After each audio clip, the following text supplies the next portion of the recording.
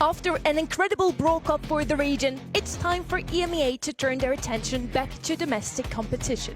With Humble crowned champions and Foot finishing runner-up, extra Worlds and LCQ slots are secured for the region.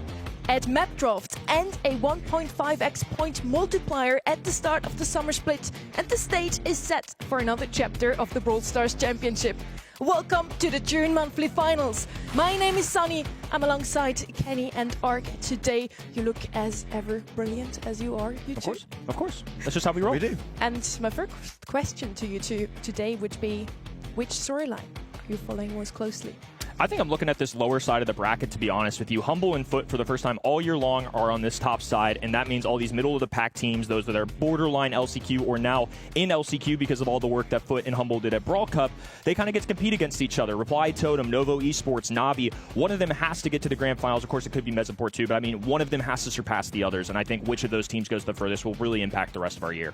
Yeah, I'm with Kenny. I feel like that semi-finals potential of Humble and Foot Esports would be an absolute banger. Not to say it's going to happen necessarily, as we know what happened in this rematch that we're going to see between Humble and Kuma La Zavesta. That's nailed it. First and last time I'm going to say that all straight. But I do, and I'm curious to see what will happen in this lower side also. Will Lenar do what he did in Brawl Cup and bring in the goods? We have some pretty good matches for you already in the quarterfinals. I'm looking at the quarterfinal number 1. As you already mentioned, we have a little rematch. Humble and Foot Esports on the same side of the bracket today. And then Reply Totem, Sport, Novo Esports versus Navi, where we have two Draches facing off against each other, but more of that later.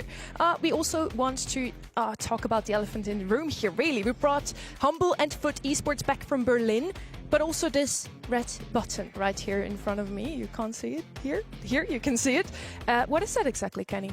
Well, if I hit this button at any given moment, it will give the people at home 200 points. And those 200 points go a long way as somebody that messed up several predictions yesterday. So you better be on the lookout, be in the stream. And if we hit this red button, which is calling my name, we might be itching for it and you might want 200 points. Yeah, we're still working on it to do a trapdoor for Trav, but we'll try our best to see what we can do for that.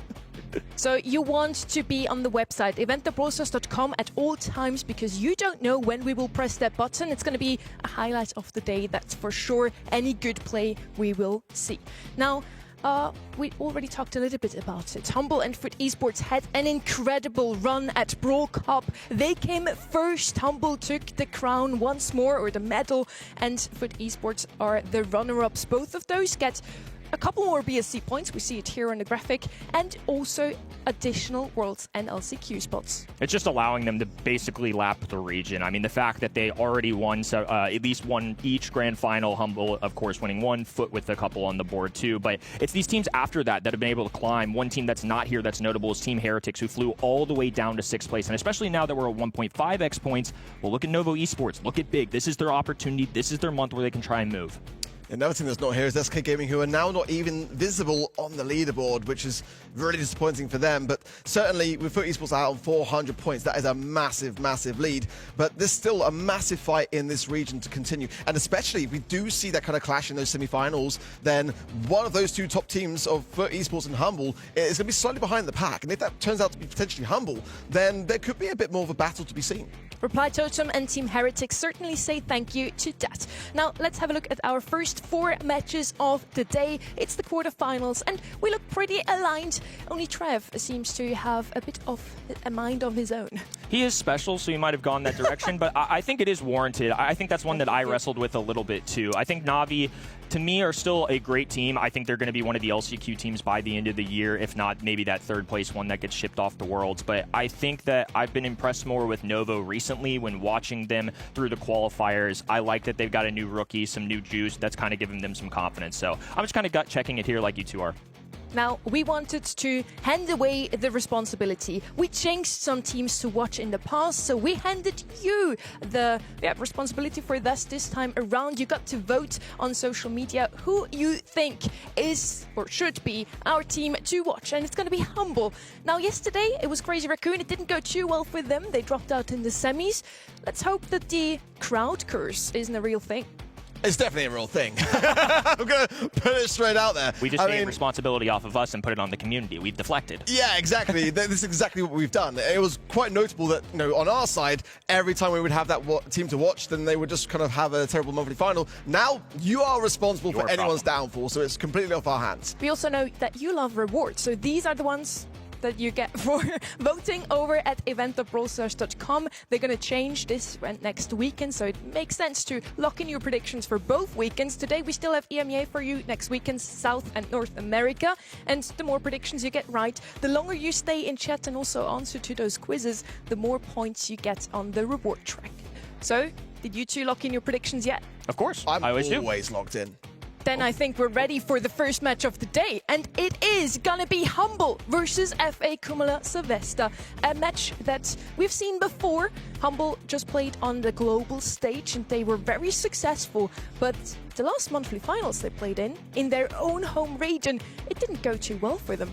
No, I mean, this is a repeat of exactly what we saw under a different banner, BGT at the time, but it's the exact same roster. It wasn't just a win, though. It was a sweep, a 3-0, a decimation. And for Humble, I think they want this one pretty bad. They win the Brawl Cup. They've now built back the confidence. I think they're going to want revenge.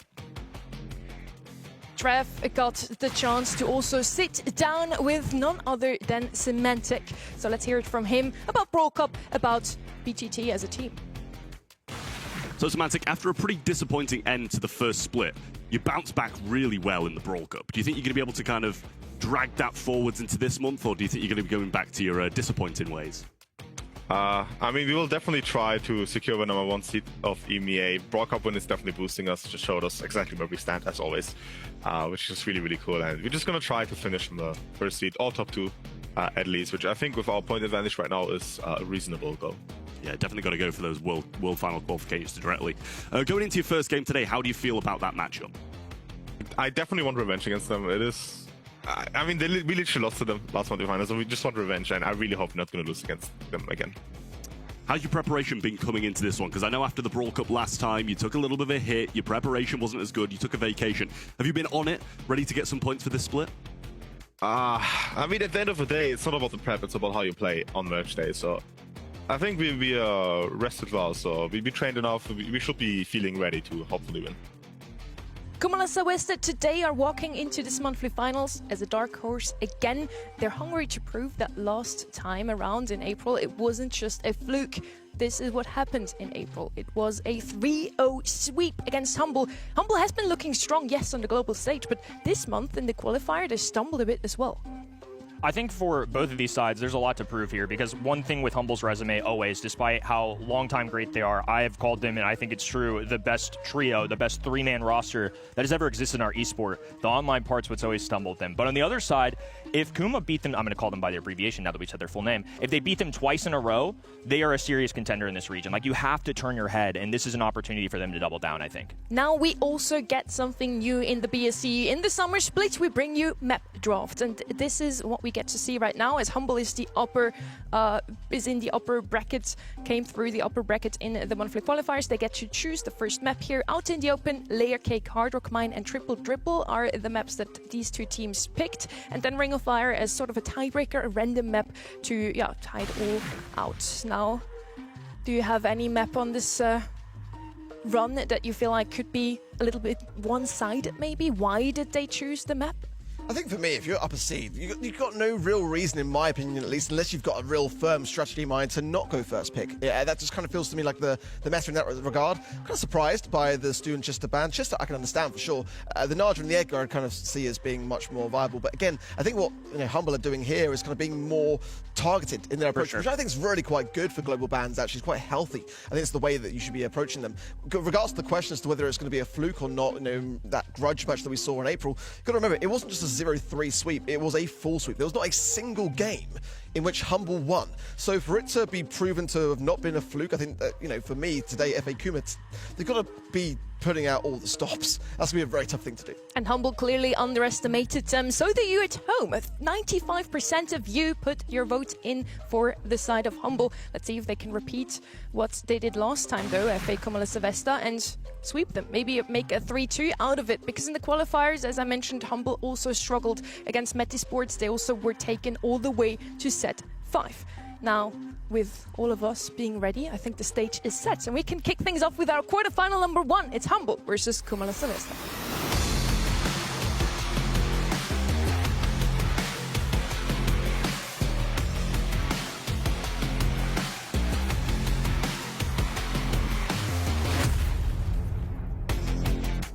The Brawl Cup champions that beat the world found their master in big talents in April. Now, Kumala Savesta, the same roster, is here to show that it wasn't just a fluke. Pearl is going to be the first pick here. We are out in the open. What we usually do get to see is something to open up the map right away. Brock is banned out though. Then Meeple and Byron, Colette out of the way, Leon and Jean, just very strong brawler in the meta overall. And if you can't break the map open, as Brock is banned out on the other side, you're just going to go with something that can cross the water. Angelo and Eve are the two that come to mind there. I think this is one differentiation we're going to see compared to the drafts of East Asia. I feel like on this map in particular, EMEA is much more prone to going support plus something more aggressive, or on the other end, we're going to go super control-oriented, and that's where this Pearl comes into play. If we see out in the open a lot, which I think we will if Humble progress, I think this is one of the maps they're probably going to target more oftentimes than not. We're going to be seeing Jae-Youngs of the world, Pearls of the world. They get very different with it in this region. Over to Humble now. For me, I would quite like to see a Crow come through here. It's one that I think is still so strong. Unless we see that sort of change potentially in the balancings that we've seen in a bit of a sneak peek for, still very much up there in terms of brawlers that I would be looking to kind of secure myself. Gus, I think, still here as well. Mina, definitely. We've seen so well played in East Asia yesterday, and EMEA was kind of where they took the idea from. So I'd quite like to see some aggression combined with it. Yeah, and Gus is the first sign of it. So good stuff from Humble for me, and it's a versatile pick to have to combine with that third. Don't really have anything to get into the map quickly just yet. On the right-hand side, we have the Jae-Young speeding up his teammates, and Angelo, of course, to cross the water on the left-hand side, so they can play a bit more spread out than Humble at the moment. Bell, of course, would also be one of those picks that is very good to make sure that your opponents aren't really standing too close together. With the Gus, that would open up definitely Amina, as you already mentioned, Ark, something more aggressive, make sure they can get into the middle quickly. It's going to be Crow instead, making sure that the Jae-Young can't heal his teammates too much. Yeah, and Crow on this map shows up a ton anyways, just for the vision. So when you have that little strip of grass on the enemy side, you don't even need to run a vision gear, because naturally, if you're hitting those switchblades, it's just going to reveal where the enemy is. Final pick now, coming through for FA Kuma. Already, I'm loving what I'm seeing on the side of Humble, so it's going to be tough to really kind of champion and rival it. The Andrew's kind of going to be quite overrun potentially, so some hard-hitting brawlers wouldn't be a bad shout for them. Close, Pierce going to come through for FA Kuma. I went on about this a lot today yesterday in East Asia. We didn't kind of see as much of it as I would like, and I feel like today might very well be that different day. EMEA really bringing Pierce in a lot, and I feel like it's the perfect brawler to add to this comp. It was quite an obvious choice here. They have 2 snipers and someone to speed up their team. Really nice drafts from both sides. I would even say Kumala Savesta is the better one here. Humble just picked the brawlers that they like to play in scrims. Their top brawlers are Pearl, Crow and Gus, so there you go. But I feel like Kuma is a bit better on this map in particular. I think the Pearl's just not going to get nearly as much value being outranged now. They didn't get really aggressive, but there's plenty of vision to go around from Humble. Nowhere to hide on the map.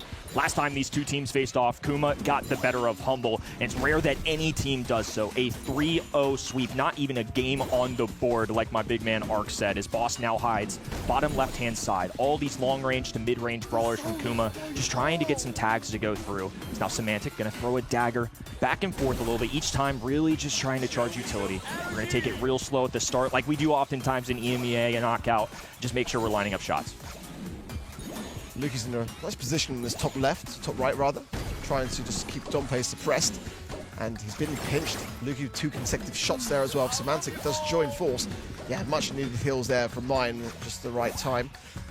Boss going to be overcooking on that Pearl as well, so as time goes on, it doesn't necessarily help FA Kuma in that regard. Now the gas coming in, and this is where Boss can really thrive. Fight's going to be forced. Nobody really with supers either, so it's going to be a matter of the regular taps towards the in-game. Luki with low HP. Humble under heavy fire. Down goes 1. A second in play, too, though. This could be the tie they needed, but not quite enough. 8-17, 18-55. Very fair fight, but one that came down to the wire, as mine, of course, can have the easiest time cycling these supers. We'll walk into the game with one. Already Boss trying to get some early damage. Semantic is pushing forwards with him as well, so that's a nice position for Boss to kick things off. Got to keep a bit of an eye on this left-hand side now, as that will be where FA Kuma will be trying to escape from this back left-hand side. There is the weakened Moray gadget from Mine. Couldn't quite make the most of the opening, and a lot of damage conceded. Actually, Semantic will survive, though. The helping hand of that Gust shielding. Now, coming forwards, Mine is low. I feel like so far, so good for Humble. I mean, playing pretty much pitch perfect. Yeah, but unfortunately, Lukey did burn through a super, I believe, and Semantic did end up surviving, but losing that bubble was a big deal, especially with the Angelo poison that can come in later down. Knocked arrow, a little bit of a miss there. Some heals going out from Mine. Jaeyoung, of course, can be able to play this hybrid brawler, somebody that's support, but also with that gadget, can do some pretty big damage. Mine gonna make a break now with the speed coming through, but Boss still so tanky and full of HP, and now Mine's in a tough spot here. Yeah, where realistically can he go? Doing his best to survive, but that is going to be him going down here. And an aggressive jump from Semantic. It looks like it will pay off, actually, to be fair.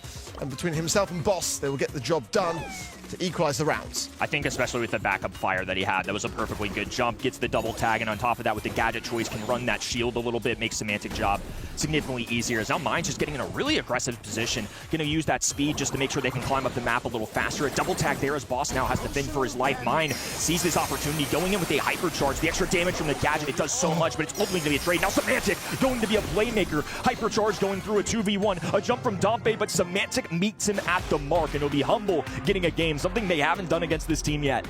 About to say as well, looking back to April now, Humble have already done better. It will not be a complete full sweep on the side here of FA Kuma, but I feel like they've still got plenty of promise. And speaking to a lot of players in this region and coaching staff, everyone says the same thing, that BGT, or now obviously FA Kuma, are a really, really good team. They are now someone that we all kind of expect to see at the LCQ at least.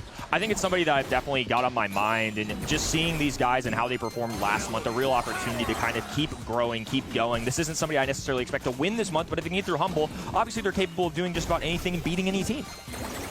Well, this is a bit of a different way forwards now, as Humble are in the back spawn side. Good taps from Lukey. Can't quite find the Angelo Dompe at that top mid now. They should be kind of, I don't want to say let out, but Humble have definitely retaken control, and kind of surprised. That's pretty much where you want to establish yourselves and force your opposition. So they are now back into a bit more of an even setting. As this gets towards the later games as well, I like this odds for Boss, because even Angelo takes a really long time to knock that arrow, and with the shield gear on, 9,400 plus HP for Boss in that situation, it's going to take a lot of firepower to bring him down, as now Lukey goes to this right-hand side alongside Dompe. Fog starting to close in. Nice tags, but of course Mine can heal him up, so this will make it a very even affair as this goes to the end. Yeah, nice cookie popper there from Lukey. Oh, a takedown as well from Semantic, and now on a 1-3-3 Mine. Just going to go straight back into the gas and submit. The round will go the way of Humble. Now things are getting a little bit close for comfort. Yeah, if you're Kuma, you really need to pick up a round here. And I like the strategy from Mine, just immediately putting themselves in position, the extra speed. That's one of the benefits of Jaeyoung. Sure, he's not the biggest damage dealer, but you saw earlier, with that hypercharge in tandem with the gadget, it can really pour some damage out. You really need that into somebody like Boss right now. Lukey without a shield, too. I think this is an opportunity. Kuma need to get aggressive. We saw Dompe kind of play this backline. He is a long-range sharpshooter, but if he steps forward, he at least puts a little more presence on the map. Humble can't necessarily just walk out of this situation if he does. Massive taps there from Ness. Semantic down to 900 HP as well as a result of just that now. Follow-upping with the super. Lukey's pushed to the right-hand side. This is fantastic work from FA Kuma. They've got to hold this position and keep the pressure on Humble. Predict where they're trying to lie and trying to escape from this right-hand side. Boss trying to do just that. And then meeting tags along the way. This is much, much better. Kuma just suffocating Humble. No room to walk, and now the green gas is moving towards them as well. Semantic just forced to jump out. Mine gonna be traded down with the jump. He's able to get this, even popping out hypercharge for the double. Semantic with 390, putting in some serious work. Dompe in the air, shots galore, and a little shake off from Semantic. Excellently played, and what a big bounce back compared to the last time we saw them on the online stage. It's incredible, isn't it? Because any other player jumping in with a crow, you just expect to be immediately just decimated, gone, eradicated, leaving your opposition like in a 3v2 scenario with the upper hand. And Semantic makes it look that easy. I can assure you, it is anything but. So calculated, so confident, and many a time, I mean, that was a previous example. Exactly. He just is the playmaker, and that's not normally even his role in Humble, actually. He's more of like the solid rock in that regard, and just really impeccable from him today so far. I feel like in a lot of compositions with Crow in recent history too, it's not necessarily been the KD that he brings to the table, it's the poke damage, it's just being super annoying to deal with. But on this matchup in particular, it was Crow diving in, using gadgets, getting kills, and there were several times there even with 300 to 500 say HP, he was one-tapped several times and still ended up coming out on top. I think that's the separator, and I think why that Crow play was a little more impressive than usual to me. It was just a little different.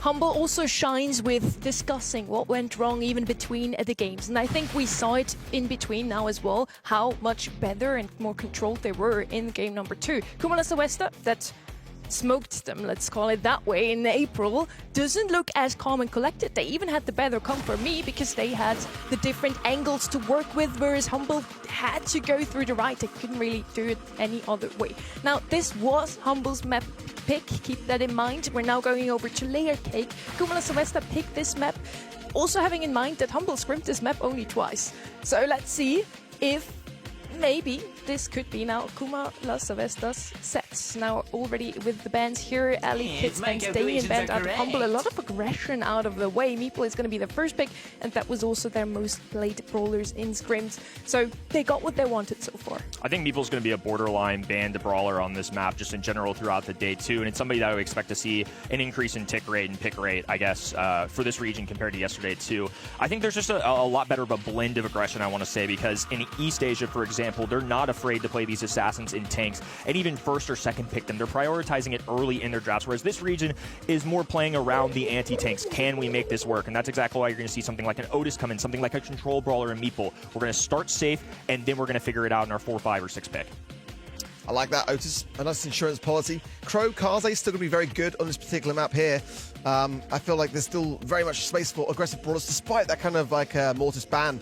Kenji could certainly do that. Leon would be a great choice for me also.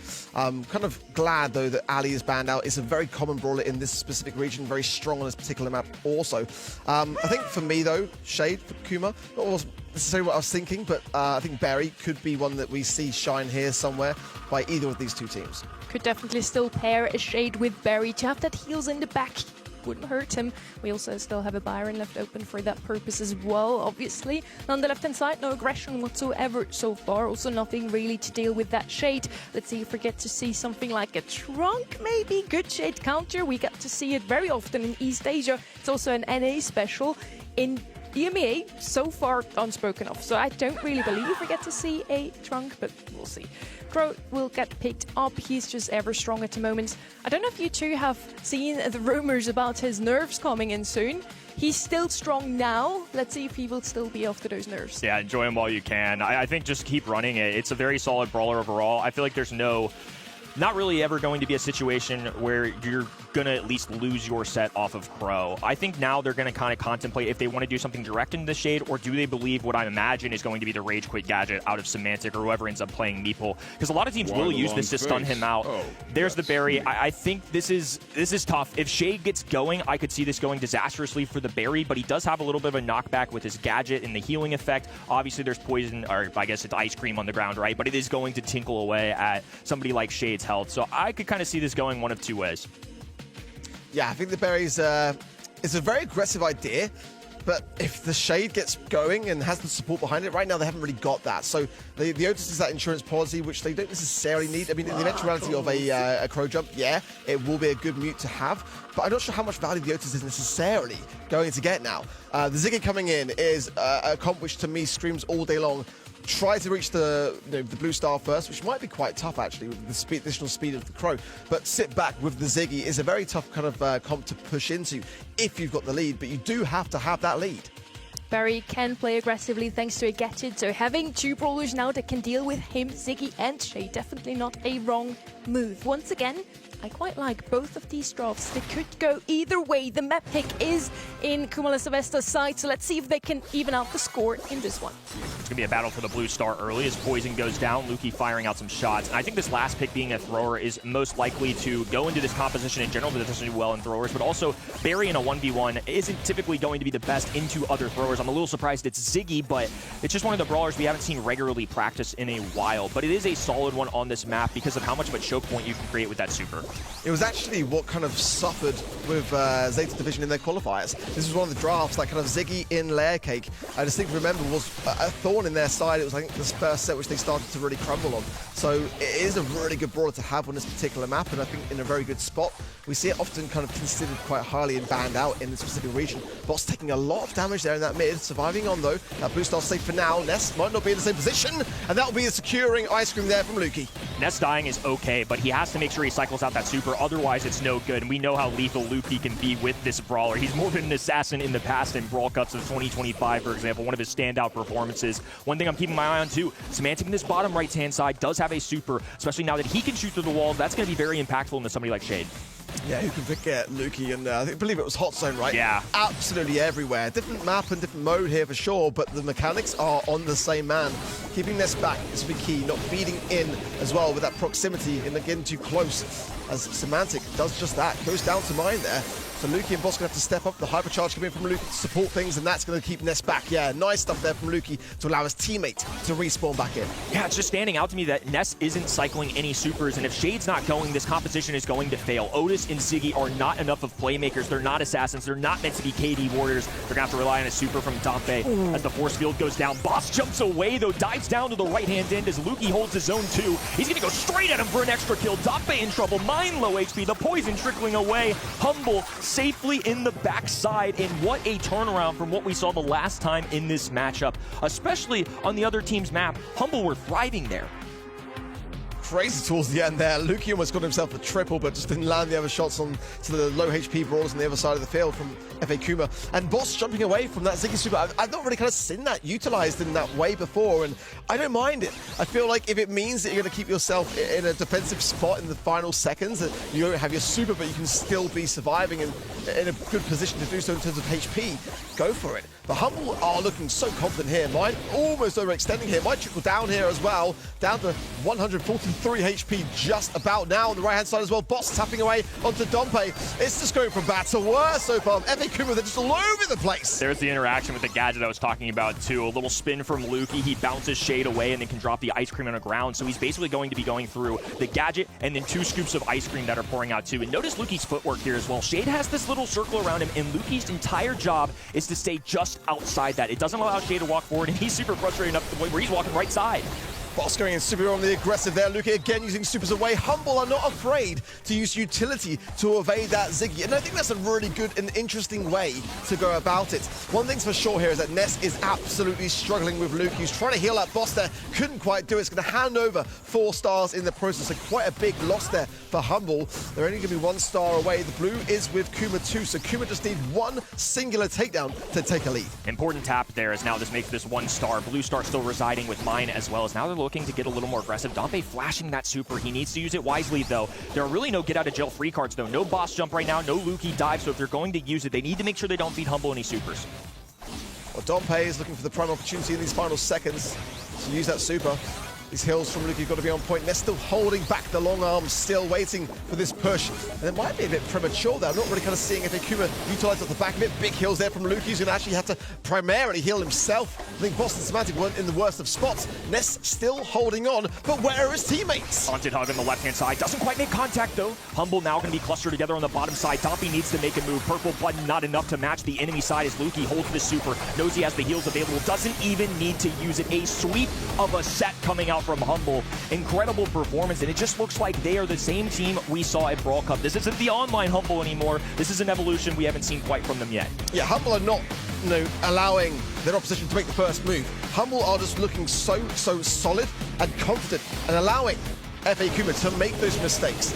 I felt like the Otis was a bit of a wet pair of hands for me. It just kind of was an insurance policy which didn't pay off. Maybe an idea there that they were trying to prevent Humble from deviating towards that. So there, Lukey, if you maybe landed a couple more shots on that top side, that was a triple. Could have been way worse. That was a red button press waiting for me, but it wasn't quite enough.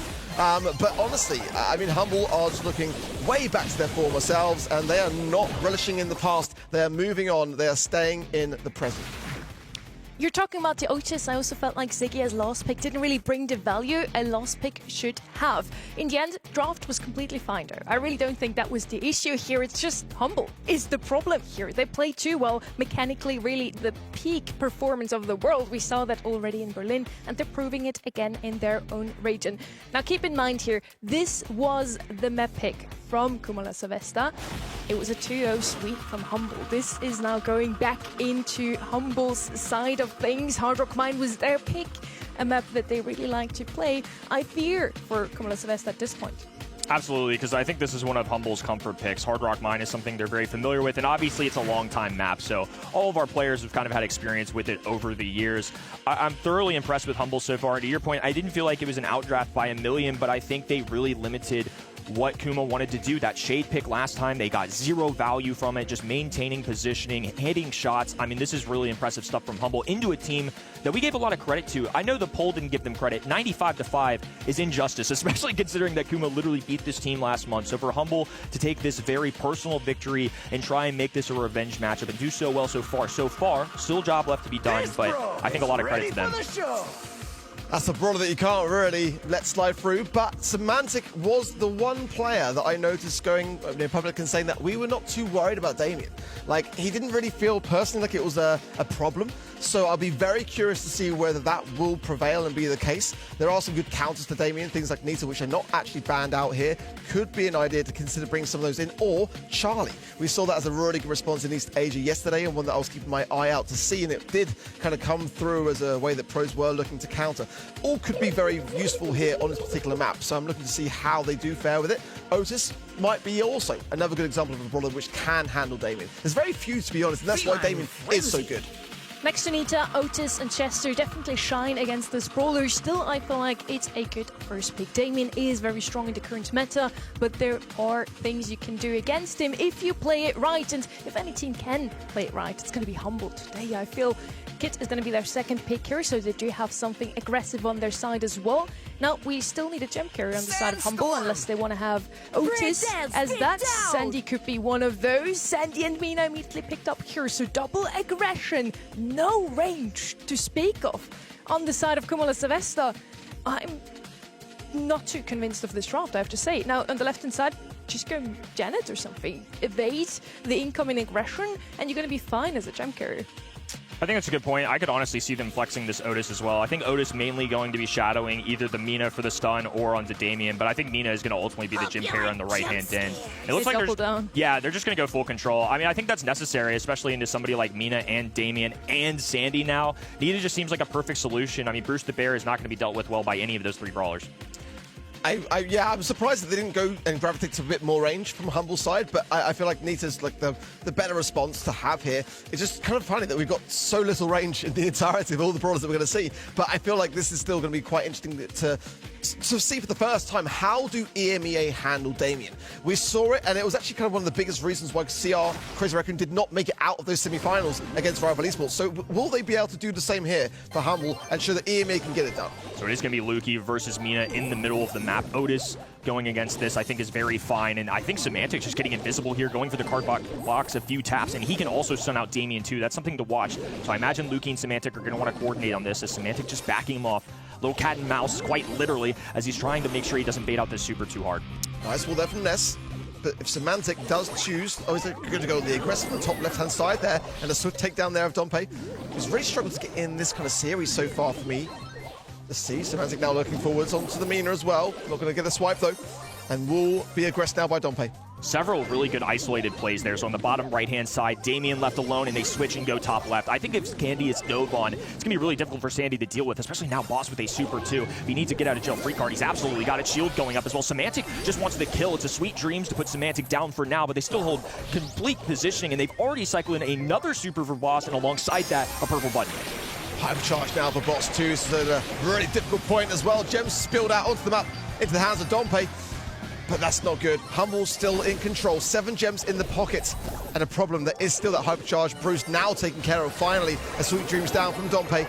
Boss, though, going to be seen this entire time, not worried to go in to the Rude Sands. His mine there, low HP, lurking forward on that right-hand side to try to aggress Lukey.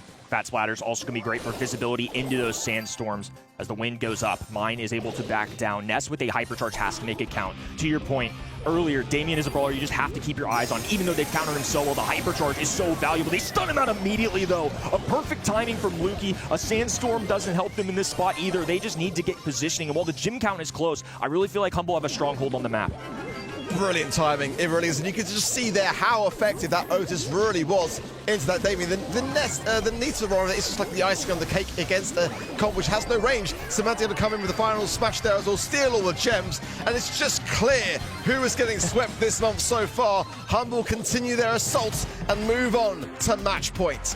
It's such a combination of impressive but effortless. It just looks like, despite several different kinds of maps and drafts that Humble are having their way, they've had an answer to everything out of this squad that I believe has a bright future. They've shown what they can do. Time. Last time towards the end of the split, they were getting a little better every month. It felt like they found the recipe for success. Credit to them as well. They also made it to a grand final. It wasn't just Humble that they beat. It wasn't a one-off. They also beat Na'Vi in a situation too. They've made a grand final. This is a team with a bright future, but Humble just making it look so easy right now. And beating Na'Vi as well, considering that they were losing to them in the qualifying stages every single month. They would always run into Na'Vi, and the result was always the same. So to get that job done on the biggest stage of all was really a great way to demonstrate that they've got what it takes. Now, though, this is starting to turn into something which they cannot come back from, as Humble are just continuing to get so more confident as time goes on. But now, great jump there, but somehow Boss comes and still stays able to support his team. Yeah, he can be a flexible carrier as well. It's not ideal. You'd rather have them all in one spot, especially your mid-brawler, but Boss isn't necessarily looking to be up in the enemy spaces. He's going to let Bruce do the dirty work for him. As Semantic goes for another dive. Dompe left all alone. It's another kill. Semantic's combinations with his teammates, and now a stun going on to Ness too. He's a goner. Could be a triple kill, but Mine somehow survives, holds on to those 4 gems. Very important for the red roster. I feel so bad for Ness. There's nothing that he's able to really do is disturbing what Humble have been preparing for. We can just see they've come in so well gathered as to how to handle this really troublesome brawler. Let's see now, as there's a couple of seconds here where on the right-hand side, Dompe's actually going to get connection. Ness is more in trouble, and Humble still looks so strong and on top of their game. Boss now flanked up on this top-hand side wall as Bruce the Bear just continues to walk them down. Ness will go for the hypercharge. It's another timed hypercharge of their own, though. Lukey's able to stun him out, and on top of that, he literally couldn't move a muscle. Mine with a valuable kill. Semantic meets him at the face, though, and now it's a countdown for Humble. Semantic not outstaying his welcome, but he might get cut off here. Now Lukey is there, but look at this. There's a chance for a steal here, potentially. Kuma know that Humble are low. Wall of Sound there will block off Semantic, and Mine will pick up the kill. 8 gems aside. The Mine trying to escape, but shut down all along the way. Now Dompe and Ness. Ness the low of the 2, and the Bruce stuck in the Walls of Sound. That's ridiculous. Can Kuma steal it? Can they get something on the board? I think Clock's still okay, though. Humble are going to slow the pacing down. They're going to go to the middle of this map as a 10th gym is going to spawn with about 5 seconds on the clock. But Mine making a dash for it. A windmill as well. They need a kill. 2 countdown, and the triple king goes out. Beautiful plays. Kuma with a big bounce back. This is what we saw from them last month. Despite how scrappy of a fight that was, they played that game 2 significantly better. Semantic wasn't having nearly the same effect as he did in that game 1. So they will get 1 game on the board at least. It won't be the full sweep of which they were able to inflict on Humble back in April. But will Humble potentially now drop a set? I don't think so. I think that they got to a point in that countdown where they were just a bit too low and a bit too clustered in that bottom left-hand side. Is it a bit too little, too late for FA Kuma? That now is the question, because if they can just get this game, it might be able to breathe some life back into the squad. I'm liking this adjustment out of Kuma. I think that might be the play. Is just play more as a unit. Don't go left, middle, right. Kind of travel together, because if this kit dives in, then at least you're able to defend yourself. And especially Damien, who can knock you back with his natural punch, is really good. But Bruce the Bear still a menace. Sandy's going to take so many shots. Going to need assistance from Mine, but Mine's got occupation of his own. He's got to get away. Semantic makes the perfect dive. 1 tag. Ness goes in as well, but the crowd control so good from him. They're able to hold on to all of these, and it's still Kuma somehow with the lead. But Humble have all the control in terms of the map so far. And Mine just now trying to play into Lukey, getting some good hits though.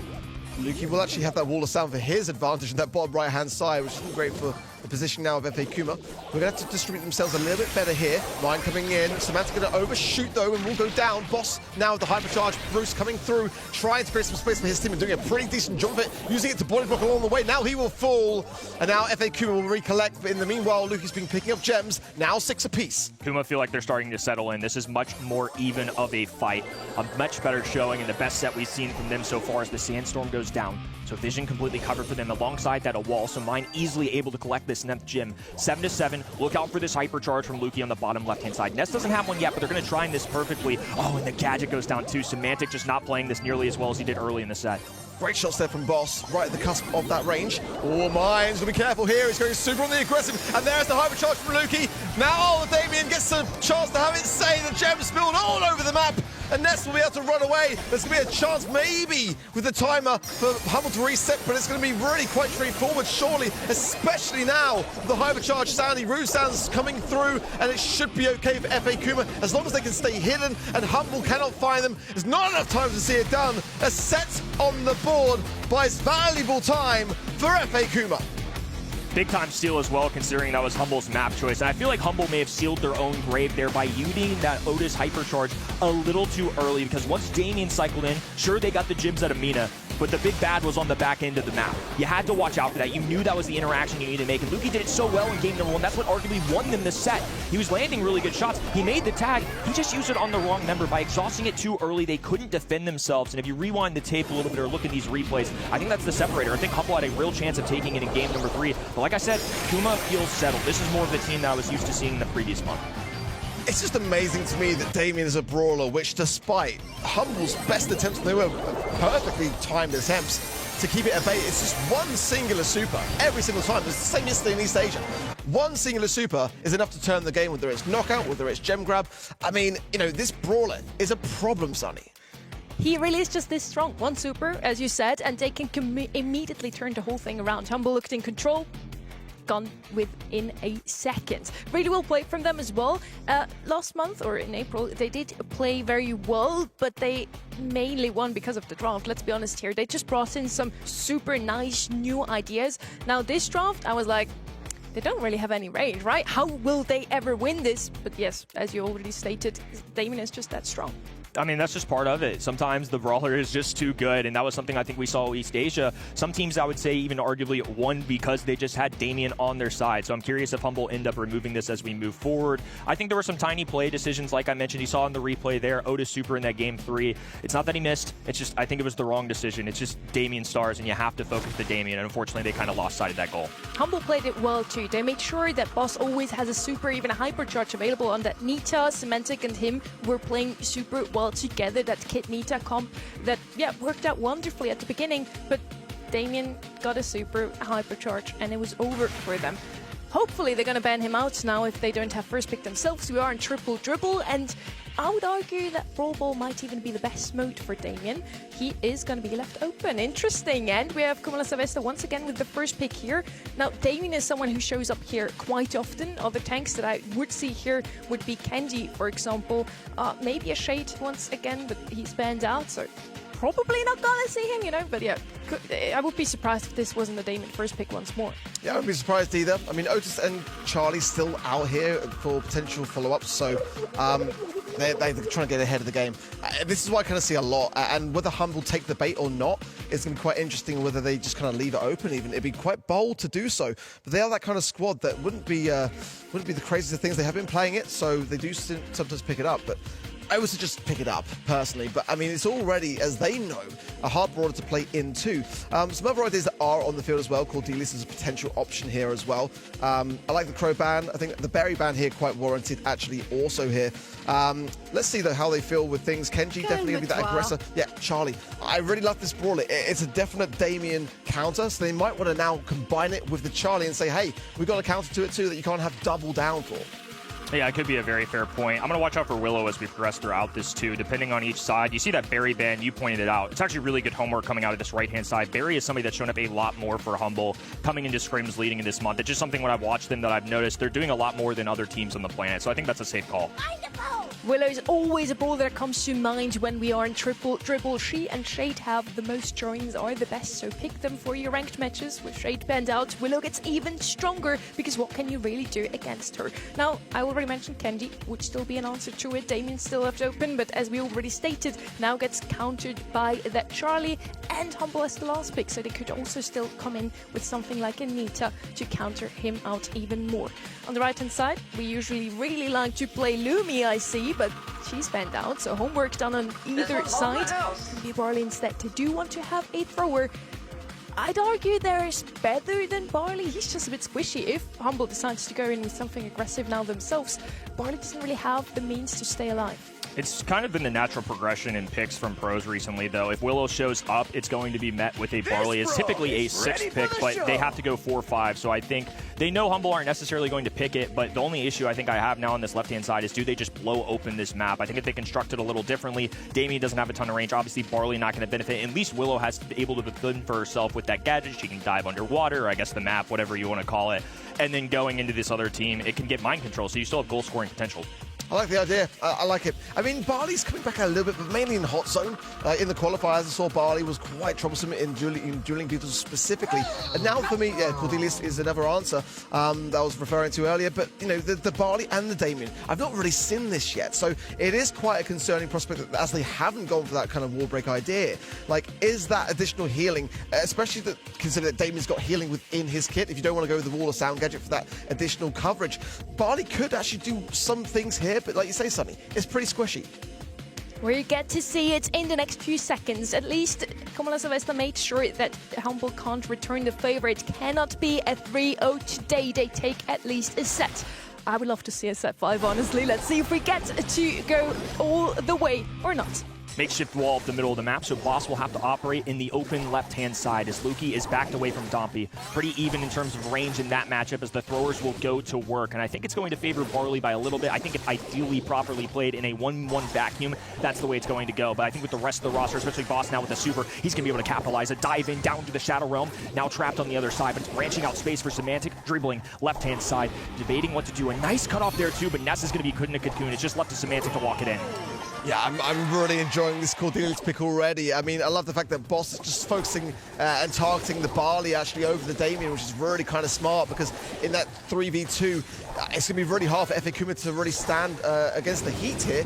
Dompe surfing around that wall, but can't really find Luki now. The Spiderlings as well, as Luki is just balancing and spinning plates left, right, and center. I love it. And now Boss going to go in for some finalization. A mind control onto mine as well. Should be able to force back Dompe.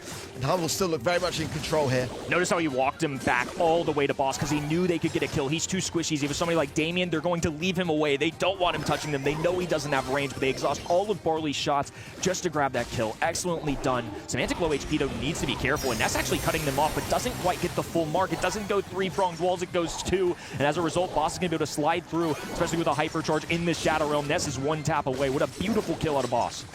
Might full here as well. That's a great hypercharge from Dompe. It might just buy enough seconds to prevent Humble from going for the steal. Really nice stuff at just the pinnacle moment to do so, allowing now FA Kuma to come back off the spawn.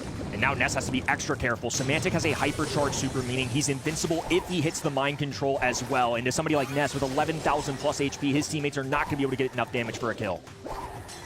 Semantic going to heal up now to put maximum pressure to try to advance, and the wall of sound comes down by Ness.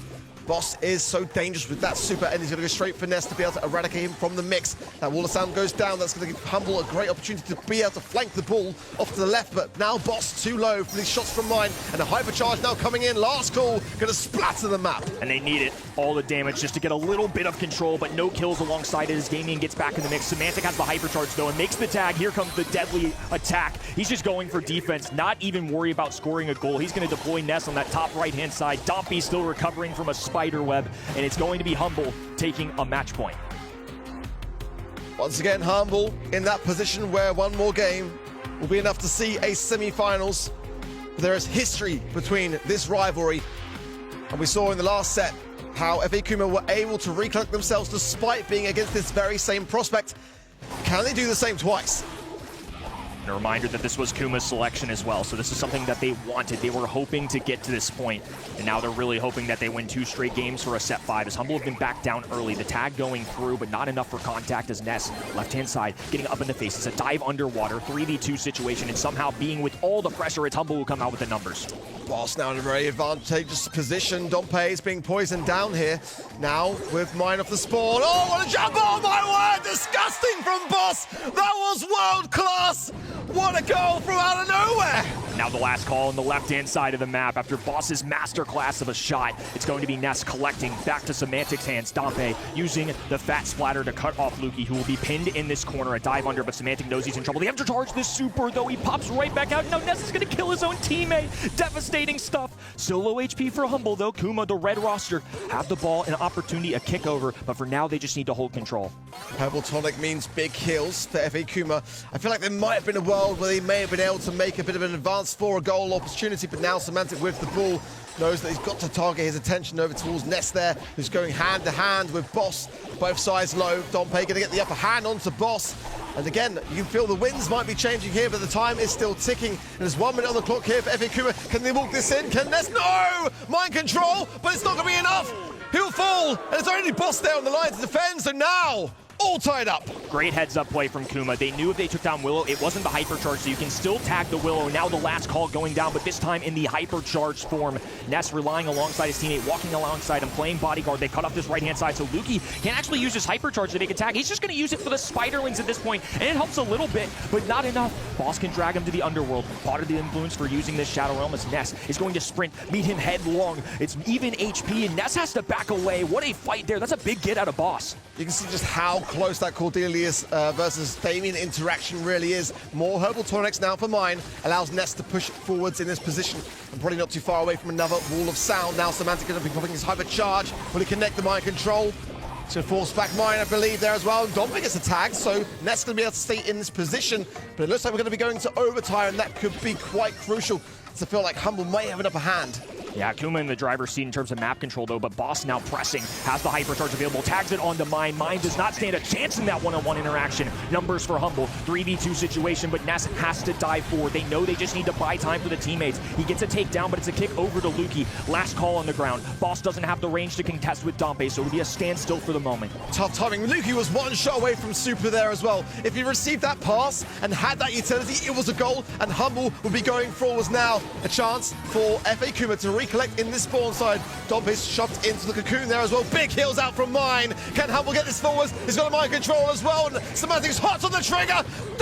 Did he not connect it? He must have been just off.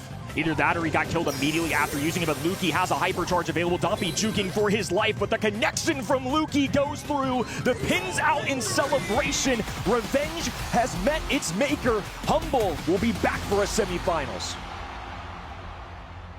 Humble get it done against the squad. Hello, Marco. That did cause somewhat of an embarrassment. Let's be honest, let's not beat around the bush. It was an embarrassment for Humble back in April. But they've learned from their mistakes. Brawl Cup and winning it, most importantly, seems to give them a bit of a lift going into this month. Absolutely. Really good set overall, though. I mean, it was a slow start, I would say, for Kuma. No way to go around it. It wasn't their best stuff in the opening couple sets, but they really started to find it in sets 3 and 4, I think. Even though this was a set loss, I thought they played it pretty well. Didn't mind the draft too much, just unfortunately Humble with some nasty plays. The Willow mind controls really helped out in the early onset. And of course, we saw players like Lukey and Boss just make big time plays. It's what they do. The mechanics and the drafts are something they're known for. And in this modern day of Brawl Stars, it's all in the same. If you can draft well and you can play well, you're good at the game. I think Kuma and Sylvester proved that they can do both as well, though. Today, once more, they at least take a set against the team of EMEA, the team of the world right now. Let's be honest, they did take the win in the Brawl Cup after all. And we see it in the stats, unfortunately. Damien did really get counted out really well. So they take the bait and pick up the brawler that we talked about all day already, despite having 2 counters against him. Boss did a phenomenal job at keeping him in check. And Semantic, nearly unkillable, even though he's on a squishy little thrower. Of course, he does have a Getcha, dives down, and does survive some eventualities, but still, well played from Humble. Good performance also from FA Kuma and Sylvester. And keep in mind here as well, they did take down Heretics as one of the 2 teams responsible for Heretics not even playing today. Yeah, looking forward to them in the future months, too. Again, this is a team with a bright future, I think. It's somebody that we have to be looking out for possibly the new guard in future months. But this next matchup has the same to be said. It's going to be Foot, a big, bad, one of the better teams, currently the #1 seed despite the second place at Brawl Cup versus Big, who have been progressing forward and even made a little tweak to the roster. They did make a little tweet. We made one as well. Ark is gone. Travis here. We exchange one Brit with another. Doesn't really matter, right? Are you happy to be here today? I am. I think you're supposed to. You're exchanging a superior Brit for a. There's a reason we didn't say that. Yeah, exactly. All right, behave yourself. Well, it was a great first game, I must admit, and I think this one's probably going to be pretty similar in terms of percentage chances in winning. Big, of course, celebrated. They made it through the upper bracket despite having a new player on their roster to then face Foot Esports. What happened there?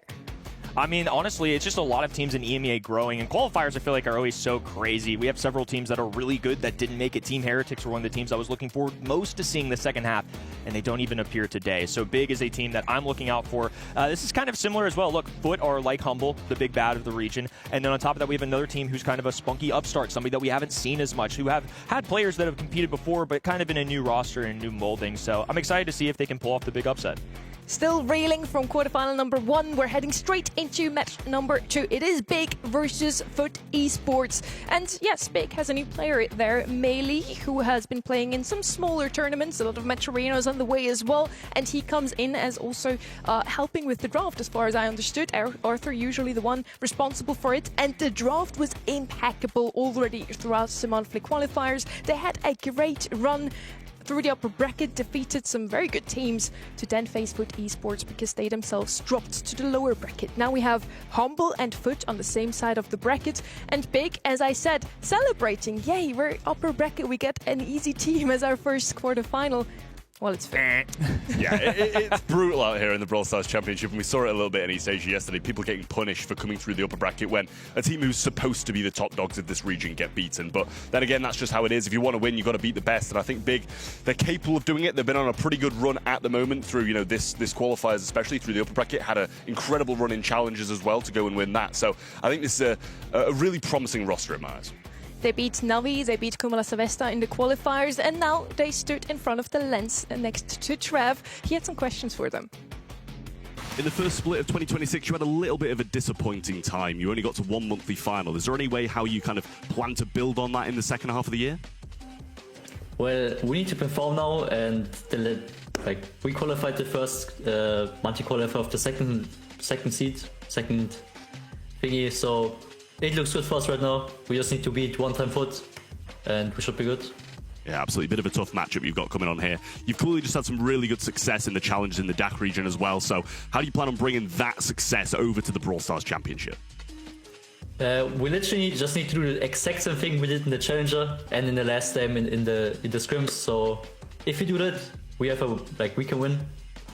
How do you think you kind of performed in the challenges compared to the Brawl Stars Championship? Did you do anything differently? Did you feel less pressure? Is that why you're able to perform at a higher level? I think I've never felt no pressure. It was just we just played and we just did our best. We won everything. So no pressure basically. How do you feel coming into your first game today then? I know you've got a bit of a tough matchup anyway, so do you think you're going to be able to succeed through this monthly final? For sure. I mean, I'm not going to go in a monthly final and thinking we lost, so we can win for sure. This guy, by the way, shaking like crazy on his first ever LAN events, getting used to them slowly as they played in the LCQ already last year as Xperia in NXT. Now, in his current roster, he collected quite some experiences, but next to Angel Boy, our Goliath in this Davis versus Goliath story, he still looks a little less experienced, let's put it that way.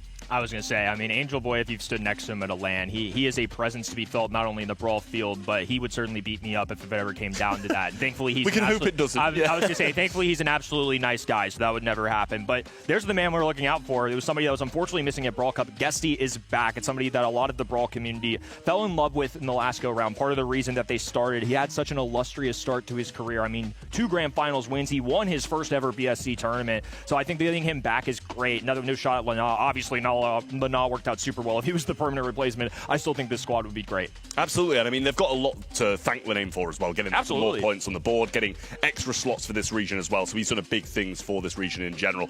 But yeah, I mean, it was sad to not see Guesty there, especially after the success he had in the first half of the year, obviously earning that place at the Brawl Cup and then not being able to go and perform at it, but they're going to be thankful nonetheless for the points and pushing them further up that leaderboard. So in the last few LAN events that we had, one being the Brawl Cup, one being the Dach part of the BSC Challengers, we have the winner on the one side with Big winning the Challengers. They now can go through the Tier 2 circuit over Istanbul, play against 11 other regions, the best teams from these regions, to get an additional LCQ slot. Or, of course, they can still make it through the BSC. If they qualify for every monthly final from now on, they technically still have a chance, thanks to Foot Esports, because they gained, as the runner-up of the Brawl Cup, an additional slot for Worlds and LCQ for this region. So Big can thank Foot, but they will still want to destroy them today. These are the maps for this series. We have Dueling Beetles picked up by Big, coming in as the upper seed. Once again, they could choose if they want to pick the first or the second map. Out in the open and picked up by Foot. Panel Punt, Hideout picked as well, and Hard Rock Mine out Decider. Any map that you're looking forward to here in particular? I think Out in the Open is going to be a regular for Foot if they get past this. This was kind of the ones I expected. Hideout, I wasn't as much so predicting, but I think this is a map that I really enjoy. I think a lot of people are used to seeing Foot, especially after Brawl Cup, just run Mina plus something. I expect that to stay pretty similar today, but I also think in the scrims that I've seen them play on that map in particular, they've gotten real creative of how they've implemented support brawlers on top of aggressive brawlers.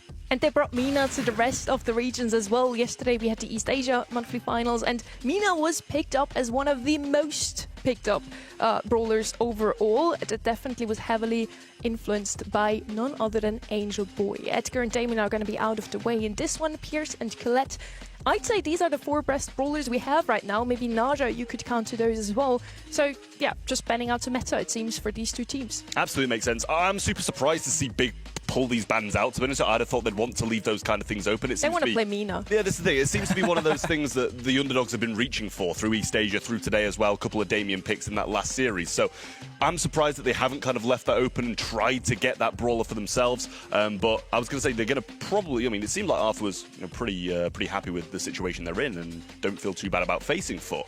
But the community clearly does not agree. Unfortunate. They did say that Foot can be beaten even with Guesty at their side. After all, they got knocked down to the lower bracket by Novo, who also has a new player in their roster, so not, you'd say, the most experienced roster in itself right now. Communication and everything still has to be learned, and they still beat Foot. So if they can do it, Big will think they can do it as well. So yeah, I think with that, we're just waiting for the players to get ready, seated, and start with this first match. Yeah, I'm excited for it. I mean, Big has potential. It's similar to last match. Again, I feel similarly in prediction 2, though.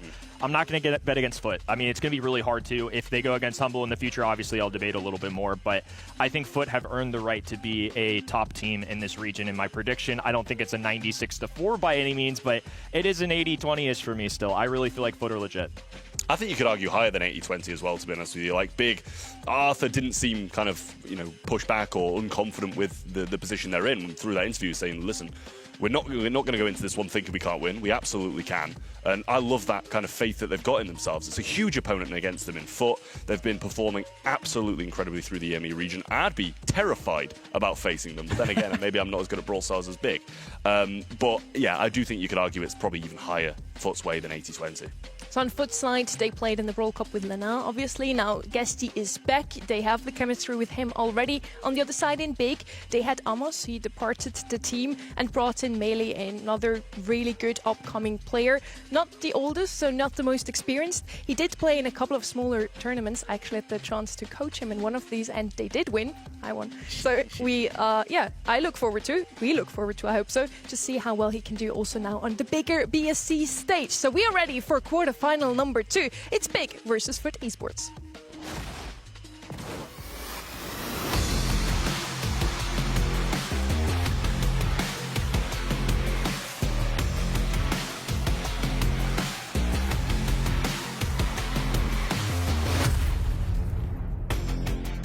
Dueling Beetles to kick us off. The Big David versus the Goliath Angel Boy. Let's see how Big will attack this draft. Stu, Mortis, and Leon are banned out. Mina left open. That's what gets stuck out to me immediately.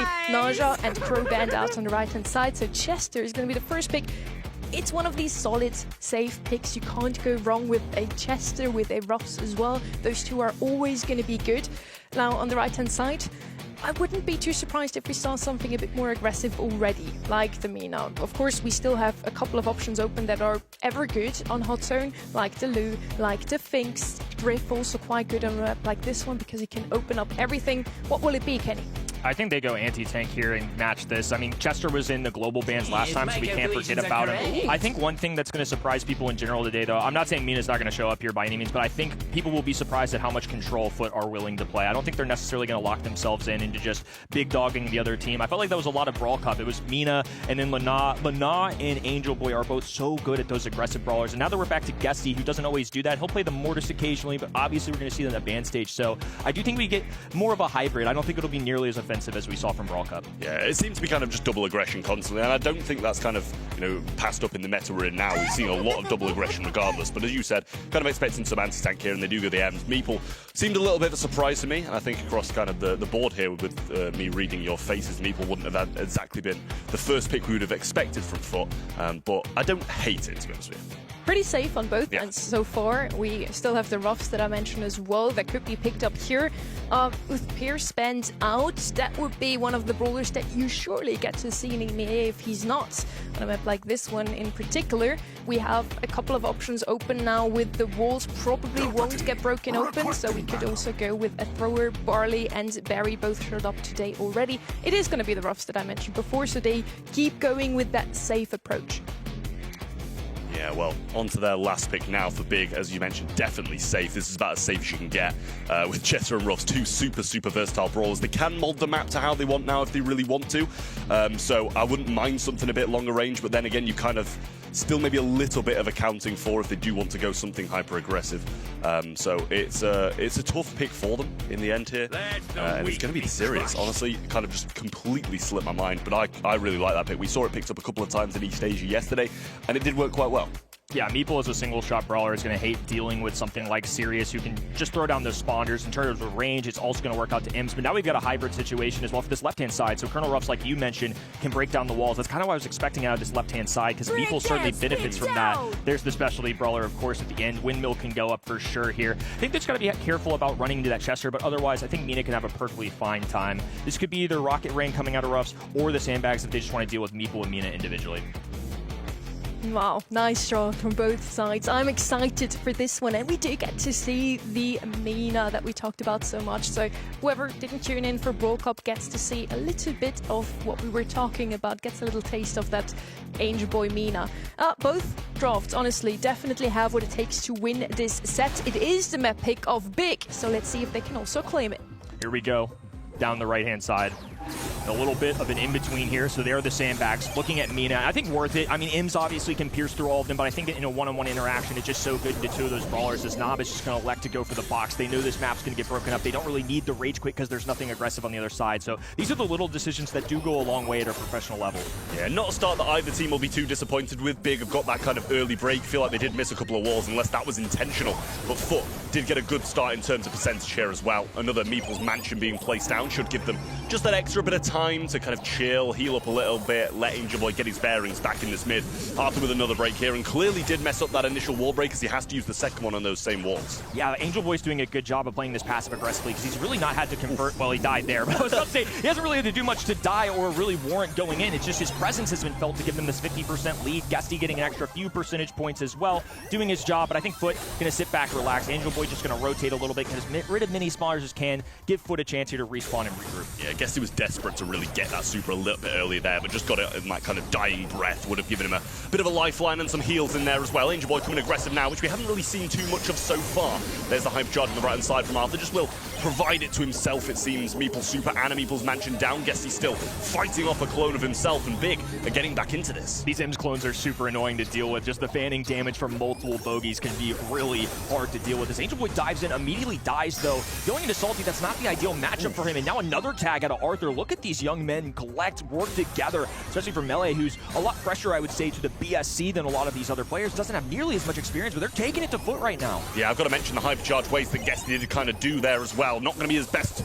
look at the moment. Needs to kind of try and get Melee down here. 40 HP, still surviving on the hypercharge, thrown backwards, and just as that invulnerability ends, he does go down. He's trying to get some work done, but it's just not going to be enough. The power-ups are big, proving too much for Foot at the moment, and it was a great start, but a poor ending from them. I mean, the ideal start, 50 to nearly 0%, and Big climb their way back. There's one thing I was kind of worried about with this Mina pick is just anytime you see the Chester, it's just so much DPS to deal with. So unless Mina has a tap of super plus damage, it's really hard to get that insta-kill. Also love Colonel Russ in that situation too. The high reload speed had just enough there. The sandbags are doing a great job of deterring, so by no means have Foot guaranteed this. This feels like a pretty even draft, though. I will say, I think Foot are still very much in this. Absolutely. I mean, the Mina's just not getting anywhere near as much value as Angel Boy would want or would usually get with this brawler either, bear in mind, but well accounted for by the big side, and he's having a real tough time with the serious shots kind of bouncing over and straight through that windmill that he places down. Early wall break yet again from Arthur, and does manage to get it down in one, which means they'll be able to focus those elsewhere. So it's clear that they want Arthur to play against Angel Boy. They make a little musical lanes rotation to that right-hand side. Sandbags now in the open and a takedown as well. Excellent job. I mean, Arthur, somebody that's really come to life here in the last couple years. Salty getting a kill as well. Look at this. I mean, they're just outplaying Foot right now. Yeah, absolutely demolishing them as well. And you've got to think how good of a start Foot had in the previous game. And that's nowhere to be seen in this one. There's a little shadow placed directly on top of Guesty with the gadget from Melee.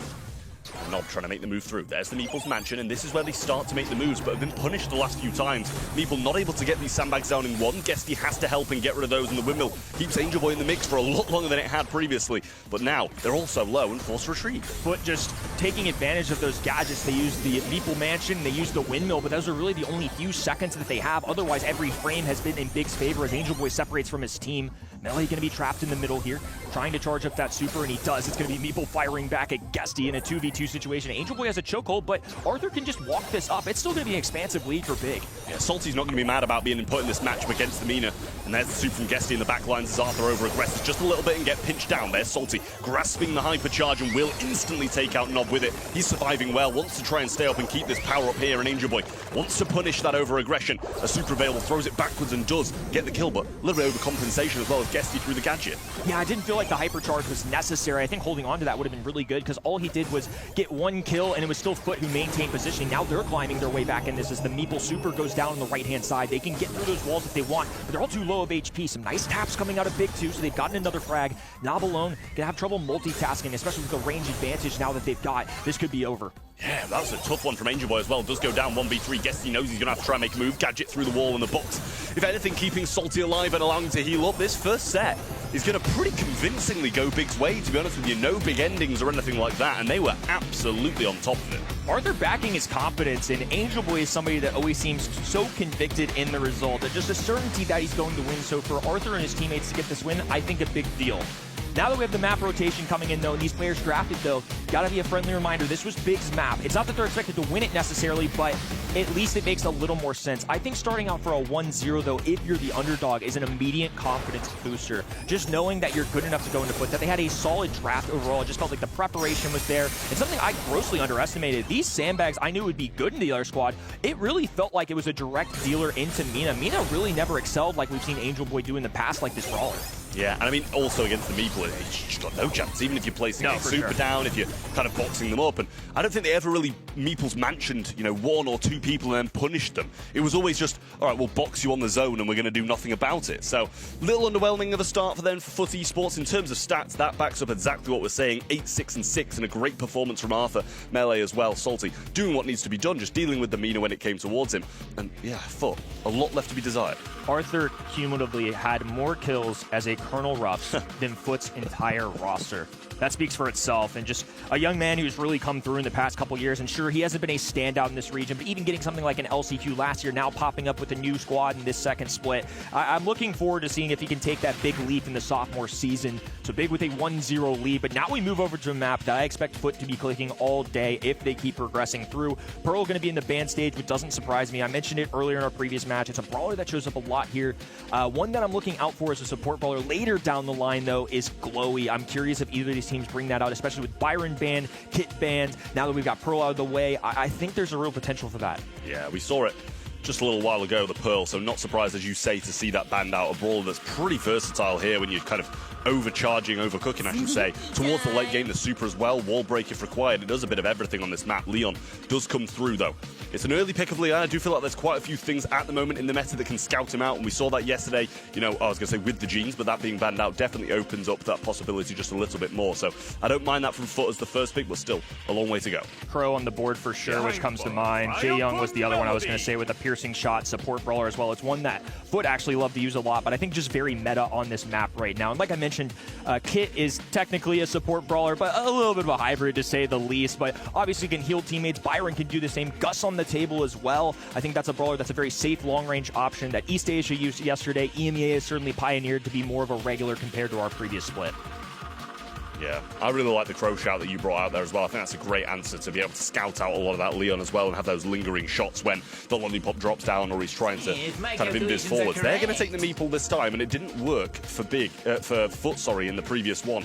And they've still got full faith in it. And sometimes, if you manage to trap one of the opposing brawlers in a tough spot, you're going to be able to punish. But got to have that super along with it as well. Yeah, two of the more popular control brawlers right now on this map are Meeple and Pearl. Of course, Pearl out of the way on the right-hand side. So I don't mind it. I think the flexibility with the gadget is really nice, too, because we saw Mansions and Meeple last time. It didn't work for Foot in the win, but it does a good job of getting you instant control. On a map like this, where it's a wide-open center and then you can be pressed into your spawn, if you use it off-rip as you walk up the map, it's not necessarily changing the archetype of the map. It's more or anything just kind of putting a temporary wall to allow you to shield yourself forward.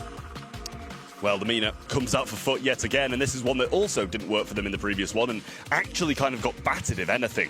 Angel Boy, kind of one of his lesser performances on the Brawl, I will say, and not, down to him. It's just down to the draft that he played it into, I feel, in the previous one. So he's hoping for a bit of a different story in set number 2. They need to get back into this one, and the Mina is usually one of the ways they get back into games, so we'll see if he's going to be able to play this through. But still, obviously, with one pick left for Big, there's always an opportunity of that big counter coming in still. So Gus going to be that safe, long-range option. It was something missing from their composition. They also can distribute a Gus shield onto somebody like Mina or Leon, who are now two very aggressive brawlers. They certainly have enough range to stay back. They just don't do a ton of damage from back there. This left-hand side did leave Crow open, and I think now they consider probably straying away from that now that they're facing something with range and Gus. I'm not sure what the perfect 6-pick answer is here, but it's going... Ooh, I actually do think this can work out pretty well. Buster's somebody I think I oftentimes forget about because it's not something as a casual like myself we're really thinking about at the top of mind, but at a professional level, I think this works really well at deflecting stuff, and obviously the shield is a way to move yourself forward, and you get basically a free super just by existing. Yeah, it's all right, Kenny. I think of you higher than a casual anyway. Thank you. I'm progressing towards Masters. I think you've got what it takes. Yeah, thank you. But yeah, I like the Buster a lot. It can definitely punish a really aggressive Mina coming forwards, especially with the backup, the slipstreams, the heals of Jae Young as well, and occasionally Jae Young, when you prep that gadget, you're going to be able to do quite a bit of damage too. So this comp will be punishing if they step out of line, and the same goes for the big side as well. When kind of overstepping against the Mina. An early lollipop drop, then a Mina straight to the right-hand side down the launch pad.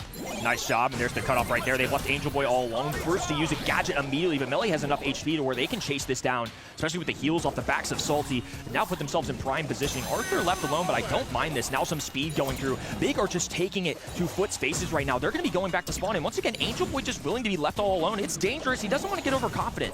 Yeah, Nob super low there as well, so can't really support as much as they want to. Lollipop drop going to be wasted. I'm sure Guesty'd have rathered that in a better situation here. Guesty gets picked out, and Melee, if he's got a gadget, might be able to get this kill. I think they'll be able to do it anyway. He tries to attack with a windmill, but it's not going to be enough, and he picks up another one through Angel Boy too. A 2v1 situation is not usually what I'd put past Angel Boy, but I think they should have this one in the bag. Yeah, especially if Salty can just pop a gadget. It makes it even more difficult for Angel Boy. They're not the biggest damage-dealing brawler, but Angel Boy is in a corner and just exhausted a super. So he doesn't have a lot to defend himself. Could use a windmill. I think that's why he's buying time, but this fog is going to force his movement. As now he's taking a ton of damage, just pincered on that bottom right-hand side, and Arthur knocks him down. Big are just really coming to play today. I mean, if you didn't have any lore of the Brawl Stars esports over the past couple of years, you'd come into this one, you'd be watching it and going, Big are by far the favourites coming to this one. The confidence they're exuding is just incredible to see. They're just running straight at Foot, and that's not what you usually see against a titan of the region like this. Angel Boy maybe caught out of position here yet again, forced to dash back, and have a bit of help from his two teammates. Arthur's low, and they kind of accept that and move back, heal up, and stay around this Buster, trying to provide him another shield. Has the hypercharge now, so ready to come bounce into it when he wants to. There it is. Not going to have that extra speed as he popped it quite early. Angel Boy pocketed down the bottom left. Got a windmill though, and will survive. I can't believe all the Foot members are still alive, but the invisibility, now a Gust Shield being distributed, will reveal that location as they cluster up together. This is a composition that wants to play alongside each other. Buster is looking for pull, Jaeyoung with piercing shots, so if they even pull multiple brawlers, they can tap several.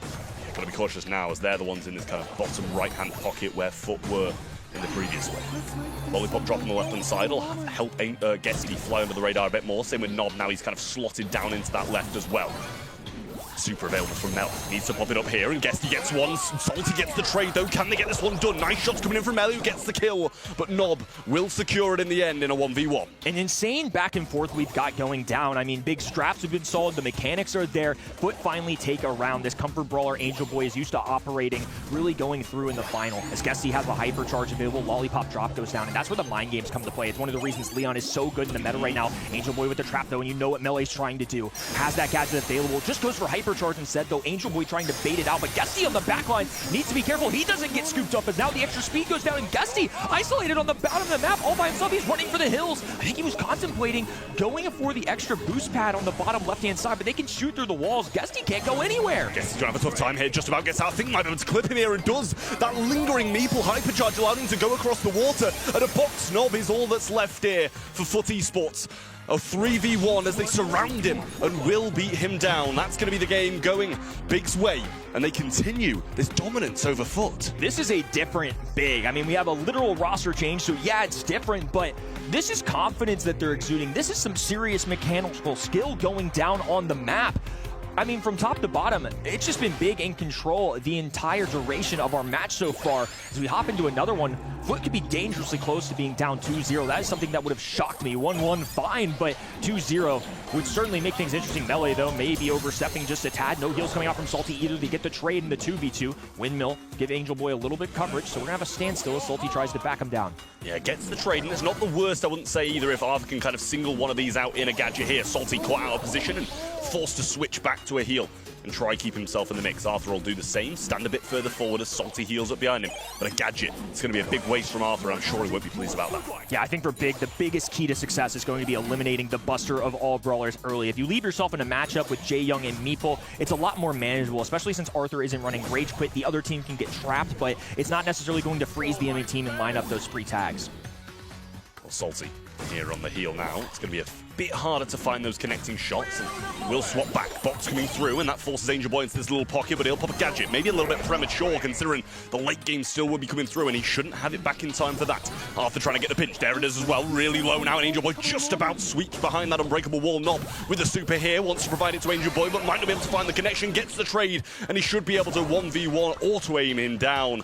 And he does just that. Foot showing some signs of life. Another close one, and again, Buster is going to be my main focus if I'm Foot. If they can bring down the 10,000 HP hurtling its way at the enemy side, it's going to be a lot better for them. 2 supers still available. Of course, Salty's is very easy to attain, but Angel Boy now flanking. Cut off there. Doesn't quite clip him, though, so we can go back to the Lollipop drop. A little extra speed to get him to safety.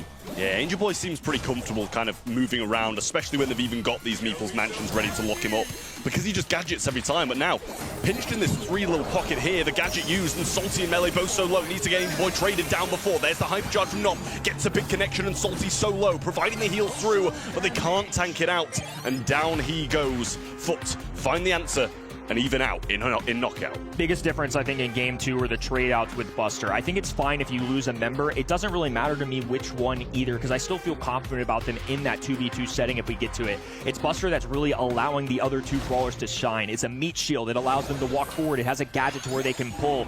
Jaeyoung has to play alongside it. It's why he's a support brawler, so they can take out the biggest feature of Big. I think Foot can still win the set.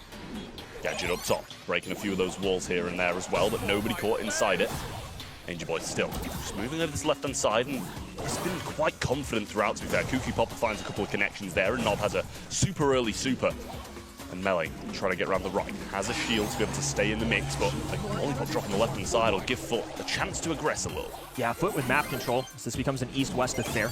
Cut off from the Meeple's mansion once again, so we're going to construct a little makeshift wall there on the left-hand side. As Guesty's going to lose a little bit of grass. Every little chunk counts, though. I mean, Foot have less room to hide, and for Leon, there are less mind games to be played.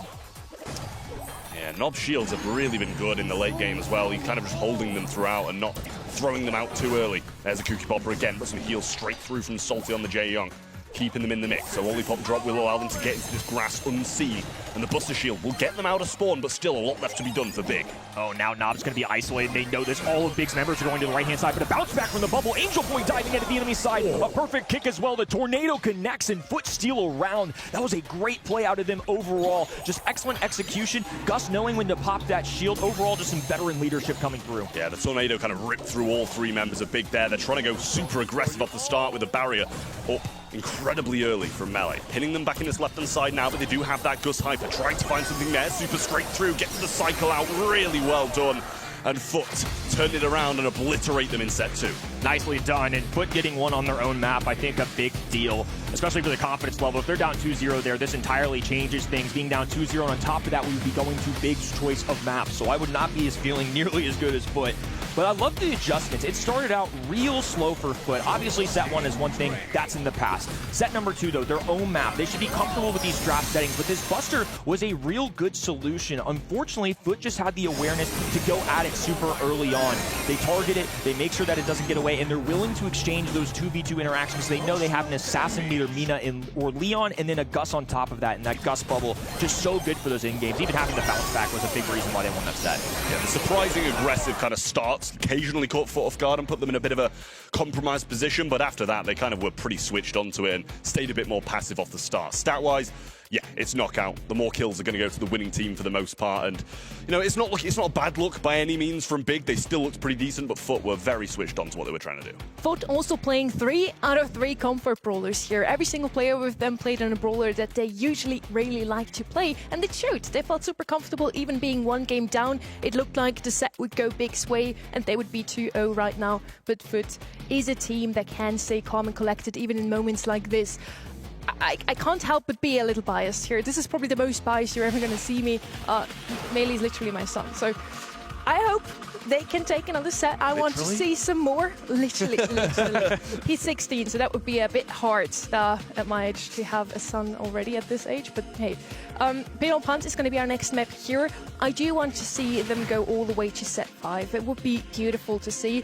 Foot, they are just the strongest team here, no way about that. They are on paper the favorites, but Big really showed us how, they could turn things around. They won their map pick, they lost the map pick of Foot. Now going back to Big's map pick, Pinhole Punt. Let's see what they do, what they cook with the draft here. Mina once again not banned out, and it is the most paid brawler for esports here. Surprised I didn't pick him up as first, but Crow is a bit of a safer option here. Now both teams so far really safe picks, solid ones. Jester would be another one of those. Otis and Ruffs, you can never go wrong with those, and both teams once again are showing us these safe drafts. I love having somebody like Crow on this map because the map construction in the middle is a little patch of grass, right? And Crow's shots basically fan out through that entire thing. I think that's part of the reason why Otis is the anti-chink of choice. On top of that, Chester gone. So next up we can go towards Otis, who really helps with vision, and the Fat Splatter can kind of cover up some of that grass.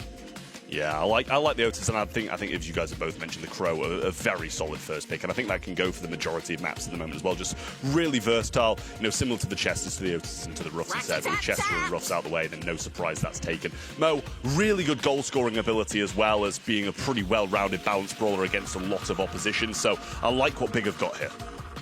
Do like it as well. Some aggression and something to counter out aggression on the other side. Now, will that hold off Angel Boy of picking up that Mina for yet another set? Worked out just out in the open. Could also work out on Pinhole Punt, and so far only the Otis really has to put something up against it. On the right-hand side now, coming out from Foot. Is it going to be... If my calculations are Meeple. correct. Also showing up for the 3rd time in a row here.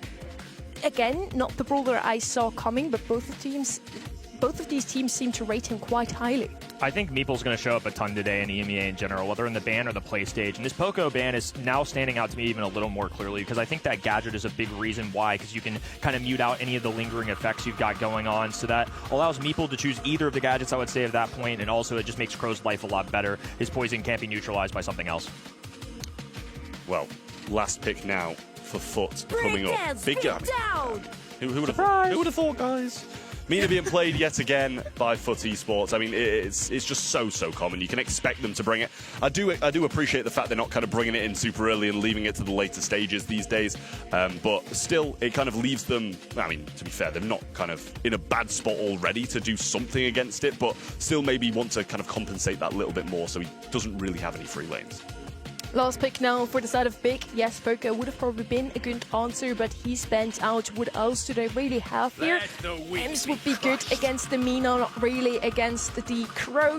So they're gonna go with not an anti-tank, but something that has worked out for them before. Sirius coming in once more. Really good because once he has his shadows going, Meeple with a single shot, Crow not the most damage, Mina also single shot, don't really have too much to put it against them. Now, at this point, it could be over for Big, because FUT has the momentum, and if someone like FUT Esports gets going, they're usually a force that cannot be stopped. Pivotal moment for the young squad. Big are looking to climb this leaderboard. Obviously, they've got hope for something like Istanbul, but I think they'd rather just do it through the BSC naturally now that FUT has done the hard work of earning the squad an extra LCQ spot. So we start off in the middle of the map. Not low HP already, going to be back down as Angel Boy stays rather aggressive. I agree with Sunny. I like this serious pick in general, especially when the other side doesn't have great answers with the spawners. As this goes on, I think it could be better.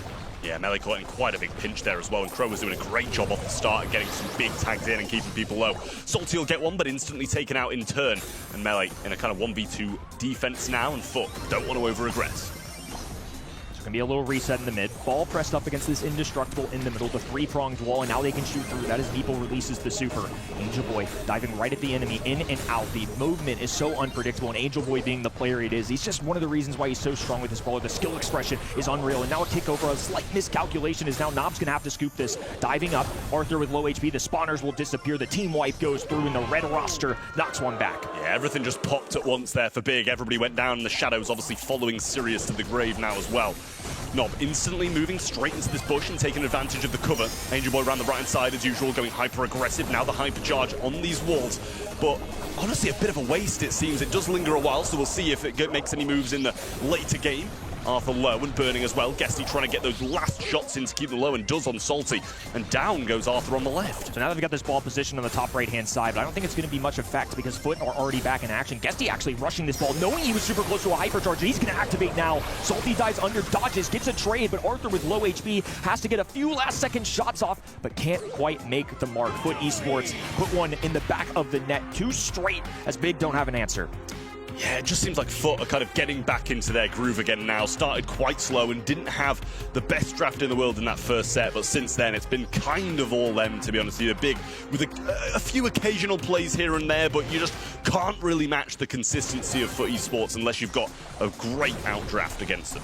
Three members of Big going to slide into this mid nice and early on, get some good control, but Angel Boy wants to do something about that. Immediately uses that windmill, try and move forward on the map.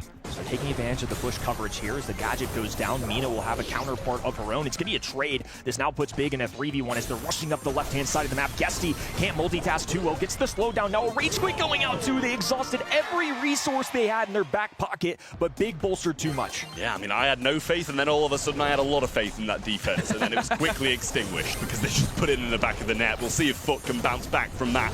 Great moves from Big, and Salty will go straight up, waiting for the pass here. Might be able to super this one straight through, and finds the gap in between. Big with a really quick, amazing answer to FUT. That was an incredible goal. Threaded the needle perfectly between those two defenders who are essentially in the goal. And this is a map, too, where I believe there's two on each side of the wall. So it's a really skinny goal as it is without wall break. Big with an immediate bounce back. It was looking like FUT were going to sweep them through this set, but now they're answering. A 2-0 in that last one is Big get the ball early here. Salty already in prime position. Guesty forced alongside these walls. But of course, Mo, being the brawler he is, he has those little peek shots. It's really hard to get around these without getting tagged. Yeah, not getting hit hard there. And Angel Boy found in the grass as well. Big, after that first game, have been night and day. It's totally different. Angel Boy really low now as well. Same for Melee on that left-hand side. And FUT just gaining some ground back, trying to heal. And a good tag on Arthur will keep him low.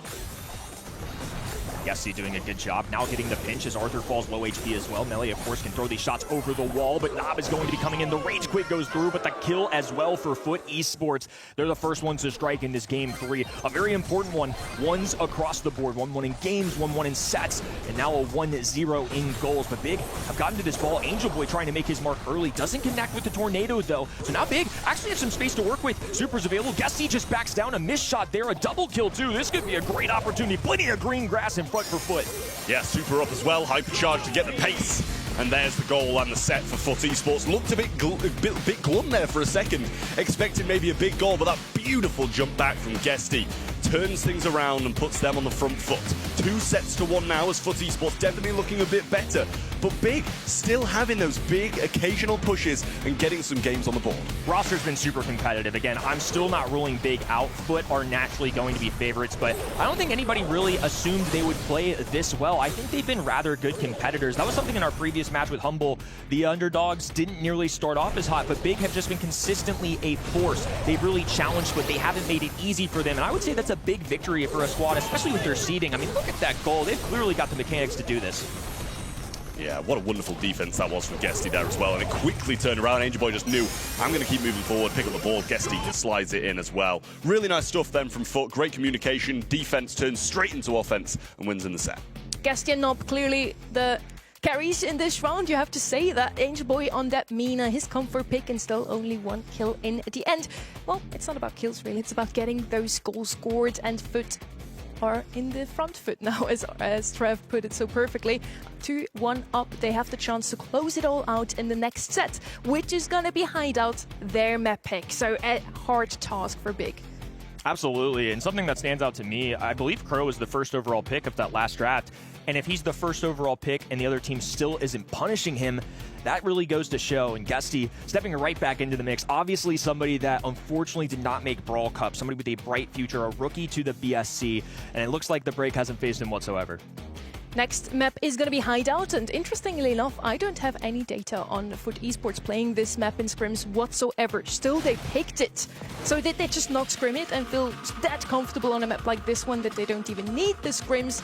Or did they just not want to give away anything, what they want to draft on this map and maybe play on different accounts? I don't really know why, but it looks like they haven't played this map even once. It's a mystery. It's a mystery to us all. I wonder if it was just part of the theory crafting, though, because there's something I noticed, too. It's why I wrote down in terms of, like, predicting what maps they would end up going with. Something on my list immediately was Out in the Open, which was their second pick, but now that we're on map 4, I wonder if this is just something hidden, or maybe they've thought a lot about it. And I think this is something as months move forward, teams are going to have to conceal what maps they want. They want to leave this to a complete guessing game for the other team.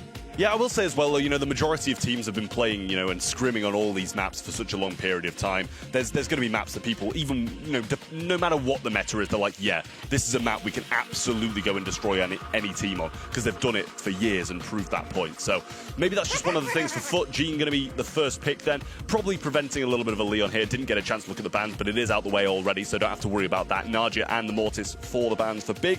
Over the other side, the Byron Kit, no surprise to see that out of the way. Don't want that surprise factor coming through. And then Bell has been one of the sharpshooters we've seen come through on a lot of these longer range maps. Big is going to follow into footsteps and pick up Mina as their first pick.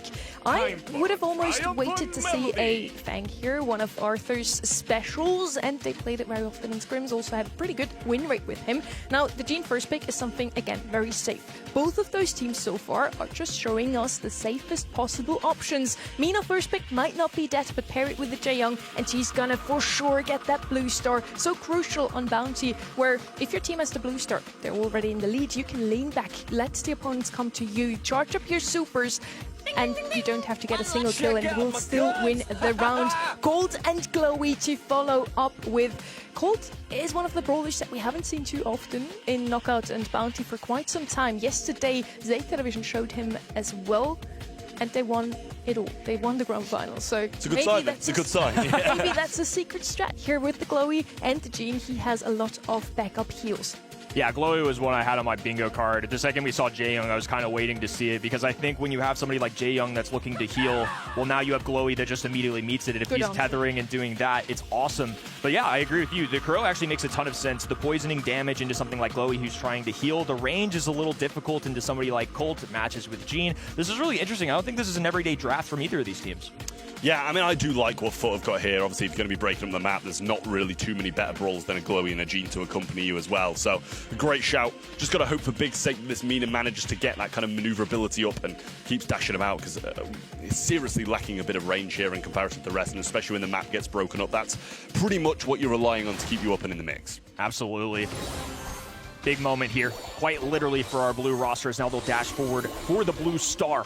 A very important thing and a pivotal reason I think why MENA even gets selected here. They're willing to steal this from Foot, not only to tamper with their roster building, but also to make sure that they can start with an early lead. This is a composition I think that wants to play mostly defensive. MENA can certainly do both.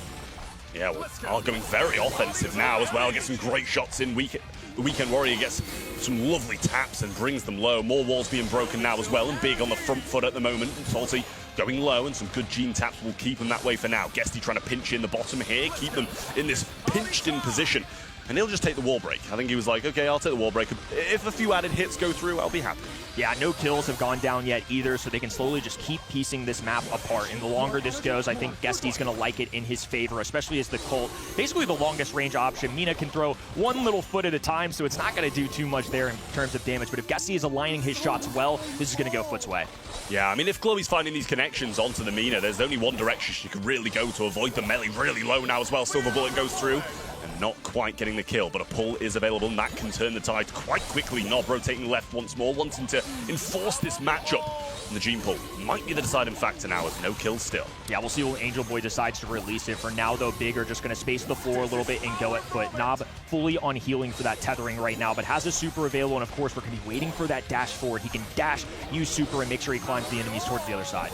Yeah, heals now, and the Vengeful Spirit from Angel Boy does find that connection. No, still not too healthy, just burning through. There's the pull and gets it down. That's the first kill we see, and it flips the game on its head. The blue star was all at the side of the last, and that's lingering all over Angel Boy's head now, but anybody goes down, and it's a flips game. There's a tornado available for Melee on the top left-hand side. Hypercharge going down for Guesty, and Angel Boy, the 6th shooter, now available, makes contact with Salty, but not enough for a kill. Nob releasing a Hypercharge. No pull goes through, but Foot get the triple takedown. A perfectly executed final 30 seconds there, and now the #1 seed of EMEA are on match point.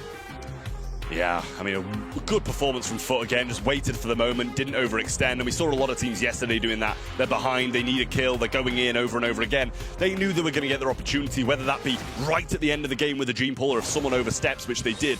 They absolutely can get those kills, so I assume we're probably going to see Big maybe just kind of chill out a bit more and not make those over-aggressive plays. Blue Star, once again, of course, they've already got MENA, and on top of that, they've got the super speed coming out of Salty, but Melee taking the fight straight to Angel Boy as Nob dashes away. It's such a slimy brawler. It tethers, and now Salty's just going to be constantly healing it up, and the only way, like you mentioned, you can go is backwards. That's what's going to make things really difficult for somebody like Melee, especially with the Blue Star. He's going to have to be cautious.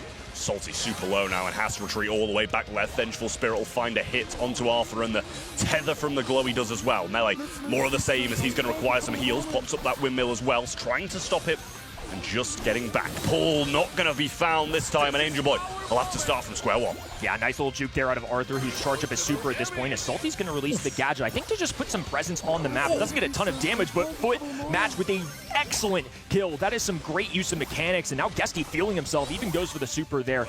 Not a ton of tags, but nonetheless, it will allow Foot to take a lead. Finding a silver bullet at that range is ridiculous. There's the super coming in, jump over the top from Arthur as well. Really heavy commit here from the side of Big, and it's going to pay off for a few seconds, and a good trades here and there will put them still in the lead at 5-4 with the blue their way. Gene pull here and a hypercharge still for Glowy, and they've got time to turn. Arthur's super really changed the tides of this entire game. Now they got a couple kills, the blue star still with them, and they have the lead, so they can be the ones that play a little more defensive. But with the walls opening up, I think Big want to time this a little bit better than they did in the previous. They don't want, with 30 seconds to go, Foot to just walk away with the win.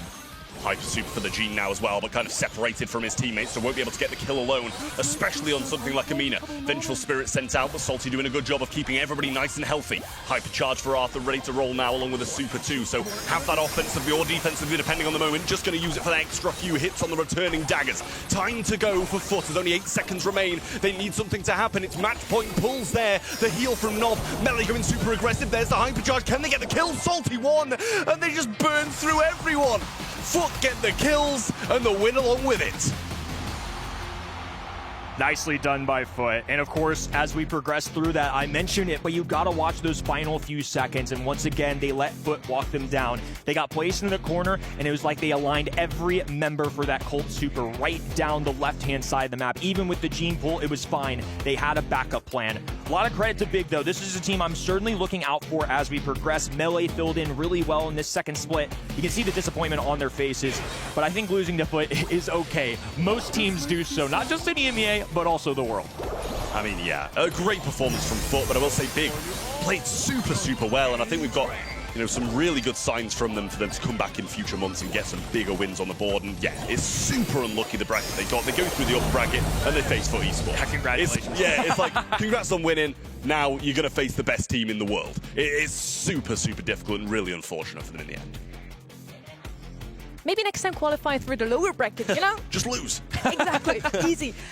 Anyway, you can't say that Big didn't perform well today. In the end, they just had to best the biggest beast there is, really. Next to Humble, Foot Esports is definitely one of the 2 teams that you just have to look out for. And as Kenny put it, losing against them, there's no shame to it. Many teams do. Really well played there, also from Gesty, getting those last 2 kills. He got his super just in the nick of time and pierced through his opponents, getting 2 kills in the last few seconds.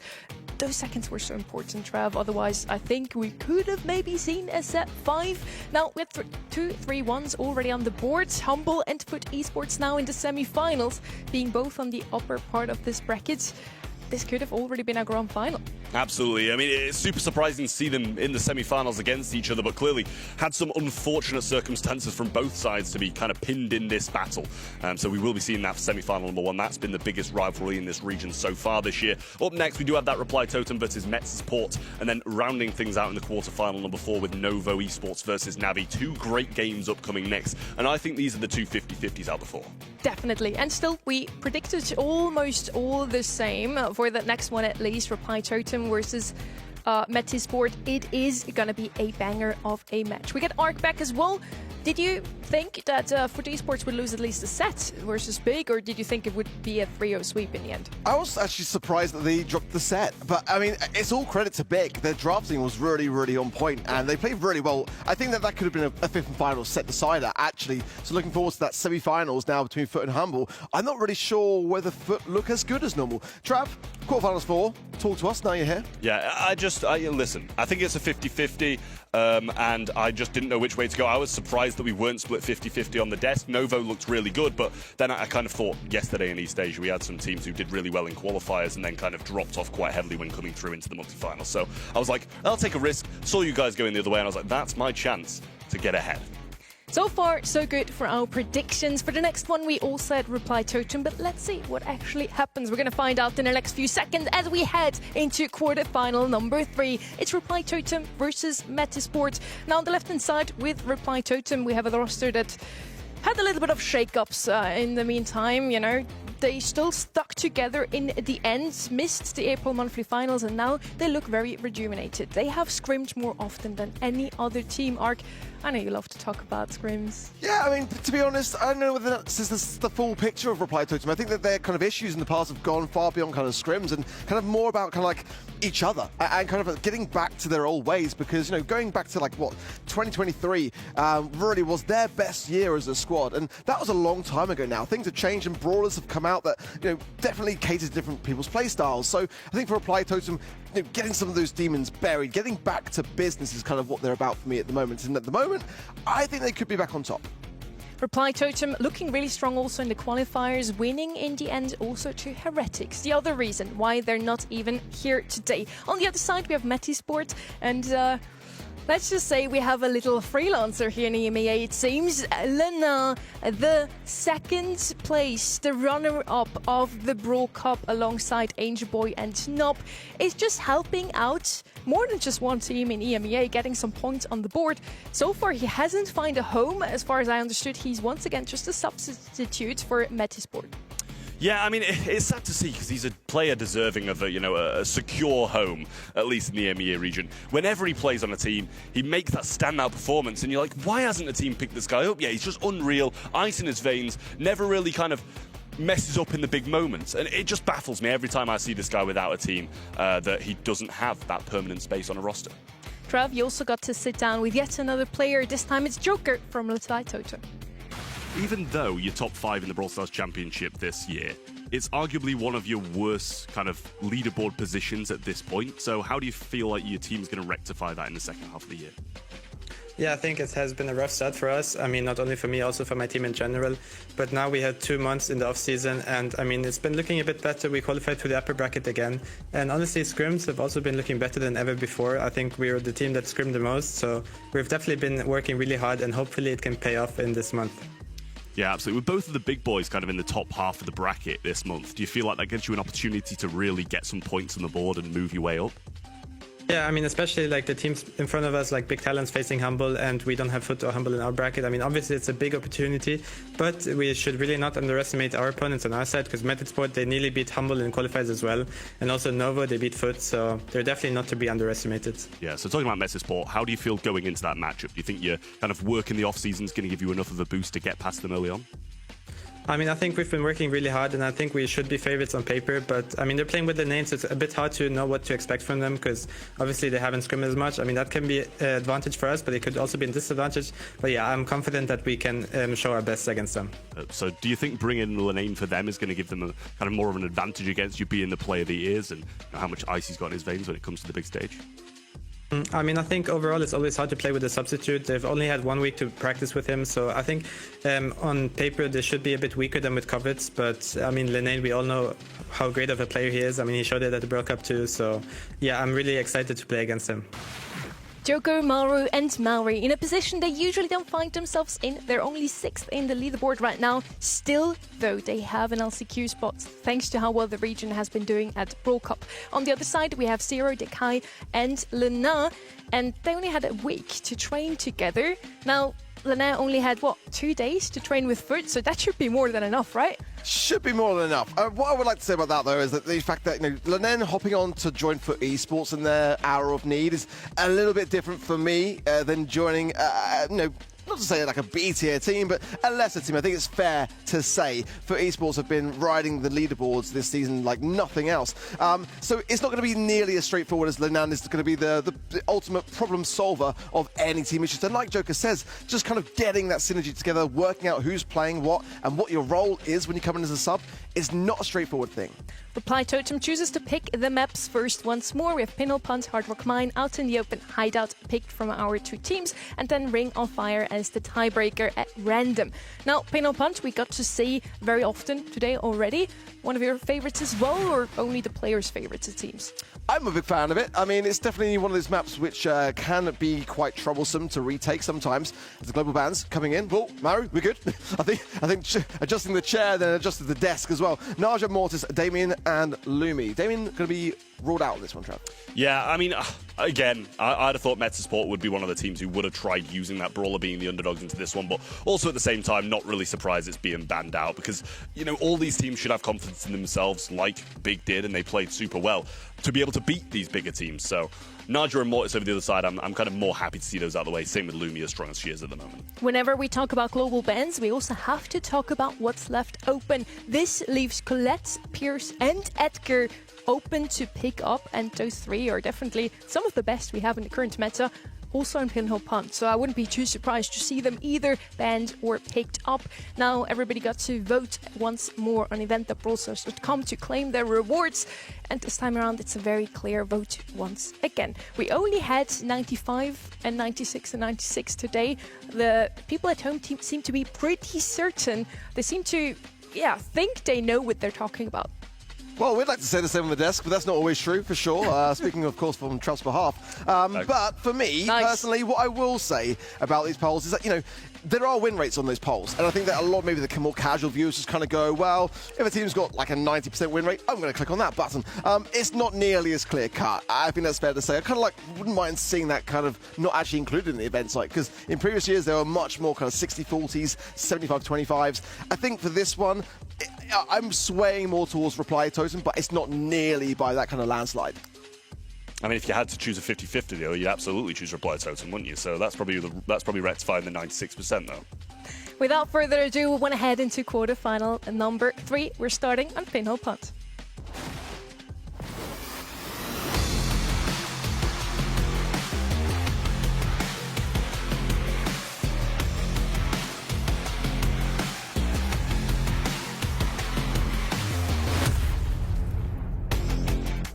The name of the World Cup, we shall start on Brawl. Now, heading into draft, as I already mentioned, Colette would be a definite pickup for me if she was to be left open. Edgar as well, super strong in the current meta, and in Brawl anyways, gets the kills, gets the jump-ins, and can score in the nick of time. For Reply Totem, what they usually like to play is a bit more solid and safe with the Charlie, the Crow, the Lumi, brawlers we have seen already today, and Charlie is going to be that first pick for them.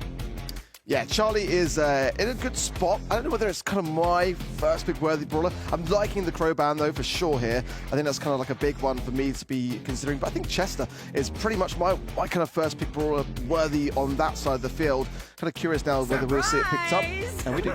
Yeah, Charlie's been one of the ones that we've seen slide through a bit more when Damien's actually been in play. So with the global ban being that way, then maybe it's kind of just something to go against. It's Edgar that's going to be jumping in quite a lot.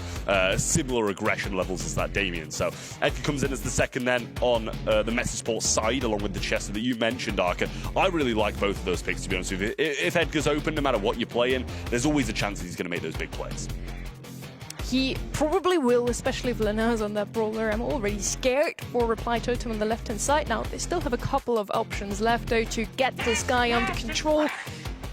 So he's probably not one of those. Doesn't really have the damage to do so, but at least he gets out of harm's way in the nick of time. But Gale was someone I was looking forward to. This guy, the best goalkeeper in the game, really, with both his Twister, with the gadget, and also with his super. He can make sure that nobody gets close to the goal in any time. Now, last pick for the side of Meta Sport. Last pick, always an important one. Something to counter all three brawlers on the left-hand side if possible.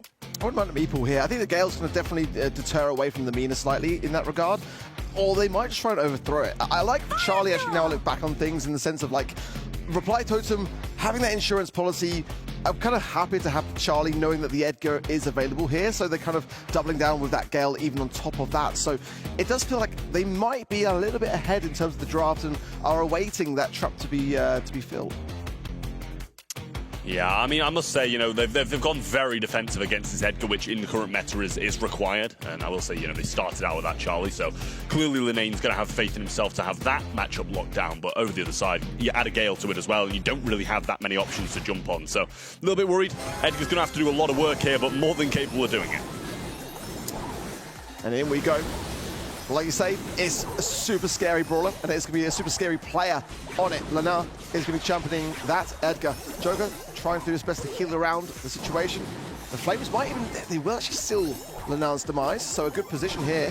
Mary probably going to be a little bit behind in terms of his utility for now. Can't really aggress with any kind of cocoon. Going to pop some spiderlings and come back to the mid to get that control back with his teammates. Yeah, Gale was finding some good shots in there as well onto the Chester and the Amber alike, so Pinch should be coming through, and there's the knockback, gets the stun off as well, no slow along with the shots, and there's the jump in from Linane. Twister being placed down now as well, and that's another measure against it, and gets slowed by the missed cocoon, so well defended by Totem. Yeah, big hits there as well from Maru, who's earned himself a hypercharge as well. Zero might be able to get a big burn now that he's got super as well, so that mid of the map might be his priority, but then you will take away something from the Edgar also. Another hit from Maru, going to leave Zero there on that left-hand side on low HP in front of some spiderlings and continue the assault on the right. Joker then takes care of Lenan, and now it's a scary spot to be in. Yeah, Maori's got to be pretty close to super there. He was looking for the shots, gets the knockback off, but the ball stops on the line. Clearly, Dekai or Hero had that in hand. Spider's being placed down now, and Joker's still got these dashes, but a gas a heal around the back, and the burn not going to find its target. Still a very good position here for Maori, but no blustery blow to be able to really kind of solo this goal through. Now he's earned it. It feels like Reply Totem are being very cautious in their approach. Joker will fall though. Maori will slow the pace with a nice cocoon as well as Maori goes in the assault to the top left, gets two. Now Maori can come through on the right, and this will be a solid, straightforward goal for Reply Totem. Well, Maori putting in some work. It's very tough to defend that, I will say, when there's two people kind of stuck on the back line with Maru waiting there as well. So great knockbacks and shots from Maori. Shouldn't be too far off a hypercharged shot here as well. Had the hypercharge, needs the super. The burn not going to go through just yet. This large hypercharged puddle in the middle of the map. Just waiting, but 30 seconds, they've got to make the move. Yeah, I like that from Zero to be able to hold off and utilize it, but did it get much value? Everyone from Reply Totem was nowhere near it. 20 seconds on the clock, the ball in an advantageous position here for Metis Esports, that they can't quite get it. Mario pushes it to the left. Zero's going to be able to survive at 152, but now Joker comes in and seals up the scraps. 10 seconds is probably not going to be enough, but Lenan might be able to make something of it with the hypercharge, the additional speed, but in 1 versus 3, it's not going to be doable, and it'll be Reply Totem taking the first game. Well, it didn't look awful, I will say, from Metasport. They had their moments, but didn't really get into their opponent's half until those kind of dying seconds where they were forced to try and make a move. And when you're, backs against the wall, you have to get a goal. You're going to have to overstep and make those mistakes. So, well defended from Totem. Well, good offense as well, I will say, especially from that Gale of Maori, who made those big plays and got the double stop. Wow, I would like to see Zero get some more utility faster this time round. Get those amber burns in the bushes, and defensively, I've got to say, I want to see Metasport try to do a little bit more in that regard, because Totem got a big chokehold on this scenario. Look at that, bullying between Maori and Joker, and now with Maori being the rock on the right-hand side is another early goal though, but even earlier this time round on the 2-minute mark. Yeah, it's starting to feel a bit more Totem-sided. They've been controlling pretty much the entire set. A little heal coming through from Dekai. I think it was from his gadget there, and a hypercharge ready for Maru. Super from Joker, who's trying to get up the map. Good stun coming through. Still got the hyper here for the Charlie as well, who might be able to just get a cocoon on the line, but he's actually going to burn down in the end, but they're going to try and punish this cocoon just before, and they do bring Lane low, but no goal as a result. Yeah, it'd be a tough one for Maru there to be able to do it solo, but nonetheless, it has been continuous aggression from Reply Totem. Maori will fall, Zero is going to be low, but Joker does not have the range to seal that right-hand side. May burn down here, going to be able to use the gassy hill to evade it and stay in position, actually. Rejoin himself with Maru. Dekai choosing to go for the ball here, but chose not to. That might be punished. I don't think Lane was too pleased with his gadget there. Ended up pretty much in the goal mouth. Missed cocoon there along the backside from Maru, and he's not going to be pleased about that either. Hypercharge from Joker trying to get some damage in. No burns found just yet, but circling around the back and finding some shots. Lane jumps in, and yeah, Edgar's not having the best start. I love the way that Reply Totem doubled down on that too, just bringing out the Charlie to kind of lay the trap and then just double down with the Gale, and it's working out so well. Now the Hypercharge of Zero will connect, and Maori will pop on the right-hand side. Maori being scrutinized as well, and Dekai gets a cheeky pop.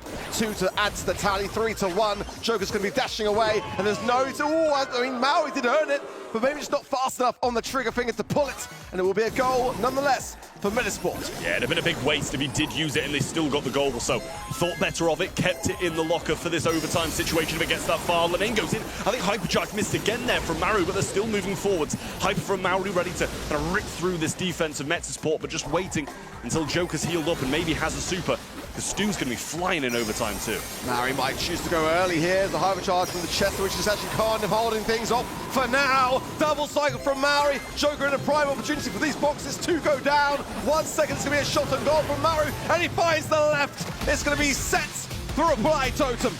Great shot and a wonderful decision there. I thought they were going to go right, and I think everybody else did as well, to be honest. Even the opposing teams have found the left-hand pocket. Beautiful stuff from Totem, and a really well-managed set. Yes, they conceded a goal in those kind of like 30 seconds left, but at the same time, they managed it. They kept the super. The Hypercharge made its play in that kind of overtime situation, or towards the end of it, and that got them the win. I was speaking about this very thing in an interview just this week, and the thing about draft is like you've got to play to what you're seeing, but you've also got to think about when you're against a team like Reply Totem, why are they not picking such an aggressive brawler like Edgar at such an early stage of it when it's left open? They're laying the trap, and that's kind of where, for me, Metasport kind of fell into that trap. Maybe they thought at the beginning, well, it's just a Charlie, we can kind of handle a Charlie, we can work around it, and then you see the Gal come down for the icing on the cake. Just fantastic drafting from Reply Totem. And look at that, 11 for Maori, 304 DPS. I think it speaks for itself. Yeah, for me as well, the whole comp of Metasport kind of hinged around whether Lena can be the playmaker or not. Already counted out by the Charlie, doubled down with another counter in the Gale. Reply Totem drafted that up really well, and we see Mori here as well with really good stats on that Gale. At the same time, his teammate Maru, he got baited more often than once by that Edgar. His hypercharges went into nothing because Lena just was really good at, getting him to use it, even though he can't really hit Lena in that moment. So well played from Metasport and Lena. Lena was last seen playing the Brawl Cup. We talked about that already. Got second place there. Also in the BSC Challengers Dach he played. Got third there with his team as well. So wherever he's showing up, he's making a name for himself now as the ultimate substitute for Metasport. But they need to make sure that they are not only betting on him to be the playmaker. The draft has to be a bit better. And what they showed us in the qualifiers, I was scared for Reply Totem today. Their draft was on point. Speaking of qualifiers, Lenel was a prime reason why Reply Totem did not qualify in April. They lost to him and his team in that regard. But I'm with Trap. Someone sign this man, please. I mean, it's lovely to see that someone is being able to make a free agent living by bouncing from team to team. But Lenel needs to find a home. He's just too good for it. Bans are in for Hard Rock Mine. For the Roughs, the Shade, the Kit as well. As the first pick, Chester coming forwards there as well. I saw the Colette banned out. Nice to see the Sandy and the Crow. Well, second pick should be coming through shortly. Chester, as always, one of the more versatile picks, and no surprise to see that being picked again. It wasn't bad in the previous one, didn't do masses, but over the other side, obviously, the Stew did a lot of work for Reply Totem, so no surprise to see that being picked up again. Really like that from Reply Totem, so something they've got to be cautious about here, of not kind of over-picking these aggressive brawlers again, as Stew can get away, but they go with the Mina. Mina is coming in once more. We have seen her shine before as well. By the way, we are in Hard Rock Mine here, not Gold Arm Gulch. You can see that from the bands here as well, I feel. Stu is going to be first pick for Reply Totem. Could follow it up with something like Janet. Now she can always get out of harm's way if you have her as your gem carrier, with Throw being out of the calculation. That would be my gem carrier pick here. Ruffs could be another one of these saves pick. Edgar, once again, a brawler you can't really count out. And no, other brawler that we have seen quite often today already brings in the aggression now also for their team. Stu could also be gem carrier, actually, so they could just get another lane here that is good against Mina, maybe. Otis left open, Chester left open, Cordelia's a possibility. What do you think, Art? I like the Cordelia's shout. It's kind of hard to necessarily make work. I think sheer aggression. I mean, Kenji and Joker, to me, like, that's a really fond memory, I've got to be honest. And he might be on the stoop, to be fair. I mean, this is what I'm saying about a team like Reply Totem. They're just so diverse and able to kind of share their brawler pool. But I think having a bit more of an answer from just not having only the Chester would be a good shout here, because the Mo is going to be doing effectively the same thing. Those assassination dive attempts is not really something that so far they've got too much other than that kind of Mina windmill to have, and those Chester stuns, which you can have as a gadget to try and re-roll, but you're not necessarily going to have under your thumbs all the time. Sirius, which I think is a brawler which I think some people have kind of like forgotten, a bit left by the wayside, so to speak. It had some good showings in Brawl Cup. It's now a bit more niche and a bit more circumstantial, but it's still really, really good. I mean, it helped Big so much in that first set versus FUT Esports, and you can see how dominant of a showing it had in Dueling Beetles, so I quite like it. As someone who had to play a Kenji into Sirius before, I have to say, this might be a thrower who completely counters him. You just can't kill the shadows before Sirius gets another one. So really good answer here from the side of Metasport. I like this draft a lot better than the first set. Let's see if they can also win a set against Totem. Yeah, need a good performance here, and it looks like the name's going to be ripping the Mina through the mid and playing as the gem carrier. And it is, so far, the Stew who's going to be grabbing their gems as well. So Kenji will be laning the Sirius, which we didn't feel too thrilled about, I think, at the same time. The name falls low, forced a proper gadget here as well to get back to his teammates. And it is Totem in control at the moment. They get this one off their side and claim control of the map. Well, Renan is going to be pocketed in that corner now. Joker coming from a really aggressive stance from the bush, going to keep keeping and shadowing him all the way forwards, but it's actually Joker that wins that trade. Gets some gems as well, not to be the ideal person to carry them, but if they can just buy some time enough for Maori to get the remaining 3, I don't think they're going to be worried too much about it, not with that pinpoint precision on that Shislimi slash. Yeah, that was a dirty super coming in from Joker there, and he wants more. Goes straight back in for Linane and tries to get him to drop that extra gem that he just pinched off their side. So the next one spawns on Metasport's side, which gives them a bit of a buffer, a bit of time to kind of try and reclaim some of these gems that Totem have stolen from them already. Zero really low here, but the Shadow doing a good job against Maru at the moment. He can just super straight onto him, would get the kill. But chose to kind of wait this out for a better opportunity. Ooh, nice there from Maru. Oh, and he actually faces shots as well. Stays alive in that top left. That's ridiculous. Now Joker gets the 4th gem. They are going to be split regardless, though. But Takai, nothing really to say in terms of utility. There's something to say for Zero, but they would prefer to have had maybe a hypercharged Chester at this moment in time. Some taps onto Maru, some dashes away. Joker on the left-hand side, dancing around these shots as well. Lanani gets a connection though, and the gems are spilled. Joker goes over the super, gets them. Oh, that's beautiful from him. A fantastic defense. Puts the gems back in the pocket, and Metasport got to do it all over again. Yeah, Joker's been absolutely on it this game, but there is definitely a chance that Metasport get this done. Maru coming in with the hypercharge here, just trying to burn up, try and keep the name back, who's got his hypercharge and pops it now. Maru comes through with a big super, and Joker will clean up the back lines to take this win. What a performance that is from Totem, seeming firmly in control now. Just that one little reset that had me worrying. Yeah, Reply Totem have spent clearly a lot of time ironing out some of their cracks. I mean, Joker's on point in that game, super aggressive. And we've seen just how kind of troublesome EMEA has been, looking back to yesterday in East Asia and looking forwards as well today. We've seen it so many times. It is now the new shiniest brawler on the scene since Brawl Cup, and seeing just how versatile she can be across the game modes.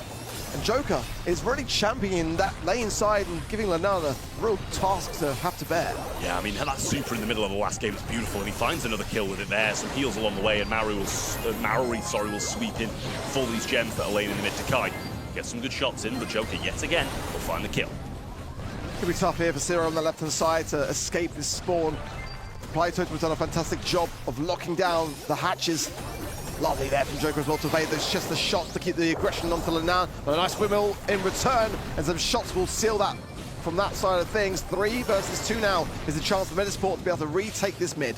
Yeah, Linane being this gem carrier through the mid has been, I feel, just as much a harm to them as it has a help. It stopped him from going aggressive and trying to claim some of the gems off the opponents, who the other 2 players on their team really just don't have. Takai has been in the back bushes for a while. Joker trying to make the move around this side, gets some heals off and earns the super. But he has a Kenji clone focusing onto him, and he will clean that up, and it's 7-4 now. Yeah, Joker now has to heal, can't go as aggressive as he would like to. Looking at Maru on that right-hand side now as well to see whether he will be able to get that super, which is going to be needed here, I feel, for Reply Token to open things up. A hypercharge as well from Takai. If it connects, could prove deadly. That's such a pinnacle moment in this game. Joker going into the mid. That Shadow giving a real troublesome task to have to deal with. And he will go down yet again. So this is fantastic timing, realistically, here for Metasport to come back in this game. Yeah, they've got full control now. Hypercharge there, but Maru goes straight past it and evades a few of those shots, but will burn down. A dying shot in there as well, and Takai, unfortunately for him, I think gets that heal. Might have been better used to have a different one against Joker here, but he's being pitched down, makes his way up to the top, and it's 9-8 in favor of Metasport now. But Maori will get this one off their side, and Joker causing a bit of a rocket in the back. Yeah, Joker just buying valuable time really here as the gem's now tied. One spawning in on the side of Reply Token, but it's going to be Lanam who is going to be dashing in to pick it up. Speed zone here is to be crucial for Reply Totem. That gem going to go with Joker. I mean, he had to go for it. Is it the prime chance too? They are now split. That hypercharge of Lanam, if he connects this, it could prove troublesome, and that's exactly why they dive. But they go down. Maru just mistimed that slightly. Yeah, Joker has a hypercharge super here now as well. That's going to be extremely punishing if he can go in. Linane looking for this gem off the Totem side, and he probably will get it here. Super comes in from Joker, and that's not the best use of hypercharge. Couldn't find him in the middle of that gap. But still, the opportunity to grab this one, and yet again, Joker to the rescue. Mari there, popping Gadget, trying to earn that super back as quickly as possible. Tipping Takai that earns his windmill Gadget yet again from Lanan. Was another heal from Takai. I think he'll be okay with it in this position, to be fair. He wants to hold the mid, 13-13, and time is ticking down towards that final gem. Yeah, the last one seemingly will spawn on their side for Totem. Can Joker get this kill? He does. Lenane getting one off the opponent's side, 420, and actually drags Maori towards him, but he's got the Joker coming towards him, and Maru in the backlines who doesn't find the super onto him. A huge waste and a big fumble as Totem drop all their gems, and with only 4 seconds, they're nowhere to be seen. How Lenan survived there was absolute daylight robbery. There's no right that he should have survived there, and Reply Totem had many chances to do so. I feel like they messed that up. That should have been better. He should not have been able to escape on such low HP. Absolutely. It's a big, big play from him, but a big fumble there from Maru as well. Not finding that super. Could have just kind of, I feel, waited behind and let them kind of, and forced them to stay on that Totem side, but did go for the aggressive play, tried to be the hero. Didn't pay off in the end. And now, it's going to be a big, decisive game for both of these teams. Yeah, mistakes, some cracks starting to show for Reply Totem now. But I like their draft in that sense. I feel like it's still got a very good shot here. I think it's just a few moments here where they're just not really judging the situation properly and just holding the ground they need to hold. So 4 gems to 0 now, better start for sure. For now, Metasport starting to get knuckled in. Dakai on the right-hand side with Super as well as Zero's a good starting hand. Well, Dakai, as you say, already got super. Zero needs to work towards his. Lenane picks up 1 now, but it is 5-2. And Totem in a decent position. There's a super for Lenane that's not going to pay off for him. Joker didn't even really get thrown up in the air at all. Has a super now, might be able to find this connection. Just narrowly misses, but avoids the return shots from Dakai, and somehow is still alive. A cheeky one there from Maori, but he is struggling with these shadows. Nan dances away as well. But Maori is very much set on trying to get those 3 gems from Lenan rather than 3 from the mid here. Maru as well, equally so. Great defensive measures. Lenan there was completely all alone. No one there to help and survived. I mean, Joker is playing this Kenji so well. He's been all over the place, getting kills, keeping them back, and only 1 gem is all they need. Lenane picks up the 1 out of the spawner, and Maru round the rear trying to make some plays. That one will spawn on Metasport's side, but the next is Totems for the taking. Kind of back where we were in this previous game, and I hope for Reply Totem's sake that they have learned from those mistakes. Good connection this time from Joker, and then now going up might not work out. Lovely windmill there. He was so aware to Maru's presence. That was key, but in the meanwhile, it is countdown for Reply Totem, and now it's down to Metasport to reset it. Yeah, a bit of an overcooked super yet again. Lenane gets the hyper charge away from Joker, and he needs to survive. Dakai around the back, and that is a huge overextension. Overstayed his welcome, but Maori trying to get Lenane down and does find a few shots. It's doable from mid, so don't need this over aggression, but Maori will keep him low. Ridiculous! What a windmill gadget there again from Lenan. Is playing out of his mind, but 1 gem from the mid is enough to reset this countdown. It's into the pockets of Maori there. Joker continuing the aggression. Lenan is bottom left, low HP, 7 gems above his head, and a massive target. And Reply Totem know it. If he goes down, it's going to solidify this win, surely, for Reply Totem. 5 seconds is not going to be enough time, not even with a hypercharged Chester, to do anything about it. Somehow, some way, Reply Totem come out on top yet again with that set. Great plays from both sides, but it is yet again Totem who come out on top and are going 2-0 up against Metasport. I mean, they had their moments on the opposing side, but for the most part, Totem just absolutely all over them. And a great aggressive play on the Kenji from Joker. They all had the moments, and Maori just so consistent on those gems. I say that as there shows a replay of him dying, but it was well received anyway. Yeah, for me, I mean, that could have been a set that went away from Reply Totem, let's be honest. I feel like they had to really work for it in every aspect. I think Lenan was just going absolutely crazy. Non-stop was he the man that, for me, was so self-aware every step of the way. And I'm not trying to point out the fact that he was always alone, but a lot of the times he was having to deal with things like pretty much just, mano-y-mano, and coming out alive more often than not. I think that his survivability was crazy. These 2 games for me have been one of the most enjoyable ones we had in all of the BSC, really. In the first one, all 29 gems had to spawn for us to find out who the winner is. And in the end, all 29 were on Metasport. Still, Totem claims the set. What an insane back and forth. So I'm feeling generous, guys. I want to give out some points for everyone after this crazy back and forth. You get some points over on event.brawlstars.com, because how enjoyable was this to watch, really? Yeah, just insane back and forth. And like I said, I feel like Reply Totem may have just dodged a bullet. That could have definitely been a set in which they could have easily dropped. And I think Metasport could be kicking themselves slightly after that. Yeah, it felt like they maybe should have had some more games on the board, but you know, Totem, I don't think they made too many bad plays other than maybe Joker's overstaying his welcome a little bit with some of the gems. They just seem so consistent and have done for the first 2 sets, to be honest with you. So slightly worried for Metasport coming into this 3rd set. It seems to me, and it feels like it's going to be a 3-0, but I've got some hope that Metasport are going to be able to bring this one back. Let's see, what will be the first 3-0 of the day? We didn't have too many of those yesterday in East Asia already. Now from EMEA, I also expected some more close games than this one looks like to be. 2-0 for Reply Totem. Can they close it out here? We are out in the open. Once again, you either want to break open the map so you can go in mid a bit easier, or you pick something that can walk over water. Angelo is out of the way, Brock is out of the way, so we get to see none of that. Young, for me, is the best option if, the other options aren't open. Brock is actually, so maybe that's going to follow now from the side of Totem. Brock or Pearl are 2 of those brawlers that we see very often to open up the wall in front of you. On the right side, they just decide to go with speed from Jaeyoung. Yeah, I like that shout. I mean, ultimately, in this map, having that additional channel be built immediately off the bat is crucial. I prefer the Brock myself first and foremost over the Pearl, but Pearl's still going to be very, very good regardless. Coming forwards now for Reply Totem, the Overcooked is just going to be great for having on your side and just inflicting that kind of pressure.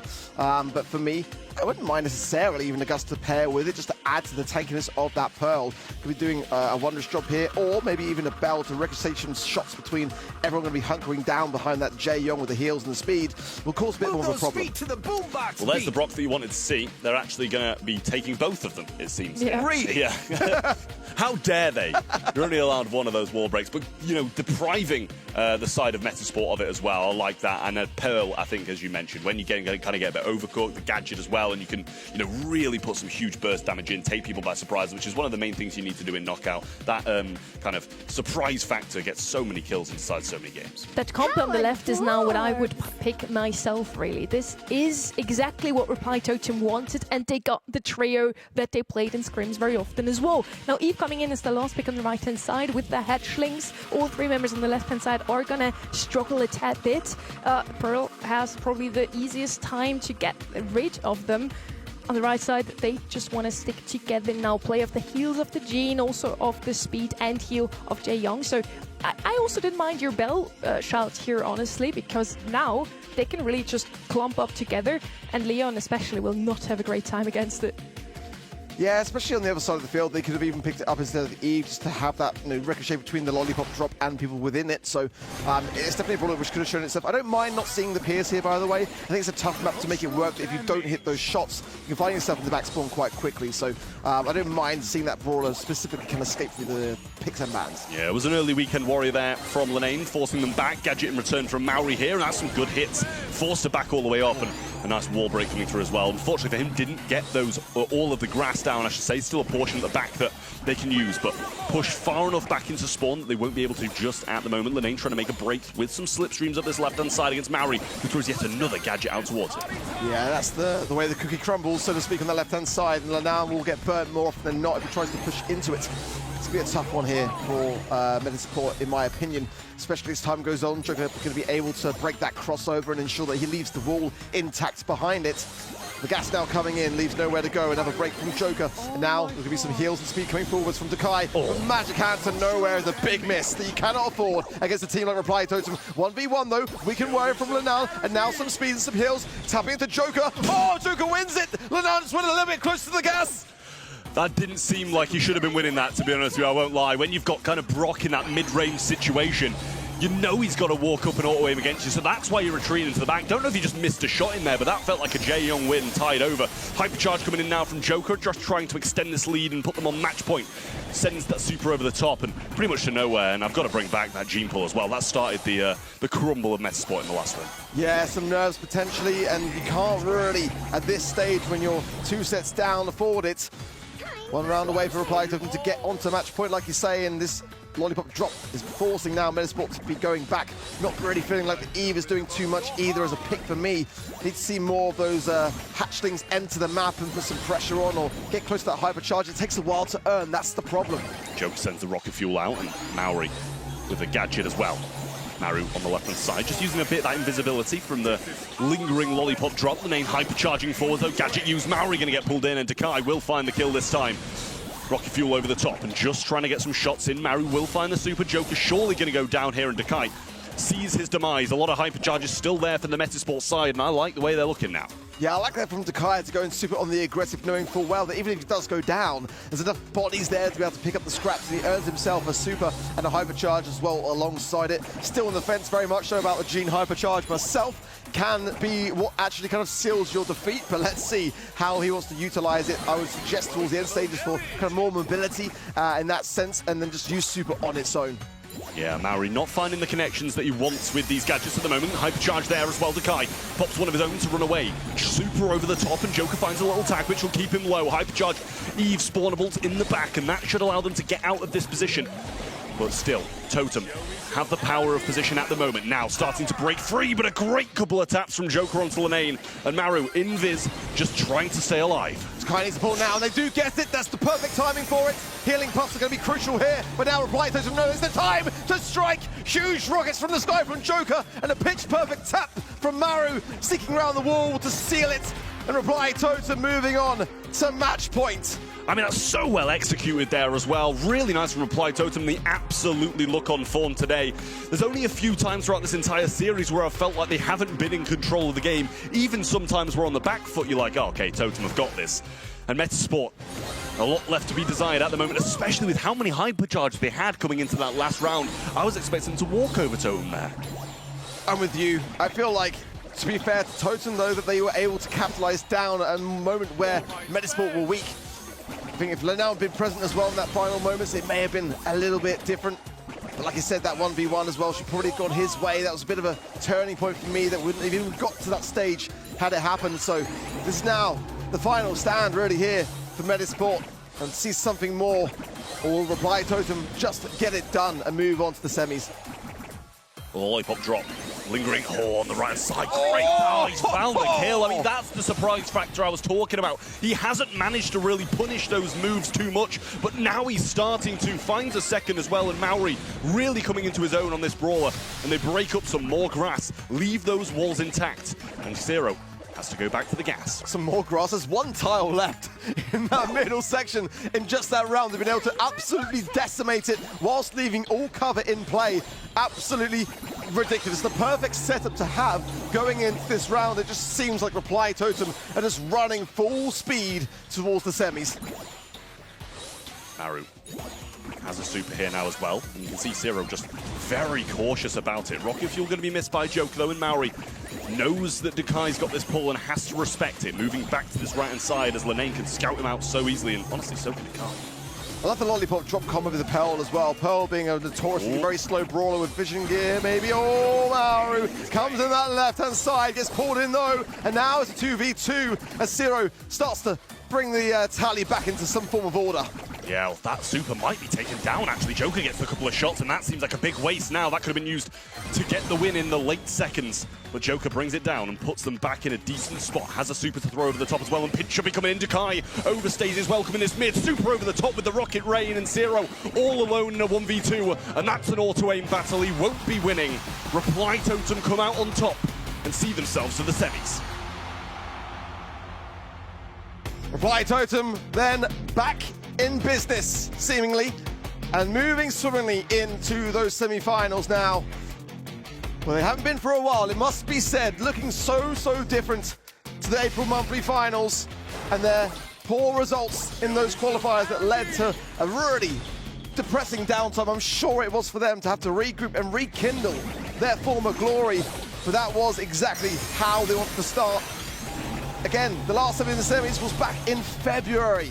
It's been a long time coming, but they're seemingly on top yet again. When we got the chance to talk to them, they sounded a lot more confident now than they were in the previous months. In April, they didn't even make the monthly finals, and now they definitely look rejuvenated. Maori and Joker as the ones with the most kills, but Maru played as well very good. He just made sure that they had a lot of pressure at all times, so sometimes you don't have to get the kills if you enable your teammates. Yeah, exactly that. And I just think the draft itself was just absolutely on point. I mean, rarely do you ever see kind of like a doubling down on the Pearl and the Brock.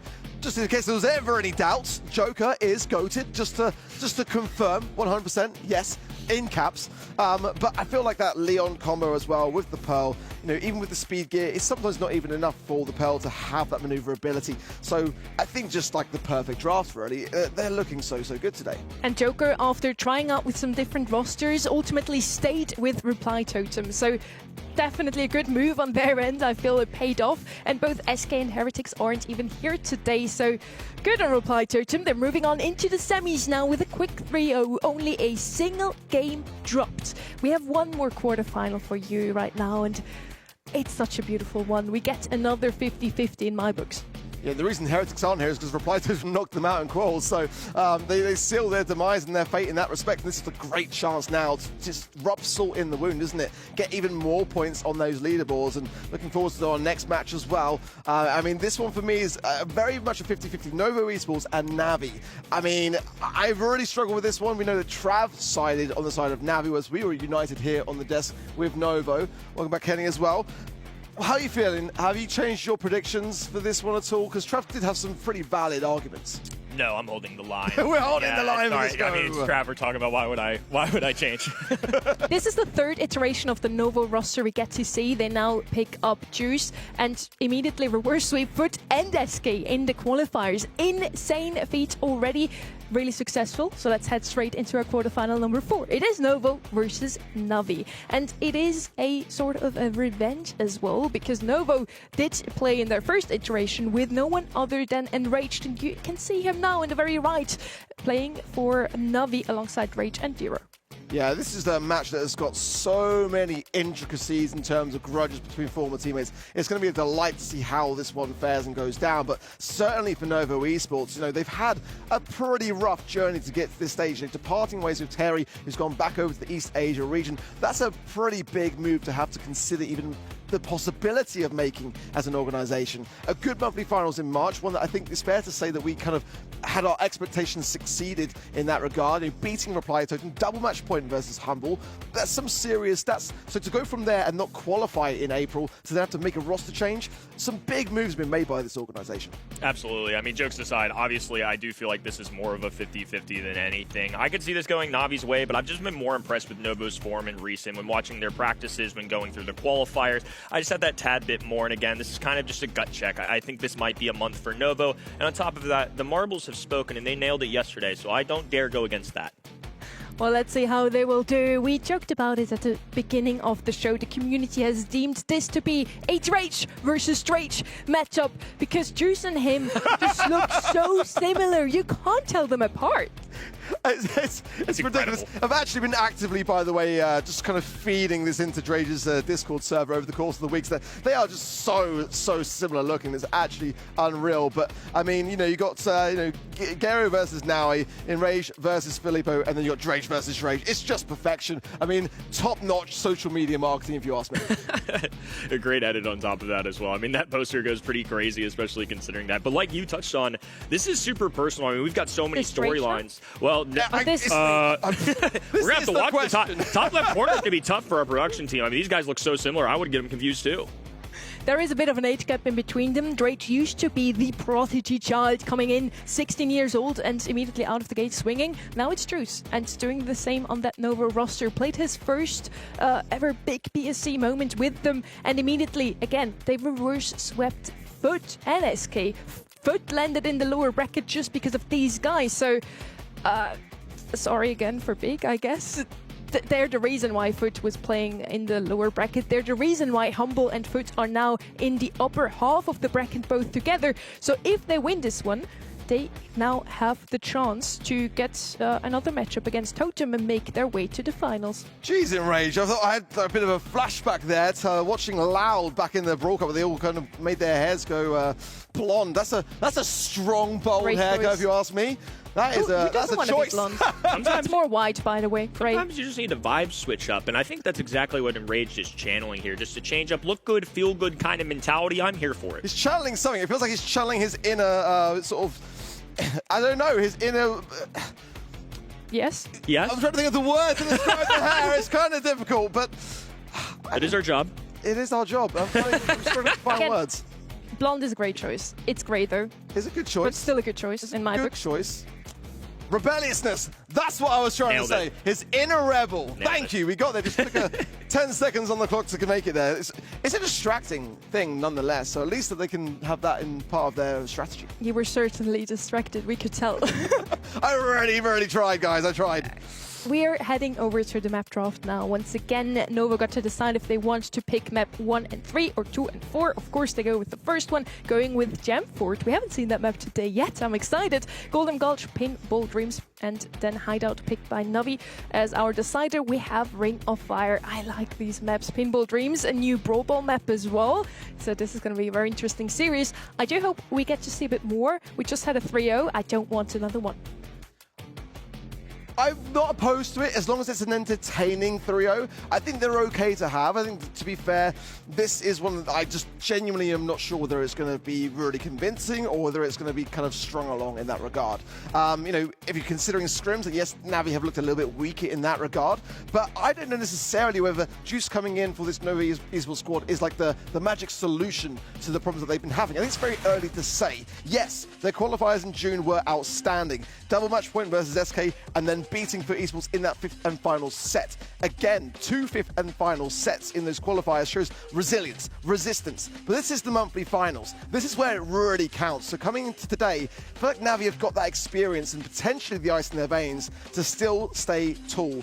Mortis Kit banned out on the side of Novo. Edgar and Damien banned out on the side of Navi in regards to those global bans, and I can't really fault them, to be honest. Yeah, nothing really unique about this, if I'm being honest. I think that's a couple enraged specials on the left-hand side, but Mortis and Kit in general, I could see really any team ruling them out. But one thing this does set up for is several assassin types of brawlers. Edgar, Mortis, Kit, gone. So now players are going to have to pull a little bit deeper if they want to get aggressive, but this also leaves all the anti-tank choices out there. So I think this will set up for some very different solutions than we've seen in previous games. That is an exciting global ban if I've ever seen one. We do have Pierce, Colette and Naja all left open, but a lot of the aggressors out of the way. I want to set that storyline a bit further, go deeper. We had them beat Foot, as I already mentioned, and SK Gaming. And Juice used to be Yoko's former teammate. They played in Madrid, they played in 3 monthly finals already, and Juice now had his revenge. Novo used to play with Enraged, who's on Navi. They also want revenge. Let's see if they can make it the double and get revenge once more. 28% believe they can. Not as many as I thought. On the casting desk, we're pretty aligned here that Novo should take this one. Navi is 3rd in the leaderboard right now. I think that could have had something to do with it. Possibly so, yeah, possibly so. And I think in terms of win rates too, Navi have been more consistent in that regard. They've always qualified for a monthly final, despite their best performance being in April, and that's semi-finals. But you know, it has historically been quarterfinals exits for Navi regardless. We do need to kind of see them make some more grand finals if we're going to kind of be fully convinced on their abilities to really champion that 1 and 2 position. I think for me, kind of maybe looking even at this earliest stage at maybe more LCQ, the way that kind of for esports and Humble are tearing forwards is quite scary. It's a very intricate matchup. I mean, you just touched on it. The personal relationships that these guys have had, former teammates a lot of the time, and now they have to, as I like to call it, win the breakup. And that's always difficult. It always is in your head. For me, Navi haven't looked as good leading up into this event, but Humble said it in their interview earlier. Semantic talked about it. You practice and practice and practice. All that matters is you show up on game day. And the one thing I will give Brawl Nation credit for, and why I think this is a very valid prediction, I picked Novo, but I'm not necessarily overly confident by any means, is because Navi have that experience. All 3 of these guys have been on the big stage. We even have a world championship on this roster. So I think Brawl Nation can put their hands safely. This doesn't feel like a 3-0 to me. It feels very competitive. This should be a 3-1 or 3-2 in my mind. As I already mentioned, Navi right now in 3rd, and they want to keep that position. In order for that to happen, they do need to make it at least to the semis.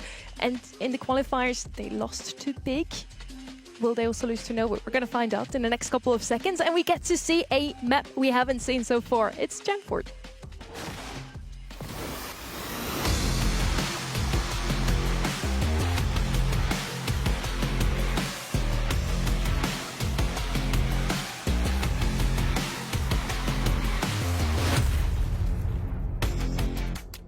A map where you really just need mid control, hold the fort down.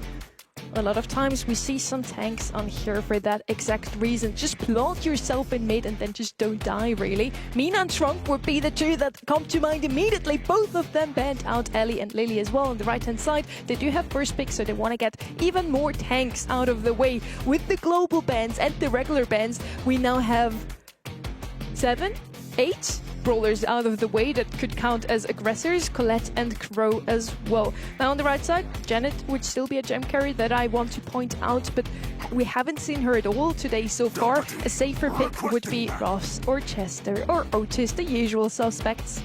Yeah, I like that shout. I mean, I feel like it's definitely a viable option for Janet here to come through. It's not necessarily too up there in meta-wise, but in terms of this map, I think it makes a lot of great sense. I think that Lumi could be also as one of those rarities where she's not picked so far, not banned out in the global stages.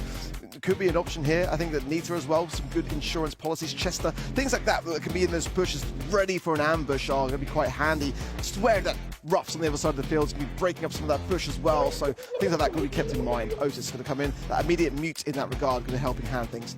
I think this is actually a really good sneaky ban stage and then also first pick, because a lot of the times we talk about how these anti-tanks are so important early, but in this situation, they've now banned out 3 popular ones on Gym 4, and we have several assassins already out of the way, and on top of that, the sandbags deal really well, in particular into brawlers like Chester and Otis. These anti-tank brawlers don't only fare well into Colonel Ruffs, and especially at a professional level, if you can afford to not go anti-tank, I think do so. I really like this setup coming in from the right-hand side. I don't fault the left here. Obviously, the vision's really good for that skinny lane. Now they can pair this with something more aggressive if they wish, but I still think there are plenty anti-tank options, to your point, like Chester on the board if they really want to deal with Kenji.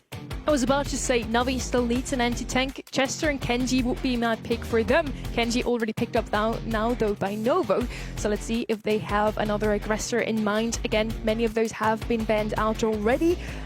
Leon maybe could be one of those still left open. Fang maybe, but there's not too many that are really good in a draft at the moment. Stu coming in as their gem carrier of choice. Just like Janet, he has the opportunity to always get out of harm's way when he has his dash available, which is pretty much all the time. Now, with Ruffs and Stu, they don't have the most damage on the board.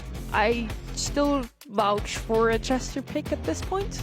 Yeah, I'm still for it for sure. I feel like what I kind of gather from the way that they've gone with the Otis and the Kenji on the side of Nova is they really want to get probably Filippo on that Kenji brawler. Like, they value him and being able to be that kind of pop-off player enough to be able to have the Otis in theirs, just like you say. I think it makes perfect sense to have it on their side of the field, like Kenny says, in regards to whether Nova would have tried to pick it up anyway.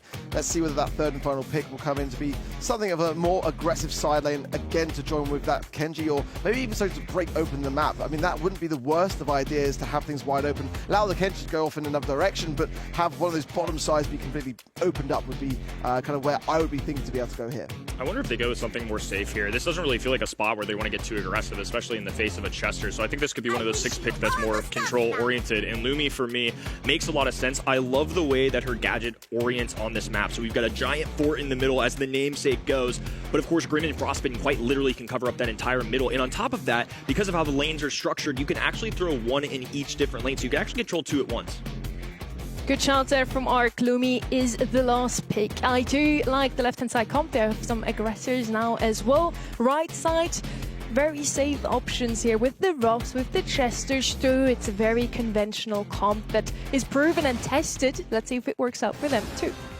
Excellent stuff as we get Novo versus Navi underway. They got knocked down to the lower bracket, but Navi are still a force to be reckoned with. I think looking to prove that they're not just a borderline LCQ team. This is a month where they can take the opportunity to now grasp onto that new world final spot after all the hard work that EMEA put at in the Brawl Cup. Drage getting the victory on this right-hand side as the fresh mint goes down. Meow left all alone, but does have 3 gems in the pocket for all that.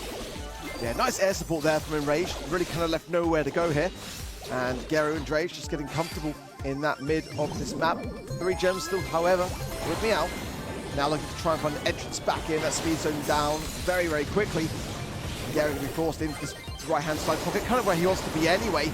Having to dash around things there just to ensure it with a helping hand of his teammates. Now, It's quite neck and neck, honestly. There's some big taps there from Meow. Did leave Garo for low HP. Love the choice of wall break as well, because now this makes Lumi's job a lot more difficult. It's a brawler that likes to use these walls to her advantage. You can see it right now. Drage is just kind of pinned on this top left-hand side. We've got Garo who's backed down. He does have the speed available, of course, with that dash, and there goes the speed zone alongside it. So Rage now tries to encroach on the middle of the map.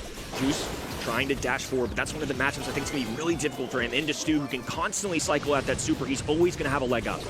Nice mute there from Meow as well, and Gary now in a perilous position, requires the body blocking there from Enraged. He pops the hyper charge in a perilous time. Now Meow can't contest this, otherwise Gary would have absolutely been forced back into a potential pinch as well, as Filippo was in play in that top mid.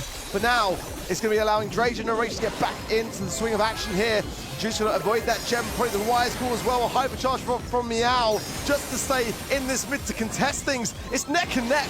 Garo peppering at the enemy team, now diving out. The hypercharge allowing him to skate at a moment's notice as Drage goes right head first at Kenji. The swordsman will go down as another Colonel Ruff super gets into play. And Rage has been cycling these constantly, and it's showing on the map. It's constructed very differently than when we first started. Countdown then for Novo, but one that I think Navi have got time, certainly have got the time to be able to reset from this mid, but they do need this gem that is spawning right now. Juice might be able to capitalize down and then goes in the aggressive, does not quite dash in the nick of time. It's 10 to 10. Drage low, gonna seal the demise then by Meow of that fat splatter gadget. And now a gem in the pocket of Novo will proceed to counter, but no, Garo here is outnumbered. Drage coming in now, has got a super, now a hypercharge as well, and it's gonna be go for Navi, but I think he couldn't get it off in time. Garo's gonna be ticking on this right-hand side now as well, trying to go on the aggressive, trying to get something done, but it's not gonna be done enough in time. 12 gems in the game, going the way of Novo.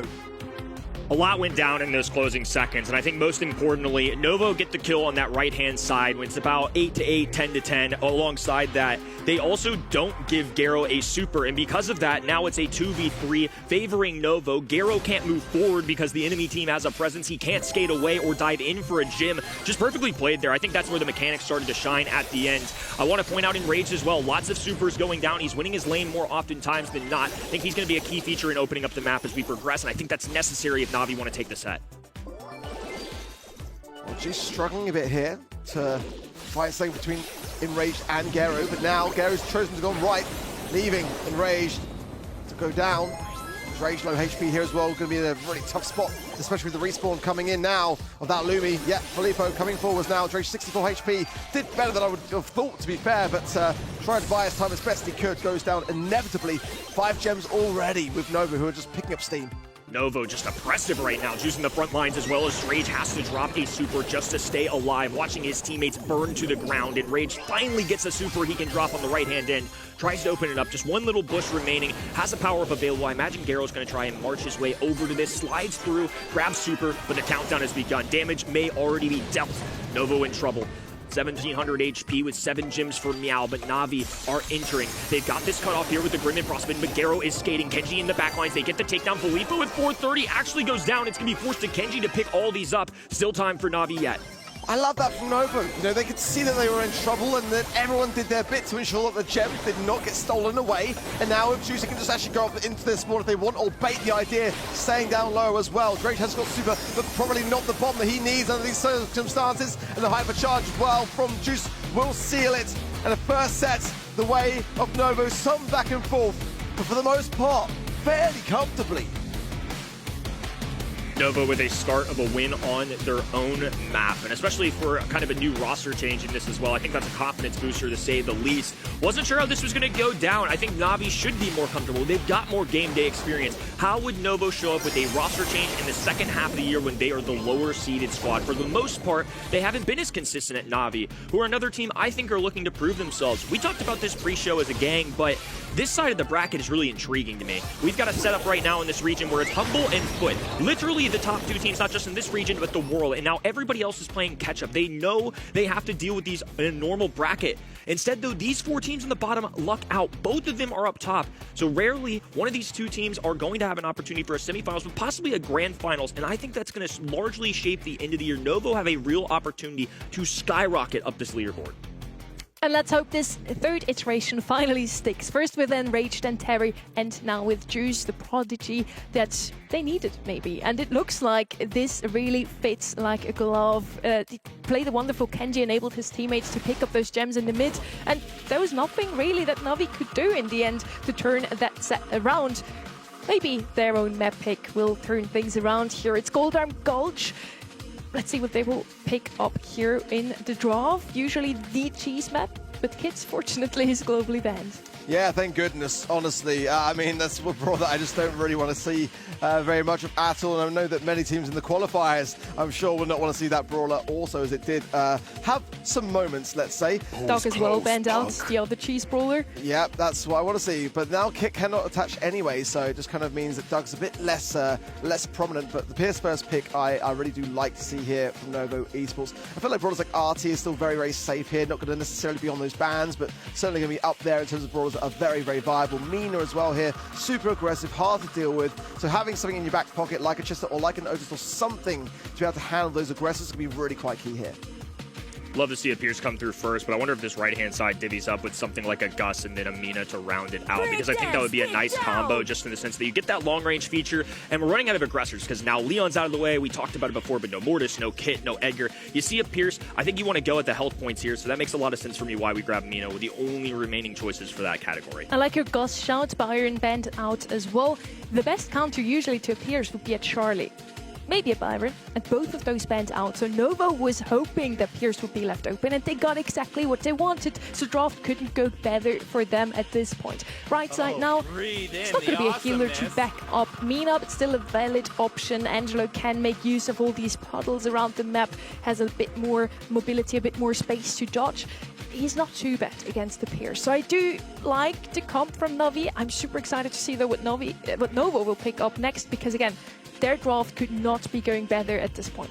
Yeah, I'm a bit worried, honestly, for the Angelo. I mean, if they start to sort of deviate away from this kind of like long-range sharpshooter control-based idea and start to bring in some more aggressive ideas, some more things that can herd the cattle, so to speak, like a Daryl, something along those kinds of lines, then Angelo's going to be really dependent upon that Mina windmill gadget to be able to survive into the corner. But then you are in the corner, and what you do then is pretty much tend to go down as the inevitability of the gas will close in. So this Daryl is a really nice idea, but it's going to need something else behind to back it up, to have those abilities to really go in. Maybe even a combination with a Gene wouldn't be the worst of ideas, to have that magic hand pull and let the Daryl do its thing. Gene Gus to heal, or a Meeple to double down on the long-ranged idea. Don't mind it. Mention of Meeple is not going to really find a target here because we don't have anything to help him. Of course, Pierce shells could help. Meeple, when he has a super available, can still make use of that catcher, but maybe it has to be a rage quit if Navi picks up another tank here, which we don't have too many options left open. Mortis is banned. Kit, Damien, Edgar, Leon, really every good option. Is it just going to be another tank counter? No, it is going to be a tank. Fang is left open. Nice to see that. Now Angelo, double tank or double assassin. Can that hold up against the amount of damage we have of Novo's side, though, Kenny? It's not a lot of fun going into Daryl, but Fang will love the matchup versus Meeple and Pierce. The one thing we have to look out for is if this is the rage quit that's being run in the middle of a Fang dash, you are going to come to a screeching halt. So there's going to be a lot of micro plays going down, a lot of interesting interactions in terms of what gadget they choose. Navi have put the map in their hands. This was their choice, and they went with a risky Fang last pick. Curious to see if it pays off, but one of the benefits of Angelo is he's going to be able to traverse over this water immediately. So positioning favors Navi. The good news for Novo, that Daryl Super will charge up passively. If they need to branch out for space, they can. They just have to wait a little bit. It's a huge risk to bring in a Fang, in my opinion. But I feel like what you spotted there, Kenny, is really, really valid, because it might be the play. Try to encourage them to have to change gadget on the Meeple, because the Manchester Meeple here is just really hard to deal with. It's an immediate break of the bush. So, and they haven't played it yet, so I kind of wonder whether it may have worked if that was the play. Does this also allow for Garo to no longer run the jump? He could run, take aim, and just kind of go through the walls too. So there's so many little decisions that these pro players are going to have to make. It's chess smash. This is far from checkers. And Strange is just sitting comfortably. Now Juice going to be diving out, only using half of that Daryl Super. And oftentimes, I don't love to see that, because now he's not charging up for another one. He just has to hold on to half of it. And from what I was expecting to see in the draft now, it seems like Novo are the ones that are kind of being chased around. Quite the contrary to what I was seeing.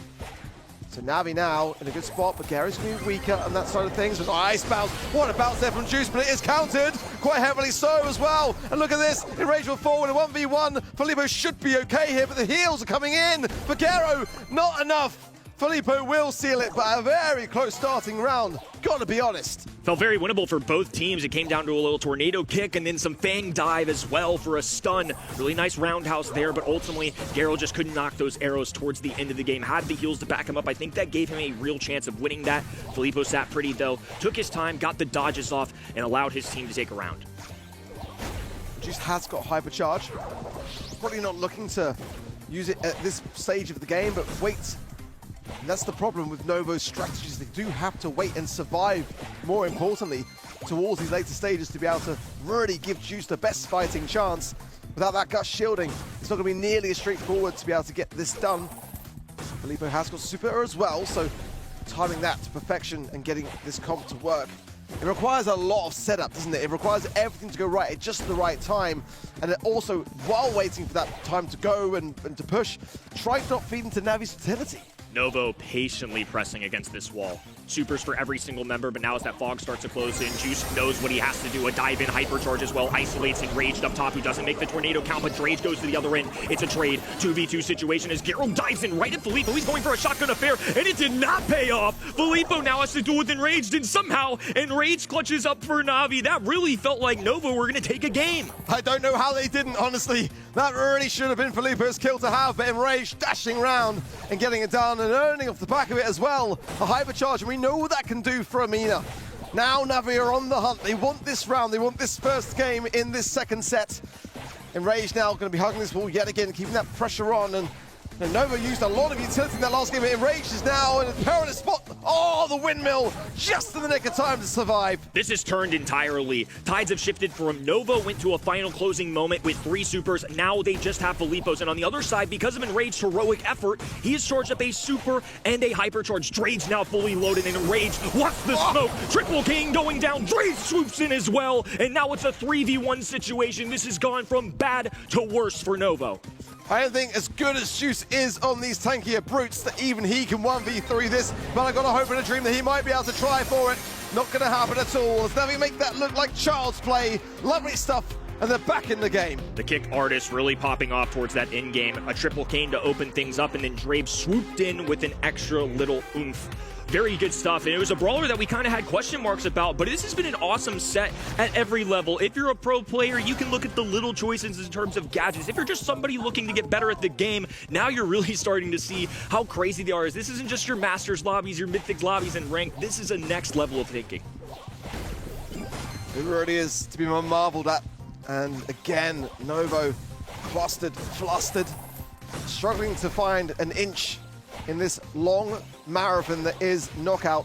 As Navi can just sit back, they can just try to pick away at things and try to get some utility. Ideally what they want to have is Enraged in those later stages, and unless Novo break away from this like they are doing right now, but it might be a bit overzealous, and there's a stun, the big one of that, but it's going to keep Juice still alive, and Gero can't do anything about it. That was the play. What a break moment for Novo. I thought it was risky, but that's the beauty of Daryl, allowing that long roll off the back of that riverside to get it done. We talked about Angelo being to travel over water. Well, Daryl, while he can't inherently, not all the time, he can certainly roll over it with that super, and you saw the long dash that it got. Enraged, I think, at this point, just looking to charge up as much as he can, gets a little heal. Ooh, he was feeling dangerous, but makes the intelligent choice. Once he gets that super, back off. No need to be a hero in that situation. Just go on to the next round. Don't feed as much as possible while trying to gain some utility of your own.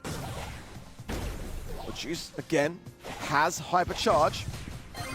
So she used it so early, and quite like the strategy, but will he come out alive? Drage will get traded. That's quite crucial, but it's still Enraged that would have been the better target for me. Nonetheless, they'll take it for now. Good taps from Meow onto Enraged. They've separated Gero from that side as well. He's going to be able to swing around now and join his teammate, but very close to being singled out there. Several interactions we're about to watch out for. Meow has a super, so they can shoot through walls towards these in-game, and now that time has been bought, Enraged can dash forward with a windmill, but that means that Meow's gonna have to be careful to not utilize his gadget too early. Watch Gero on this right-hand side. She's gonna play the long distance. I feel like this is a very even fight, but it's gonna come down to who plays their utility a little bit better. They gotta use it now, and they are, but it's a bit late. I mean, it's taking a lot of shots from Enraged. I'm surprised they didn't try and single Enraged out and use the wall to their advantage and just try and tap him through it in the end of it. of it. It's a bit of a wasted utility. I mean, it kept Navi back, but nonetheless, so it has put Enraged in a perilous spot. It's a good super, though, from Filippo, and it should be enough. But it was a bit close for me. I wasn't too sure. I wasn't too convinced on the timing. But nonetheless, Novo will be able to claim that game. I was scared for Novo because they burned that hypercharge super really early on. I mean, the fog hadn't really pressed everybody into a tiny square yet, but they still didn't even need to use the Rage Quit gadget. They were allowed to get those kills, some nice taps. They bought time by standing in the wall. Just some good decision-making overall, and this chess match of a set is now going to be all tied up as Novo once again take the unorthodox option. Most of the times you're going to see teams fully walk triple left on our side of the screen, but instead Blue is going right. They're playing these long-distance options, trying to put Juice in prime positioning and looking to meet Navi on that right-hand side so they can get an early Daryl roll. Well, in that last game, it was Novo that made the adaptation. This time around, it's going to be Navi as Juice does find the kill and gets out. That's ridiculous. Now he should have been there. It should have been a better defense than that, and now they're one man down. Scaros in positioning on the left-hand side. They have the positioning, of course, but they don't have the kills. And, of course, being backed by somebody like Juice, at this point, he can just play bodyguard. He can branch out for space once they get this Daryl reload, and now they're going to be looking to move down this right-hand side. The fog is going to force the issue, though. Drage trying to get a look here on that left-hand side. The choke point. He's diving in. Immediately deleted, though. Definitely not ideal for Navi. I still can't believe that Novo got out of that. Really? I mean, they left it so late, and there was only one way to go. Oh my word, I mean, they're judging this far better than my eyes can cope. Novo now continuing the assault, and Juice almost got a cheeky pick up there as well. Had to come back, had to reserve his timings now for fighting another day. Stays alive in the 3 versus 3 still, but I love it's just the balls of the man to go in like that. This is what you've got to do. You can't allow Navi to play down the clock. Novo are trying to make the plays prematurely, and more often than not, it works. Yeah, unfortunately for Juice, though, it does burn a hypercharge, so he's going to go into this final moments without that purple button. He will get the super that climbs up, so 2 supers in the back pockets for Novo. Meanwhile, Enraged and the fellow kick artist in Fang will have their supers available. That's something, especially as you mentioned, this starts to close down a little bit. It's even easier for Drage and Enraged to line up those shots. They'll just be dancing around the middle. They don't mind buying some time. They're actually just going to leave Juice for Novo's side on the top left, and he's going to go for the long dash as well. Garo popping the super to defer him immediately. The red roster clustering together. Drage expanding, stunned. Enraged now goes down as well, and the sharpshooter is not going to be able to do a darn thing. Beautiful execution coming out of Novo. Look at Juice, the rookie, on Daryl, just popping off here. Maybe this is the roster change that will finally put Novo over the top. What I'm really liking, though, about Juice is just how similar his playstyle is to Filippo. But what I'm finding so far, at least, it's still very, very early days to say, but Juice does seem to be very consistent at being able to judge those aggressive plays. And Filippo is like someone who's just so dangerous, but not every time is he coming out on top of those interactions. I feel like Juice is going to be one of those players that people are going to have to be focusing their draft around, figuring out what they do to shut that man down, because, you know, he's just a danger, a real danger on brawlers like this. Some great replays overall, and a really fun set. I think both sides certainly had their moments. And in our previous format, a 2-0's fine. Reverse sweeps are obviously difficult, but everybody's already prepared all the maps. We all know what we're getting ourselves into. This is different, though. That was Navi's map choice, and now Novo have gotten a steal. For the set 3, we're moving into Novo's, one of their most comfortable maps. And now Navi are going to have to climb their way back. They are a great team, but again, this is something just from watching Novo. They look comfortable. They strike me as a little difference. There's a little strut in their step going throughout this, and the fact that their young playmaker is Juice. He's somebody that even on a stage like this is popping off 8 kills and dangerous. I'm loving the accolades we're handing out today. What an excellent choice from production. I mean, you know, again, as I said, coming in, I don't know yet whether he is like the magic answer to all. I know there's a lot of discussion in the community and a big, massive change by Novo, a change that is absolutely paying off so far. But nonetheless, I've got to say, like, he has been exceeding my expectations today so far. Possibly the magic sauce, and I would love to get in the room and hear what they have to say. Let's take a look at a clip from that previous. Okay. Are you fine? Go back. Yeah, I'm fine. I'm fine. Go back. Nice. Yeah, Super. To be honest. Let me heal up and go. Left. Left down. Nice. Go. Okay, it's fine. Yeah, stay alive, guys. Nice. I've got super. Crystal clear comms and some great gameplay overall. Curious to see how far they can take this. Job not done yet, though.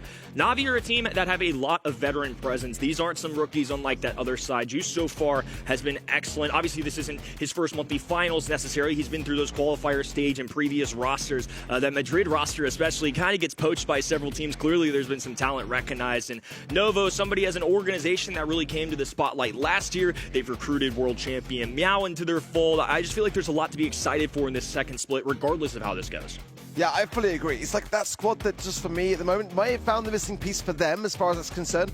It's just how do they fare across the wider of EMEA teams? I mean, their qualifiers, like I said, absolutely outstanding, but can they keep this up? So far, so good. And I feel like that, draft was just really, like you said, Kenny, just a beauty to watch go down. As Drage is so good when it comes to draft. His channel on YouTube is literally all about that. He's got the gap in the market, and it is just really wonderful to watch how his brain works. But it did feel like, to me, like you mentioned coming in that draft, some real mind games when it came to gadget choices and brawler changes and like just the strategy unvolving.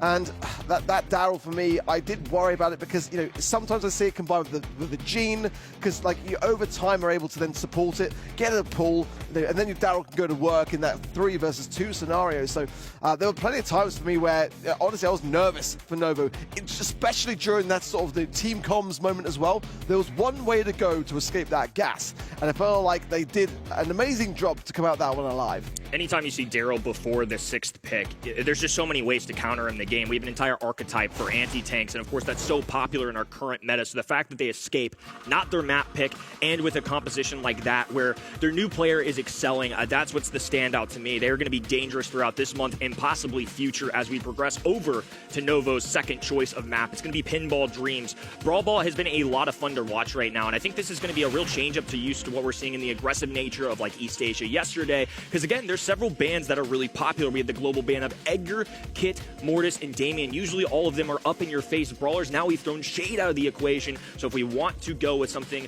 that's more aggressive, an assassin or a tank, you're gonna have to really think through. Yeah, it's a map that I'm kind of worried, honestly, for Na'Vi in that regard. Less in terms of the scrims, less for sure in terms of the win rates here. So I don't know how prepared they are coming into it.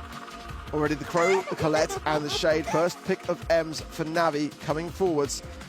Looking around here for what might be the first sign of danger on the side of Novo. Would quite like to see a Chester myself. It's definitely a brawler that would be able to helping hand any sign of tanks in that regard. Oates as well, really quite versatile. Going to have that kind of idea for me. Liking that Lumi ban for sure. A very dangerous one ruled out on the side of Na'Vi. But again, this is a tried and tested from Novo, so I feel like they've got more confidence coming into this match. Yeah, I think those were my top options as well. It's interesting that IMS was their preference in terms of what anti-tank they go with, but I think maybe for the way this map is built, it might just be their way of going about it. Otis, I think, as a matchup for not only getting the anti-tank, but specifically into IMS, now you can kind of have an equal range matchup. You've got Fat Splatter, which is a great cutoff on this map, and you can pair it alongside Leon. I love they combine both of these because the Fat Splatter can kind of get through that wall, so if they wanted a lollipop drop for Na'Vi or vice versa, now that Novo won it in their hands, I think you have to take the Otis outside it, because otherwise it's an easy gadget IMS click or something along those lines that can just get rid of it. Question is now, do Na'Vi consider wall break? That's the thing, it would be quite helpful to be able to expose those lollipop drops. MENA going to be the aggressor of their choosing. It did work out well despite losing that previous set for them, and I think that it was played really well regardless. Might need some support, though, along the way in order to keep it on its feet, on its toes. Some heals wouldn't be the worst of ideas. But I'm still worried about this third and final pick coming in for the side of Novo and what they want to do to really cause a problem in that regard. Let's see how they want to fare with it. But again, the MENA is a danger that maybe the Otis is not enough to be able to contend with.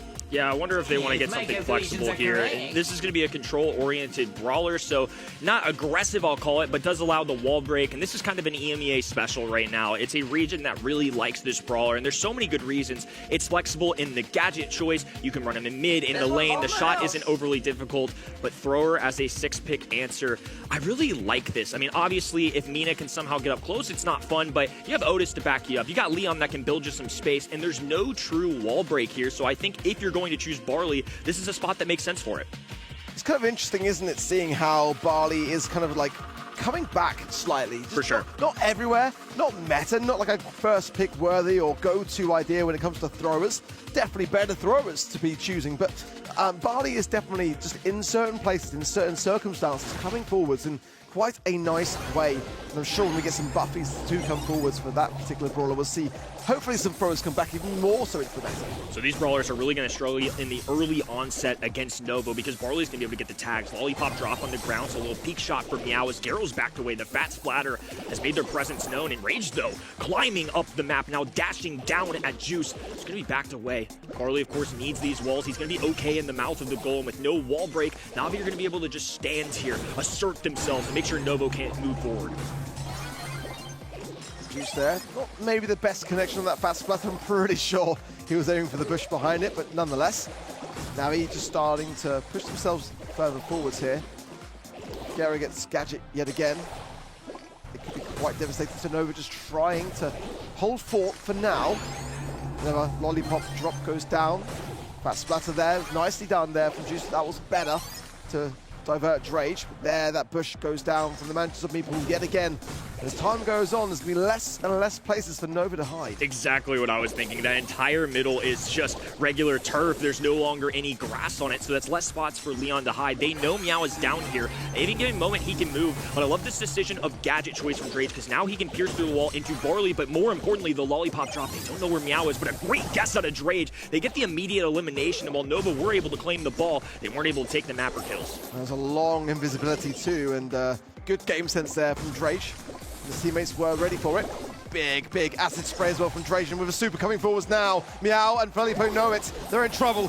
Big taps from Drajan on the right-hand side. Meow's going to fall here. Filippo forcing the ball to the right a little bit here. Oh, just survived for 717 HP, just about enraged behind enemy lines now. And Drajan's going to get the ball to his teammate. There's going to be Meow for body blocking there as well. Lovely from Na'Vi. Beautiful. The way that they got that in was pinpoint precision and great teamwork. I love the little detour you saw to Drage. He's headlong sprinting. He's like, oh, turn around. And Garrow just steps up in front of him and body blocks. I mean, just great teammates being there for each other, knowing that that was the only way they were going to get that goal. Because that would have been disastrous if they put in all that hard work for that one to not knock in. 10 seconds on the clock now. Meow advises takedown as well. And oh, Garrow's just a little bit too far forwards in the final 10 seconds. What a time to tie it up. And that's got to dampen Navi's ego.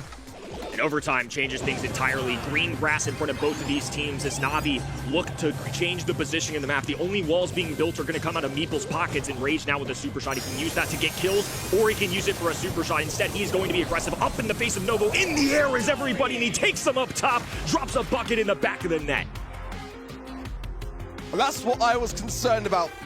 When the Mina showed its face, knowing that Enrage was going to be likely on it, I mean, just plays like that are just beautiful, aren't they? The maximum value. He was so pivotal in making that play count, to get as far forward as he was, because he was being tapped up. He had to juke his way forwards to get that value, to ensure that goal. Fantastic work from Enrage. Ooh, a little slowdown, and now a double takedown for Nova when Rage knows he has to make up for it. Windmill on the ground, but Filippo can throw it over top.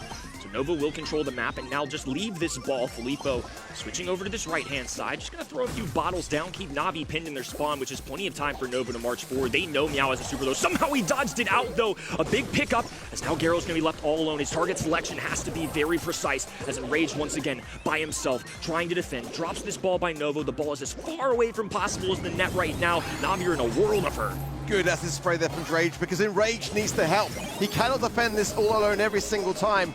And now with that super on the M side, it will keep Novo back for now, but Meow has got super and a potential hypercharge that Drage could foresee yet again. That was great teamwork from Na'Vi, who are now getting out of that Lion's Den position and into a more advantageous spot. They want to gain this goal, but they've got to gain control first. Phenomenal turnaround for the red roster, who now want a hypercharge. The walk through walls is going to come into play as Meow branches out to the right-hand side. Ball over to Drage, pierces through the wall, kicks it through. Meow has charged the hypercharge following up, and they're going to need every ounce of strength they have if they want to take this back. Na'Vi know for them that just how important it is to get to this next map, the map that they've chosen, rather than the one that Nova forced them to play. Nice mute there from Juice there, onto then the takedown as well to follow of Enraged. But can Nova pushes through? Not really for now, and Drage is dangerous, maximum value, and Juice now in a really tough spot. They got a last-second goal in the previous. With a minute to go, Juice is just going to kick this one forward and concede. Drage doing all the heavy lifting up front as now Enrage catches up. Middle of the map, just dribbling, buying time. They know they don't have to rush this. They can actually make a decision here. If they want to leave the ball in their hands, that's fine, or they can put it in the corner. Once again, Meow trying to get invisible. Drage's game awareness has been on point. That's a nice dodge, though. Once again, Meow does get the kill, and he cycled another super. They know he has the ball, but he's using this for the extra speed. Juice gonna have to be a hero here. Hypercharge the purple button for the extra stacks, and he puts one in the back of the net. Goes right through Garo. Way to take the fight to the enemy. That was amazing from Juice, because to be honest, there wasn't enough time, and that could have easily been Navi's set, and now they're going to be forced to play it out into overtime. They have got enraged on that MENA pick. That could be really quite crucial. Filippo, they have a big last call. Gonna not really find too much other than a little bit of Garo on that top right-hand side. Enraged now is super, and that changes everything. Yeah, we saw what it did in overtime in the previous, but numbers this time for Novo. The blue roster rushing up the middle of the map as Meow flanks to the outside, has ball in his hands. Purple button available for Enraged, flashing back and forth. Let the mind games begin as Garo now looks for one of his own. Only makes one connection on a Filippo, though. The fact that he stayed alive was crucial.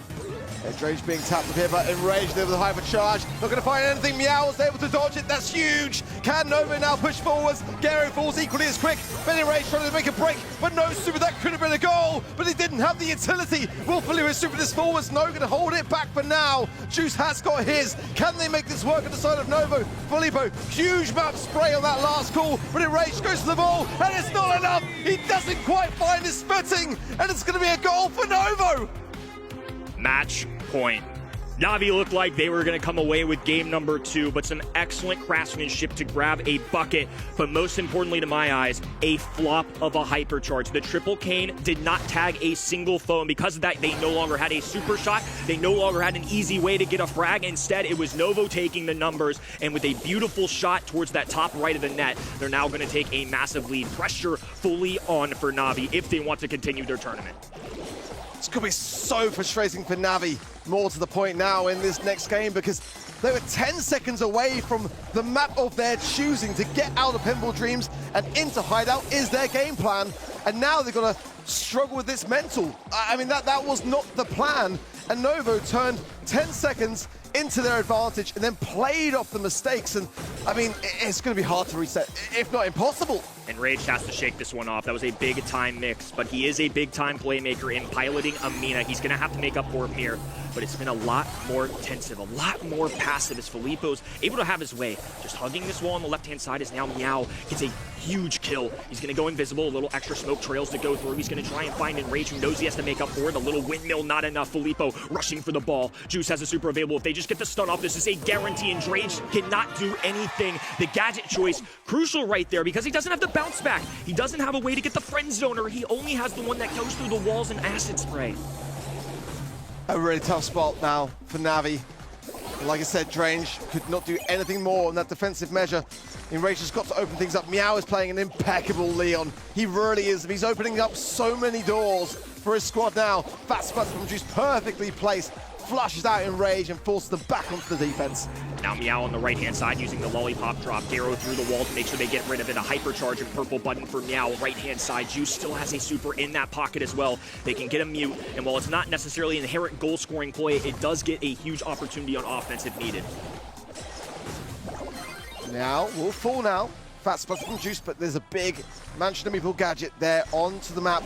And this is Navi's time to go on 30 seconds on the clock. They are up against it now to do something about this situation, because it is match point for Novo. If they hold on and Navi do not score, they're into the semis.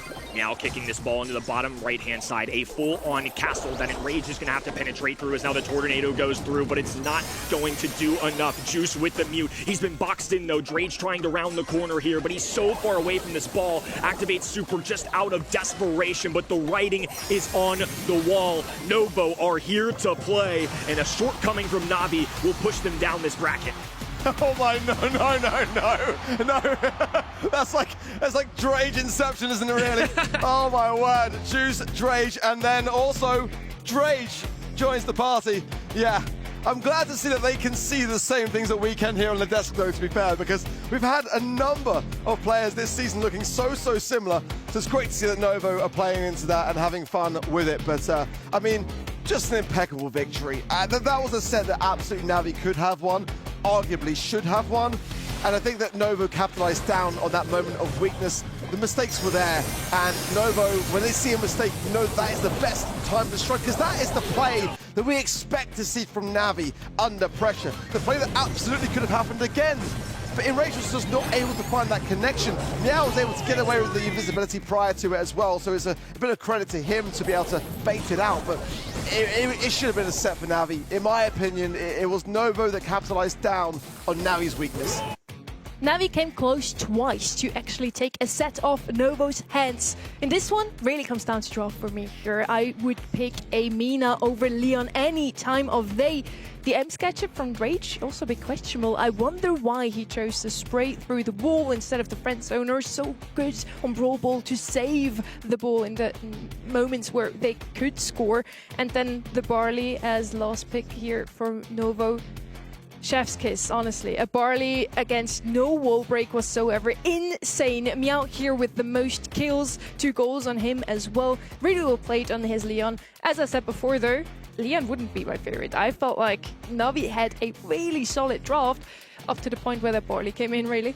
Yeah, and I think the acid spray mainly there because of thrower and then also lollipop drop. That's an adjustment a lot of pros will make just so they can make sure they can get rid of it at all times. But what a setup we have here on the bottom hand side. A couple Italian orgs going at it. Novo versus Reply Totem, but up top, the 2 big dogs of the region. What a semifinal we've got in our hands.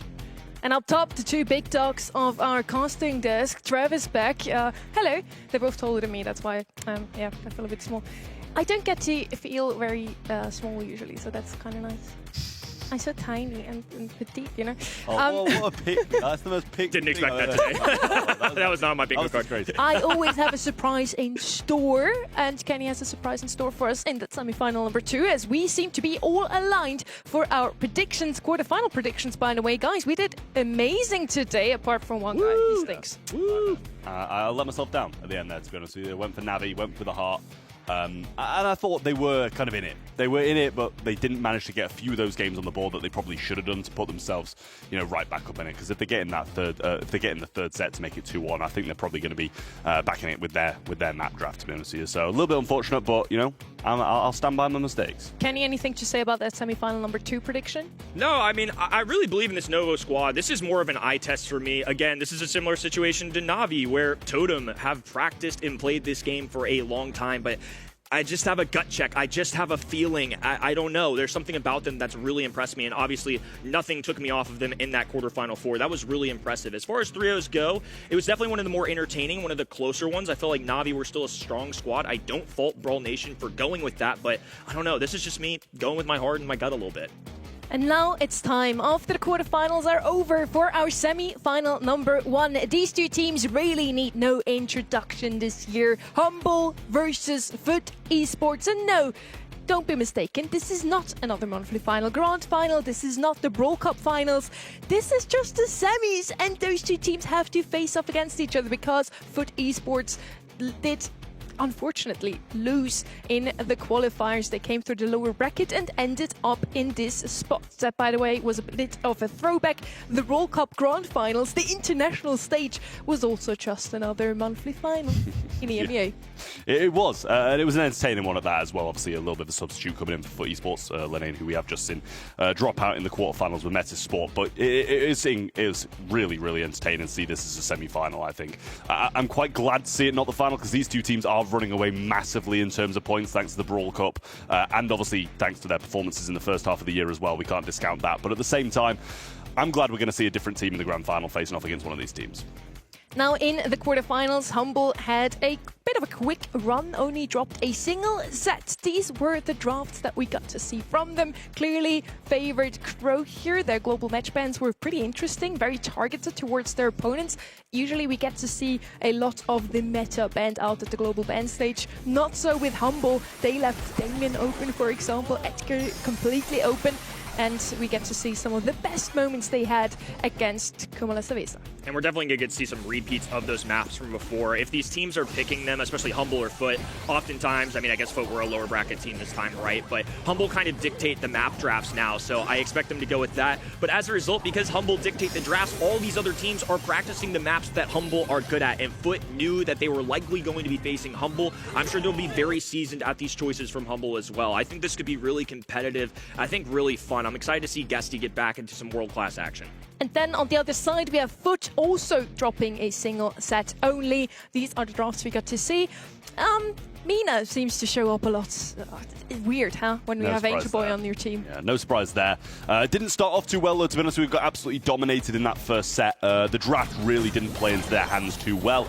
But it was all redemption from there. They started playing well, really started to gel together, and their drafts got a bit better as the games went on, I feel. And so did the performance. Started a bit sluggish. I don't think it was just the draft in that first set. They didn't really seem to be performing like their normal selves. So I'm glad to see they ironed out those mistakes later on through that series so we can see this grand final level game in the semis.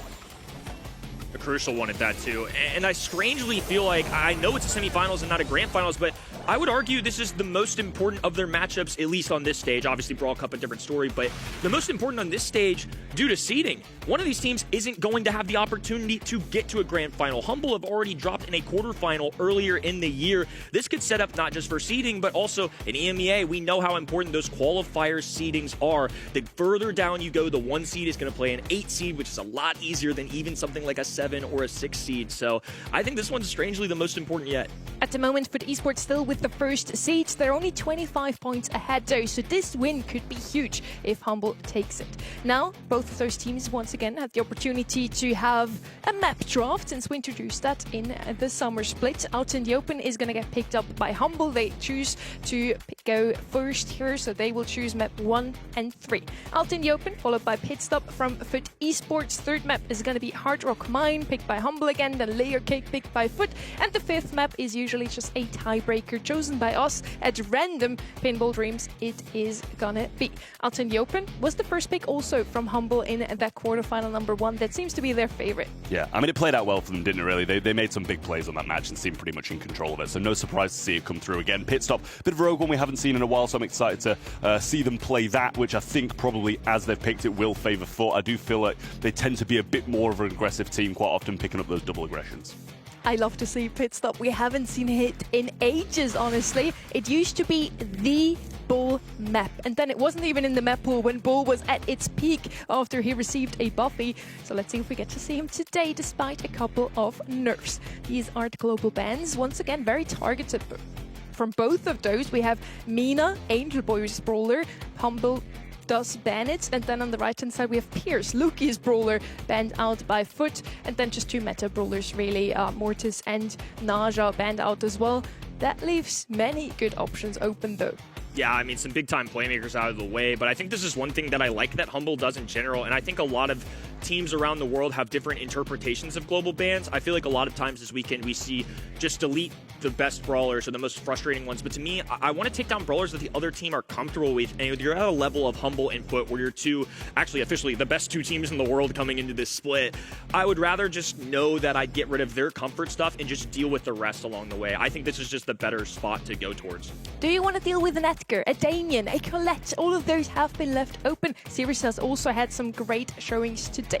Now look at this. Humble with 54%, just about take the win here in the vote over at eventoprocess.com, and this must be the closest ever vote in the entire year.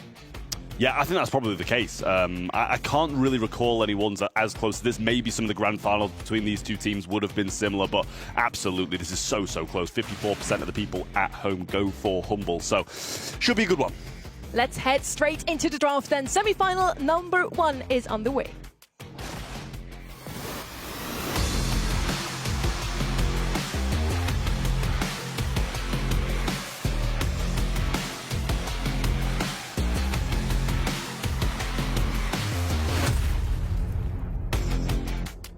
We are on Out in the Open yet again. Got to see Humble playing on this map in the quarterfinals already.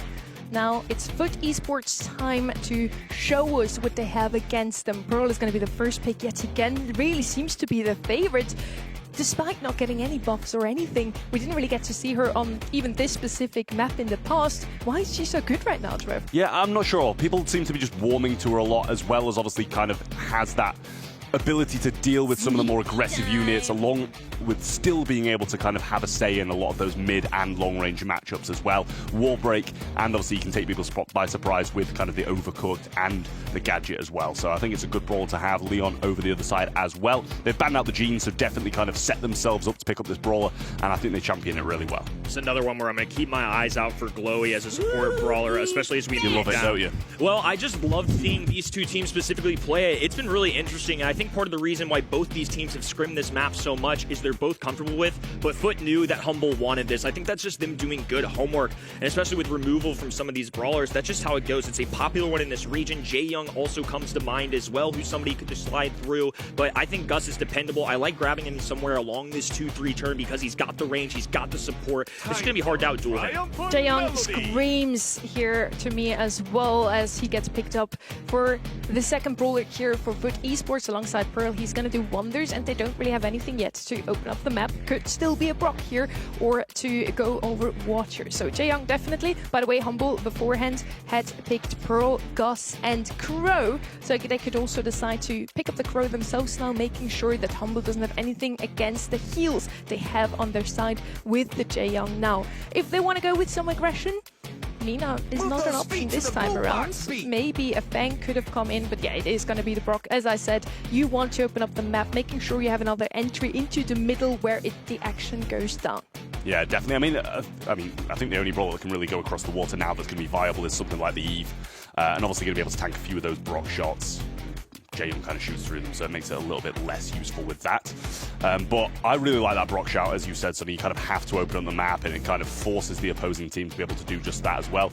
You did mention the Crow, too, which is still very, very viable. It's going to be the meat below. We've seen that pop up a few times here and there, and way more than I would have expected, but sometimes it works, and sometimes it just seems to do nothing to me, though. It's been something that just shows up a lot for EMEA, and I think for several reasons. In this specific spot, I think the Mansions of Meeple is going to be crucial for them, as Jaeyoung, Brock, Pearl, not necessarily up in your face brawlers, so I don't think Rage Quit is necessary. This is a treat, folks. A semi-finals of Humble and Foot, a grand finals caliber match so early on. The top two teams in the region, and Foot has Guesty back. This is the matchup we're used to seeing. Buckle up, get ready. This is going to be something special. As the lollipop drop kicks off, Lukey left-hand side trying to sneak through and goes for the auto-aim tag that is natural from somebody like Meeple. And of course, like Sunny mentioned, constructing the map important, especially on this one. So if you don't have somebody that can traverse over water, you need something like Brock to give you an advantage.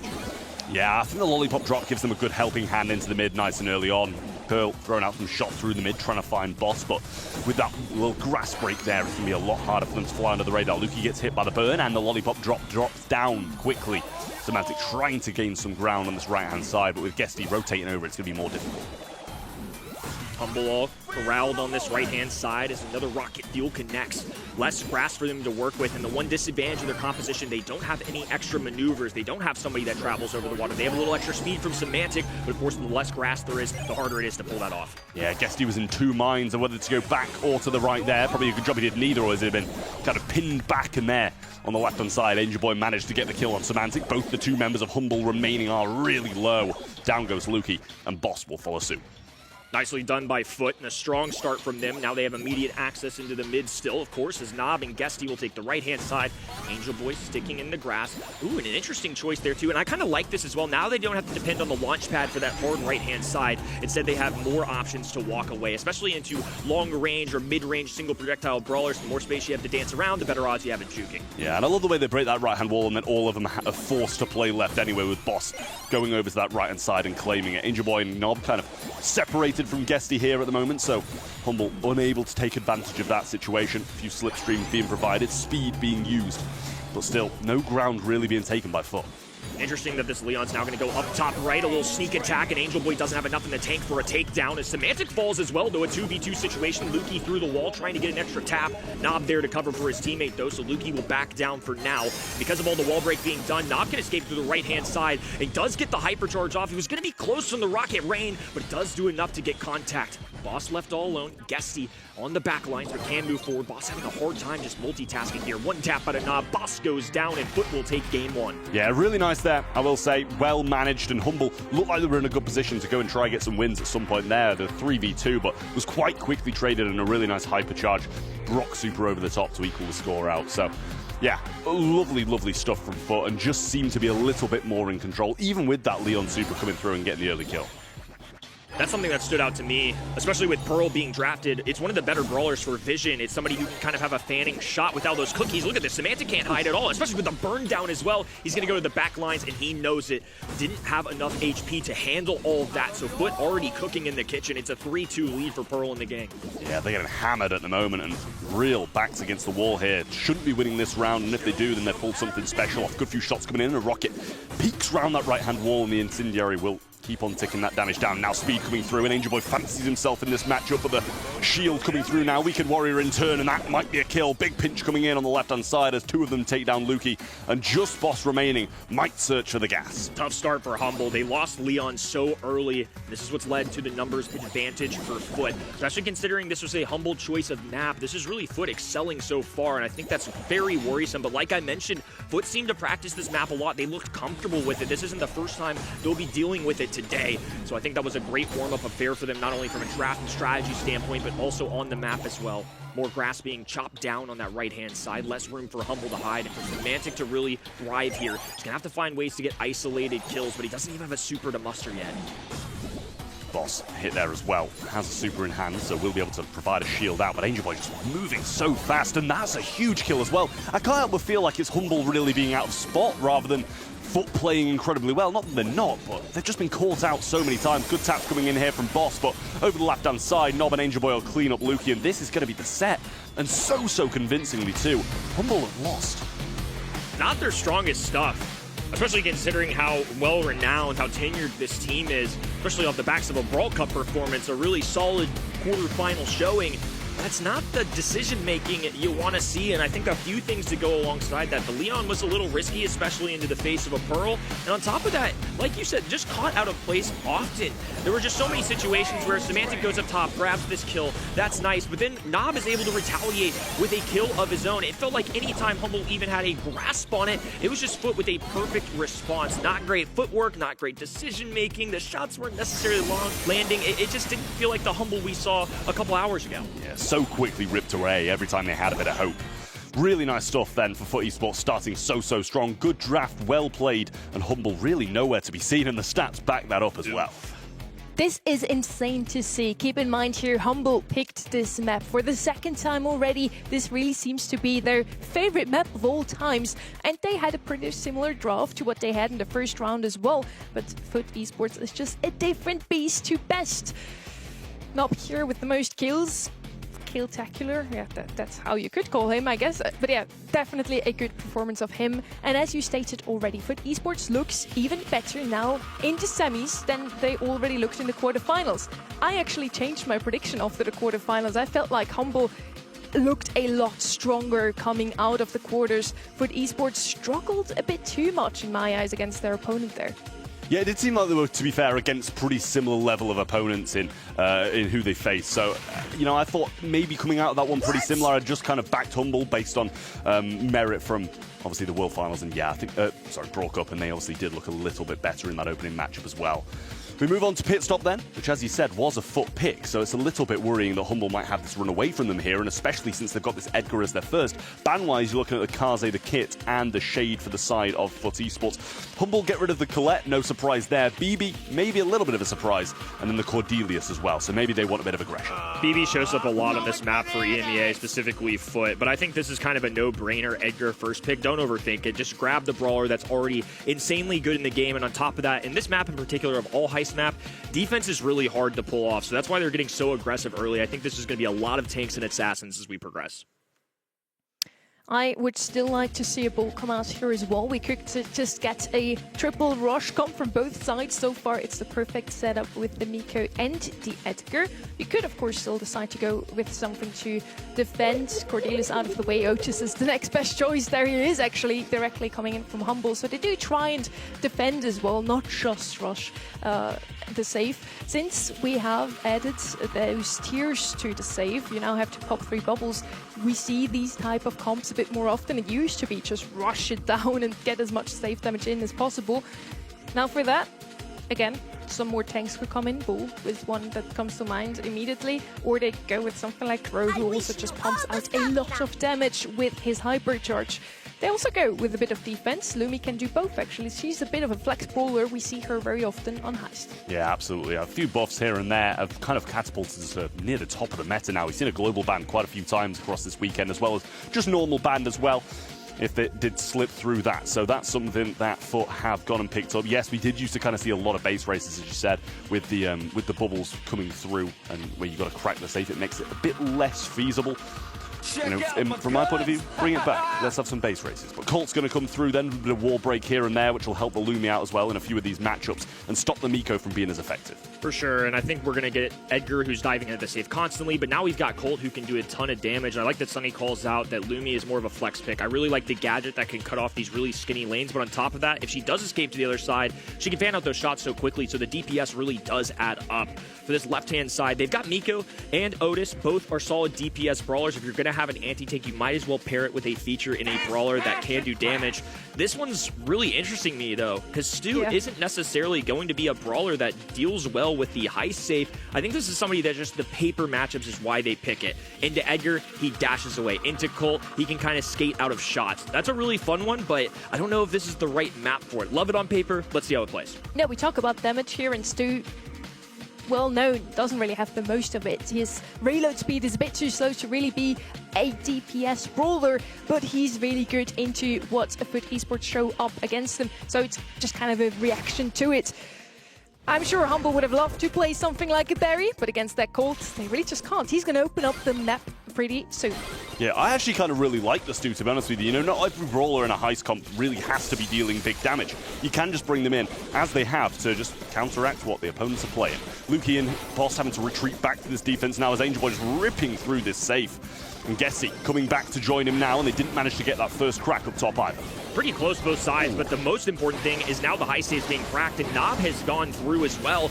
Interesting choice of brawlers as well. It's actually Nob piloting Edgar. A lot of the times you're going to see Angel Boy be the aggro, but instead he's the one on this Lumi. It's working out really well for them. Close to 50% now, 49-42. At this point, it's inseparable, 7%, but more importantly, both on the same layer of the same. Yeah, Edgar back in the mix and Foot in a much better position to go forwards. Great little lockdown from Angel Boy coming in there, and Nob will get the crack of the safe. Semantic choosing to go up a bit further, but Colt still ripping through this safe along with Edgar.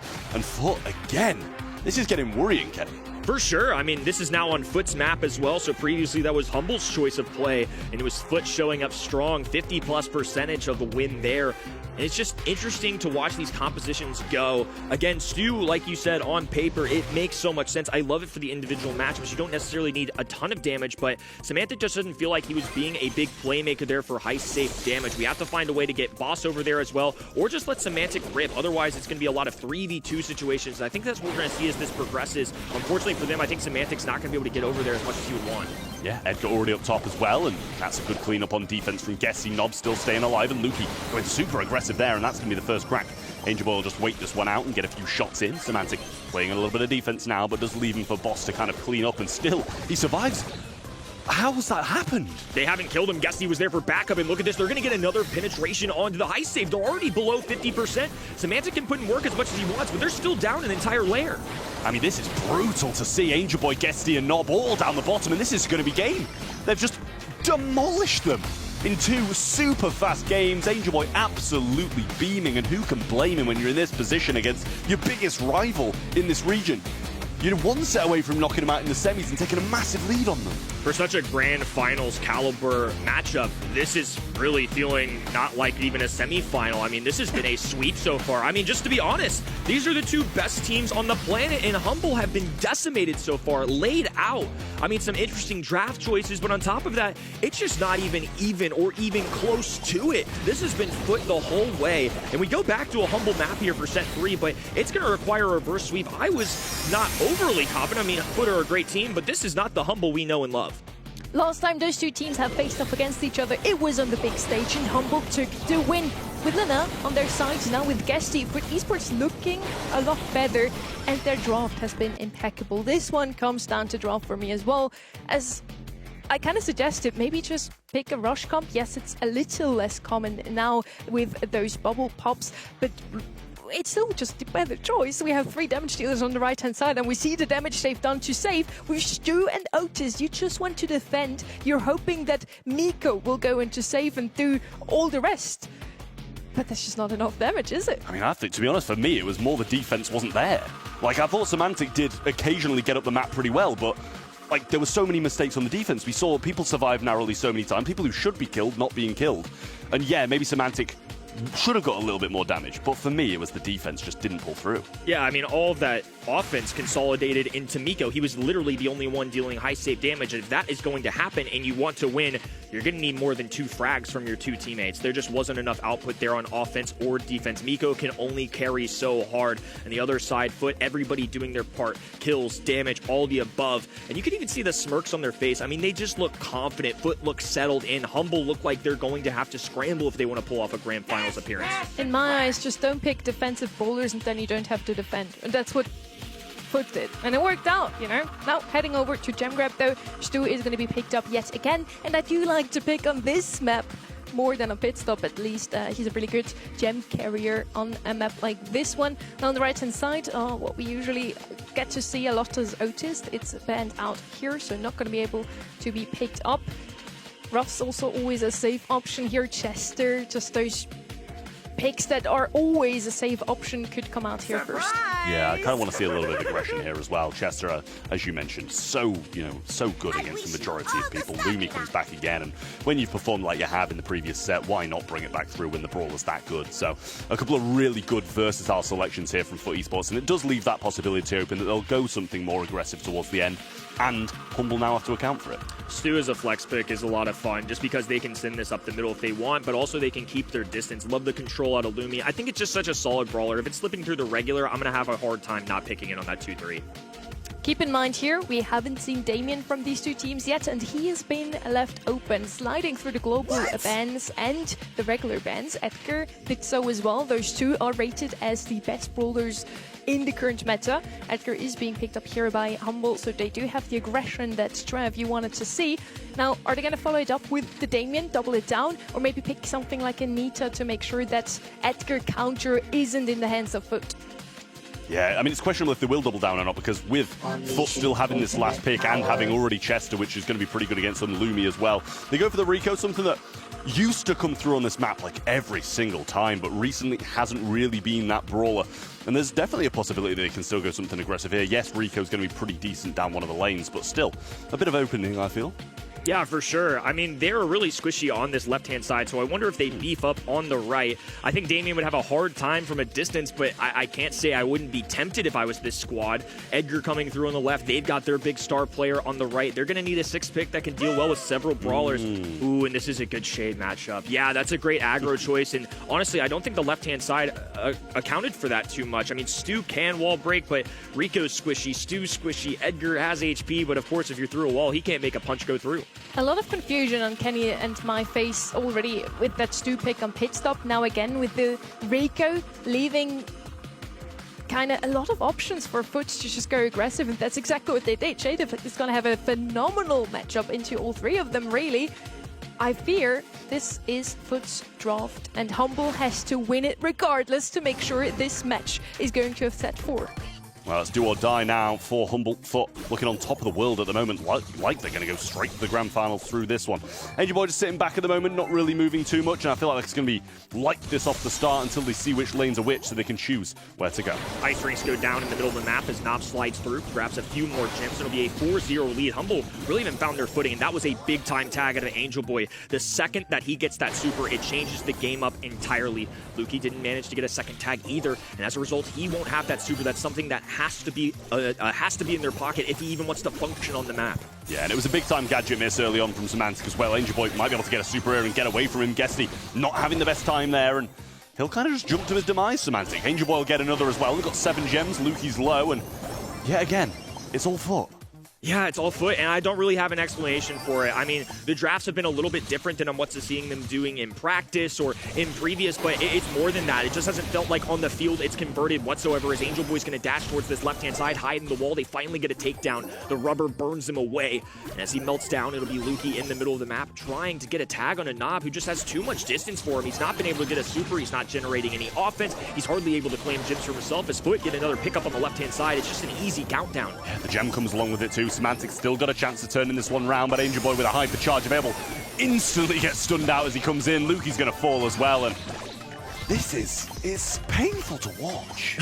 I mean, a blunt way of putting it, truly, it's just not what we're used to seeing. I think it's just credit to Foot Esports, and also, we're not in the room with Humble. I don't know if the strategy's not coming through, if Foot's drafts are throwing them off, if just something's going on next to them, if there's somebody in the room just messing up their tablets. I don't know what to say, but Humble are a great team. I always struggled to rule them out, but Foot feel fierce. It feels like they just got the combination together, the strategy going through. Maybe Humble just experimenting a little bit, but nonetheless, it's been clear who the better team is so far. And already, in this intense situation, it's Foot on a match point.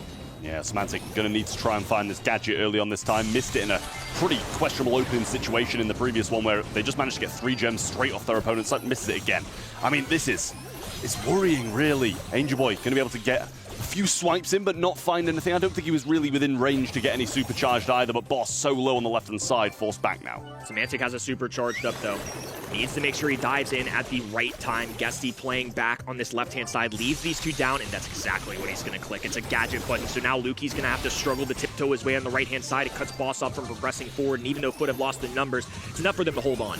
Yeah, Guesty going to try and pinch around the side against Boss here. Gets a little bit of a slow onto him and actually finds the kill as well. Really nice from Guesty there, waiting to try and lock down Luki. Jump comes in from Semantic, and Angel Boy thought about using the super, but decided against it. 1 gem spawns, and Luki not yet going to try and go for it, just waiting for his teammates to try and make a move, but the left-hand side is all Guesty at the moment. Great 1-2 punch out of Luki and Semantic. Now Semantic wants more. He's got a hypercharge. He's going to go straight at Angel Boy. Used the hypercharge and did not get the kill. The Ice Rink will deter Luki too, as Boss looks to play back as well. Lumi doing a great job of these peak shots. They've now pinched him, and Nob's going to be looking for a kill. Somehow Boss grabs Guesty though, but Angel Boy looking to scoop in and make up for his teammates. This allows Semantic to dive in. An immediate tag from Angel Boy. He is just dangerous. Didn't even look like he landed. He just got obliterated. Hypercharge there as well. Luki didn't have a super to start with, now forced to kind of run away as soon as he gets it. Boss really low. Angel Boy will get that one. Does have a gem though, so wants to try and survive in the back lines here. Semantic trying to get forward, but not getting anywhere just yet. Now super used by Angel Boy, needs to survive, or at least until Nob can grab this extra one, and that he does. Angel Boy still up top, Nob in the back heels, and it's just a better GG out of Foot. That is a statement match. After losing their star player at Brawl Cup, they have responded. They've gotten revenge, and they will not only win, they will hold on to that #1 spot and send Humble packing shamefully. Wish I could see what that was. I really do. Can't tell at all. Yeah. maybe we get some better camera quality for next month, guys. We're going to hold stuff up. But really disappointing there from Humble. I mean, you can see Luki had already left his camera there, so clearly not too pleased with the result either. 3-0 against Foot. Listen, it's not... You know, people have been 3-0 by Foot before, but when you're Humble, we're expecting more from you. And it just, yeah, really worrying. They had a decent quarterfinals as well. And I tell you for free right now who I'm going to be predicting in the grand finals. They've been facing off against each other in 2 grand finals already. Foot Esports won in February, Humble wins in March. Now it goes back the other way and Foot takes the win. And it's not even the grand final, this was just a semis. Huge surprise still. as Foot Esports didn't look too good in the quarterfinals. I even changed my predictions, thought that Humble would surely come out on top, and it was a 3-0 in the end. Now, I usually don't want to blame only draft, but these are two teams that definitely know how to play. That's probably the highest level of Brawl Stars you can get, and the draft just wasn't it. I mean, Edgar has a brutal matchup. Can't really go up against the Chester. Lumi, not really a good matchup against him either. And we saw how Angel Boy just won more often than not in these 1v1 interactions. Boss on the Rico, he did a lot for the pick, but I didn't love the Rico pick. And then the Stu in mid, I mean, Luki played his heart out. He played really well, but what can you do if both of your lanes are kind of struggling? I mean, this is the thing for me. Like, we can only blame the draft to a certain extent as well. They didn't play well either, Humble. It was really disappointing me. I was expecting more of a close game between those two teams. As you can see, we're moving on to semi-final number 2. Though it's going to be Reply Totem versus Novo Esports. Should be an absolute banger. But then again, I said that about the last one too.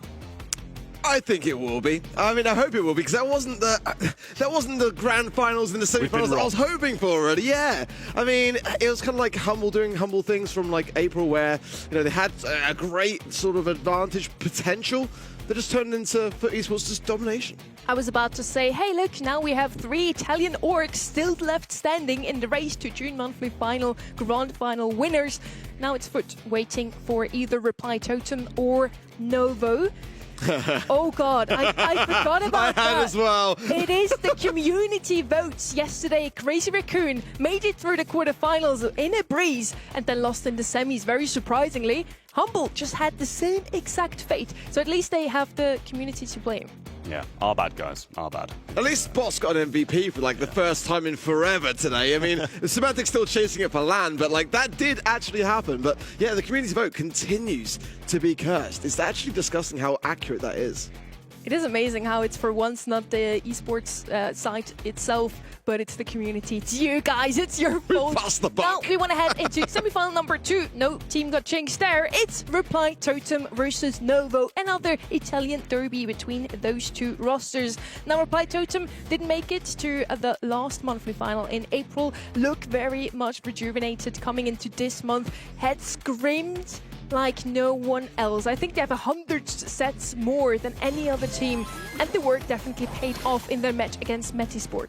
Yeah, they needed the work as well, I will say, considering how they did in the first split. I don't think they'd have been too pleased. When I spoke to Drake, I was like, listen, you're in 5th. This is probably one of the worst spots you've been in halfway through the year. And he was like, yeah, listen, it wasn't our best. And they've absolutely worked on it through that off-season, and it showed. Joker playing a phenomenal Kenji through those clips as well, but all members of Reply Totem really playing well. It's going to be a bigger challenge for them, though, this one. Absolutely against Novo Esports, who looked really good against Navi, who looked really good in the qualifiers. I think it's going to be a really, really good game if both bring their A game. Sorry. But speaking about scrims as well, I do recall with like Tribe Gaming in North America, a monthly final where they had scrimmed like 390 sets or something crazy, and they'd actually over-scrimmed. They actually kind of didn't perform as well. So there is a balance to be found for sure. But similarly with Reply Totem not qualifying in the April monthly finals, neither did their opposition. So there is that to be said about things. They are kind of like, being pitched across from one another in that regard as to who has made the better adaptations from those failures in April. We just saw the picks as well from Reply Totem. They like to play a very aggressive game. Had Mortis and Naja global ban, so made a lot of sense there. Also a mix of maybe targeted versus just the meta brawler. Naja is still very, very good. And then on the other side of things, we now have Novo Esports. Also played super well in their quarterfinals. Are they good enough to beat Reply Totem today? This was their draft. Kid was banned out, Mortis as well, so both of these teams don't really like the Mortis. They also like to play aggressive, but that Barley last pick, again, Pinball Dreams, was ingenious. Yeah, beautiful. And they played so well too. Their drafts were good, they played well.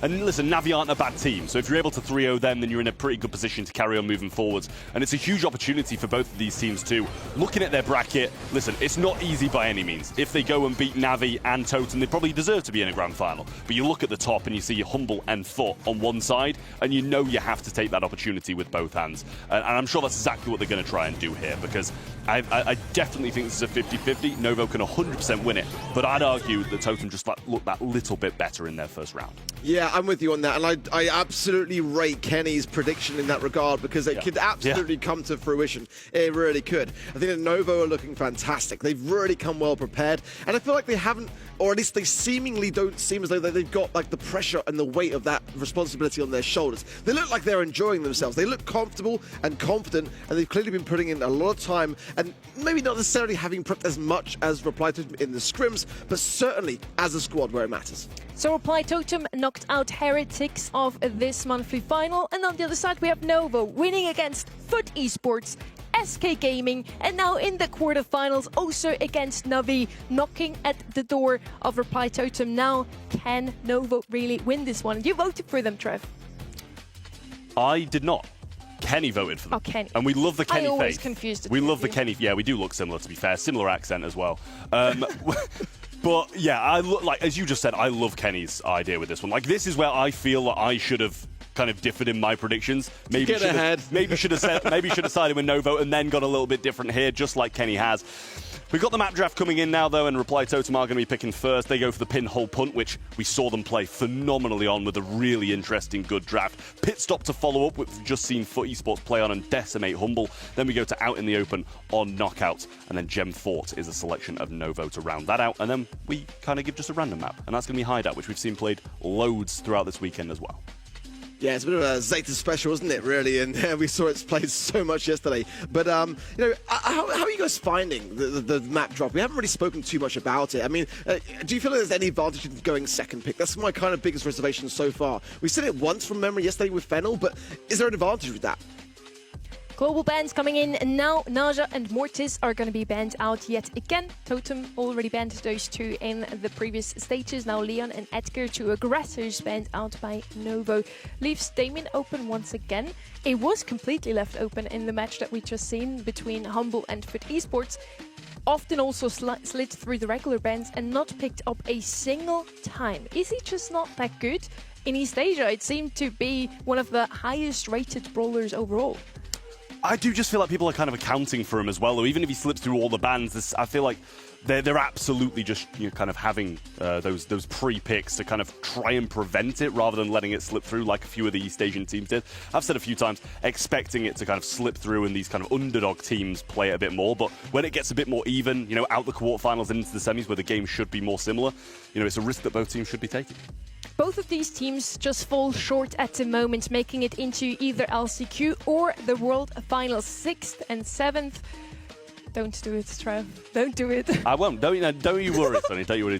Yesterday was the only time. A little reference to yesterday as well. But yeah, they are in the race at the moment. They are in a pretty good position. Reply Totem already snatched that LCQ slot number 2, just making it to the monthly qualifiers, to the monthly finals, and also winning their quarterfinals.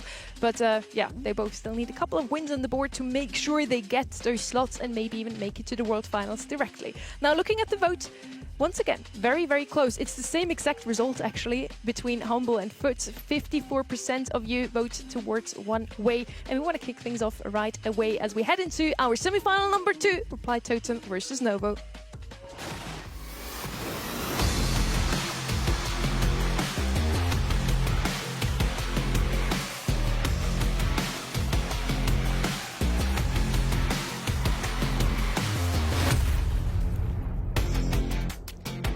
Looking strong, both of these teams take down their opponents 3-0 versus Metisport and Navi. They didn't stand a chance, couldn't even take a single set. Now I do expect this one to be a little bit closer. First pick on the side of Novo. Are they just gonna go with something safe again? We mention it so often, Chester would be a great option once again. Surprise! Or are they gonna go with something aggressive? No, they don't dare. I think that's the wise choice. Safe, Chester, first pick.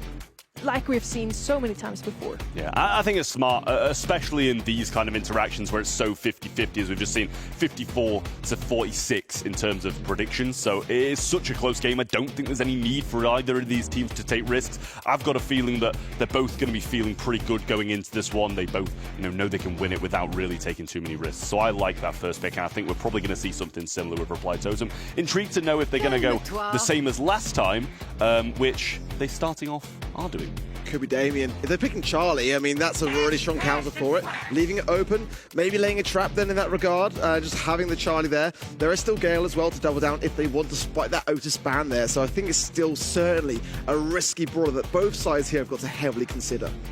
Right-hand side now, yet again. Are they going to go with something aggressive, even though Gale is still in the room? Kenji bans out, not too many options left open. Or are they going to double down with that saved draft? Ruffs, for example, still left open here.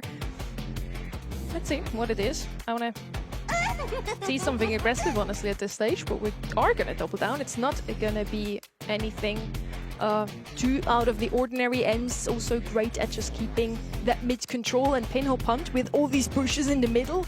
It's really all about getting that mid under control to then eventually score, maybe even just with a single kill you can push up. Yeah, M's on this map, when you can, slide behind the walls and you've got a super, it can be super, super dangerous and really scary thing to be faced off against. Totem, though, they're lining up exactly how they were in the previous time we saw this. It was a Gale to round out this exact composition, and Nova were going to take the trunk, so they're going hyper-aggressive. Still, definitely an opportunity to bring something defensive and just play for that control, as they did last time. Damien again left open, still not picked up. Yeah, I kind of wonder now whether it might be like the first time this entire weekend where it's not banned out and not picked, and it is going to be exactly that with the Gale coming in. I thought it might be a Gale kind of idea that they could have doubled down with, regardless if it were to be the Damien on the side of Novo, but that is super interesting to me. I mean, it's been definitely debatable in this specific region as to how prevalent Damien is in the meta. Some are saying that they can handle it and it's not that big a deal. Some are saying that it's utterly broken. But it just amazes me that we are going to see it not picked or banned for the first time, I believe, this weekend. It's actually insane. Damien completely left open. Maybe he's not as good as we thought he would be. Totem once again gets exactly what they wanted. Let's see if they can make the comp work. I mean, the comp worked perfectly for them last time, so they just need to replicate that same thing. And already Maru trying to make a move on the right-hand side, and Joker's there to support him. Filippo in the back lines as well, getting beaten down by the last remaining defender of Totem. 2v2 here in this portion of the map. Joker has a dash. There's the Cocoon as well, and that should be a nice early goal for Reply Totem, and no surprise it's working again. Very clean, very clear cut. I like that start from them. And just kind of makes me feel like Charlie's in a very good spot, regardless of it being just like a very strong counter to Damien. But just really, the way that Reply Totem have been depending upon it for the majority of today, as Nova now advance forwards. Meow going to survive here as well, and they would prefer that he was going to be down in that regard. There is, I believe, no blustery blow just yet for Maori. Maru has got Hypercharge and may need to heavily consider using it now. There it is in just the nick of time there from Maori. And a steal, and Maru's got the speed to be going up this line as well. Gets 2 consecutive shots along the way, and it should be a steal. What an amazing turnaround from Reply Totem. Straight off the defense and straight onto the offense. I mean, you could see that defense coming a mile away. They were being so cautious, and he was just trying to peek and get that last shot to the blustery blow, as you said, and just execute it perfectly. Double stun, double kill, and then the Hypercharge up the map. It's perfect from Reply Totem. And this comp, it worked for them perfectly last time. I don't know how Nova have let it slip again, because it just feels like deja vu. It's just got great synergy, hasn't it? Yeah. It's a great Damien answer, but it's also just got a lot of gaps that are being filled by someone else. And now Maori will push his ball forwards. Nice there, defensiveness, and oh my word, he made that look easy between the Twister and the +3 blow. A pitch perfect pass, but not quite the finish. The Cocoon will be, and it just feels like Reply Totem have an answer for everything. But the thing is, it's not just a Damien answer. They've got answers to every single tank in the game. They've got a Gale and they've got a Charlie. You're going to be able to defend against most. And then they walk into it with a trunk. It makes no sense. He's going to be Cocoon there at 1 HP, and the returning Yo-Yo should deal with it. Stun comes in, and slight waste there, but it just stops them a little bit, and Joker will go and clean that one up nicely. Control back in Totem's hands. They've got the goal lead, and they've got a good amount of time to just either get a second goal or defend. Well, Joker getting a couple of cheeky taps here as well, but Filippo, once blood, goes in on the aggressive and gets some good value for it. But now trying to finalize things. There goes down the Twister, and Joker comes back for the helping hand. There with a nice Hypercharge now, and the speed zone going down. He's got some options now on this left-hand side. Joker's today, by the way, has been an absolute joke. It's been unreal, hasn't he? Like, his aggressive plays have been so good. Going to try and go for a goal there, but pinched in by Justin. Filippo are going to try and make a move up this left-hand side. Maori needs that blustery blow back again. Gets a little connection there onto Filippo, but might be able to stop this with a Twister. Meow goes for the super, catches all 3, but a Cocoon over there. They surely would have gone for the ball. Twister on the goal mouth, and Joker gets the super, but can't quite clear it all the way. And this should still be a goal. Really nice stuff there from Novo, and a wonderful M super. Yeah, tough clearance there from Joker. Couldn't quite get the maximum range on it. Maybe a little bit of over compensation as well, over confidence on the side of Reply Totem. Oh, look at that Trunk super goes straight through. It didn't quite connect, but Joker now in a great spot. Does get a lovely return super as well, but Juice just straight off the spawn, able to body block that potential goal. Yeah, he thought about going for the shot there, but I think he just wanted his super instead, which is smart, and he's doing a great job of, as you said, cycling out these supers and making it. So he's never not got it. But Maori can just surely go forwards here with a blustery blow, but Meow a little bit switched on to the defense there, and Filippo trying to make the move. Pinched in now by all three members. Here's the Cocoon with the hypercharge, and Meow's going to go down. That should be a goal. Maoru sweeps it in, and the set goes Totem's way. And that was quick. Yes. That was convincing. Yes. This is a new Reply Totem. They are looking so much more refreshed. And it reminds me of 2023, you know, and that was what I felt coming into this season, this year, that we would see with this reformed squad, the dream team of the organization, in my opinion, because that's what really was the driving force for this organization coming forwards. When they brought on Joker to combine with Maru and Maori, it was like the missing piece of the jigsaw. And the achievements that they were able to gain off the back of that roster were just unreal. But then at the start of this year, it just felt like there was just no synergy there, and everything was just all a bit mismatched. Now this month, they are starting to look more like their former selves. Yeah, it didn't feel the same, but it is a lot to live up to be fair. When you know you've succeeded so well in the past, you've taken a break and you've come back together, it's tough to live up to that history. But so far, as you said, in this monthly final, it's looking very good, and it's looking likely they're going to make it to the finals if it carries on like this. Really good draft. I can't help but feel that Trunk was a bit of a questionable pick into a Charlie when they've still got a last pick to go another tank, when they played this exact composition against a better tank in the previous one. It doesn't make sense to me. Yeah, I feel you. Absolutely feel you. I mean, though, on from Brawl Ball and into the next map, which is Novo's pick. So I do feel like this is quite a good idea from their side of things, because there's a lot of brawlers in this particular map that can be a real troublesome thing, and also a set that can blow by incredibly quickly if you get this wrong. This is so heavily draft dependent, and I like that sort of strategy from their side of things. Brawlers like Miko, like Berry, Kaze, really aggressive ideas in Shade, BB. There's a lot that can go wrong when it comes to this draft. Yeah, absolutely. We saw kind of a 50-50 in terms of like base race defensive brawlers when we saw this being played literally just by Foot and Humble. But Miko's going to be banned out, so we won't be seeing that, along with the Cordelius and the Colette. So 3 very good bans, 2 super defensive ones and 1 offensive one. Over the other side, the Shade out of the way.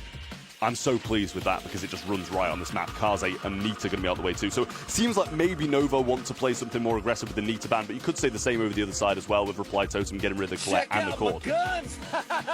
I like Colt here, I really do. I mean, just being able to break open the map is certainly going to change things heavily as to how this draft will play itself out. Brawlers like Bull might have a much tougher time being able to get themselves close to that safe. Maybe it opens the doors up to Lumi and other longer range affairs. BB, though, for Reply Totem combined with the Lumi, I quite like that from them. BB is a very, very tough brawler to have, and especially with that Cordelius ban in motion, to defend against it now is going to be more troublesome for Novo. Yeah, it's going to be difficult, especially when she can just run it down, and Lumi being as good as she is, which was one of the brawlers that was played. I believe it was by Foot Esports, and they got quite a convincing win on this map. So really nice to see that come down once again. If left alone on the safe, does so much damage if you just auto-aiming that, spamming it. And on defense too, works an absolute treat. So really well-rounded brawler and a great comp so far from Reply Totem, which, you know, at this point I expect. They're actually going to bring in the Bull themselves, so definitely going to be synergizing as to where the Colt is looking to break to ensure that whoever is playing that brawler has got some pathway towards the safe, but any kind of walls that are left untouched are going to also aid Reply Totem's BB in the process. So it's definitely a tight thing to kind of judge here on that side of things for Novo. They might want to go even more on the aggressive, maybe a Melody as well, wouldn't be the worst of ideas, and just double down on the rushed approach and get on the safe as quickly as possible. Otis, though, is going to have there for the defense and an answer to that BB, so they're playing a bit of a more defensive game in that regard. For me here, could be a buzz here for Reply Totem. Just double down on that rush and go for it. Yeah, I wouldn't mind it, to be fair, but you've just got a question of when that map gets broken up by the Colt. You're going to get battered by a Colt and an Otis if you're out in the open, and not as many things to grapple on as well if the walls aren't there. So Ruffs is going to come in. I like it from Totem. They're just being a bit more calm and composed rather than trying to base race it. And I think at this point in the game, when you're one set up and you're probably the favourite slightly coming into it, you don't have to take too many risks. You're going to be able to provide a good amount of hypercharge drops and power-ups too. Well, considering how the first set went for Reply Totem, Novo definitely need to make this a closer affair. Ideally a set win for sure, but if nothing else, if they do drop this set, it's got to be a mental thing that they can kind of still overcome. So if it's just an overhaul and Reply Totem run away with this one, you got to wonder going into a third set how it's going to really be playing on their conscious mind. So Novo, of course, Filippo back on that tank, which absolutely gets demolished on the left lane. It's like Reply Totem were ready for it completely. And he is a great tank player. He's a very aggressive player. Now with Juice, I kind of wonder how that was going to sort of sit in their playstyles, but immediately it just feels like Reply Totem have got, again, that answer for everything. Well, this wasn't the best start for Novo and Filippo in general. But he's managed to get up the map now towards the safe, just use that super up. But he will be defended quite quickly, just about gets that first crack. But Totem are onto their second, and they're just still here, still so healthy, and getting so much damage, and they're going to get the third crack. Maori can just find a little opening, which he does for the helping hand, that knockback from Joker. And it's just like now a numbers game that Reply Totem have got the advantage for, with Maori coming forward. Hypercharge as well, going to be able to give her a little bit of helping hand, some jukes, some dodges, and now Maru and Joker on the right. And this is exactly what I was worried about. Novo can't have a speed run in this set. A map in which they chose. This is the drop that they were expecting to be able to have the upper hand in, and Reply Totem made it look that easy. What is going on in these semis? We were promised good matches, Ark.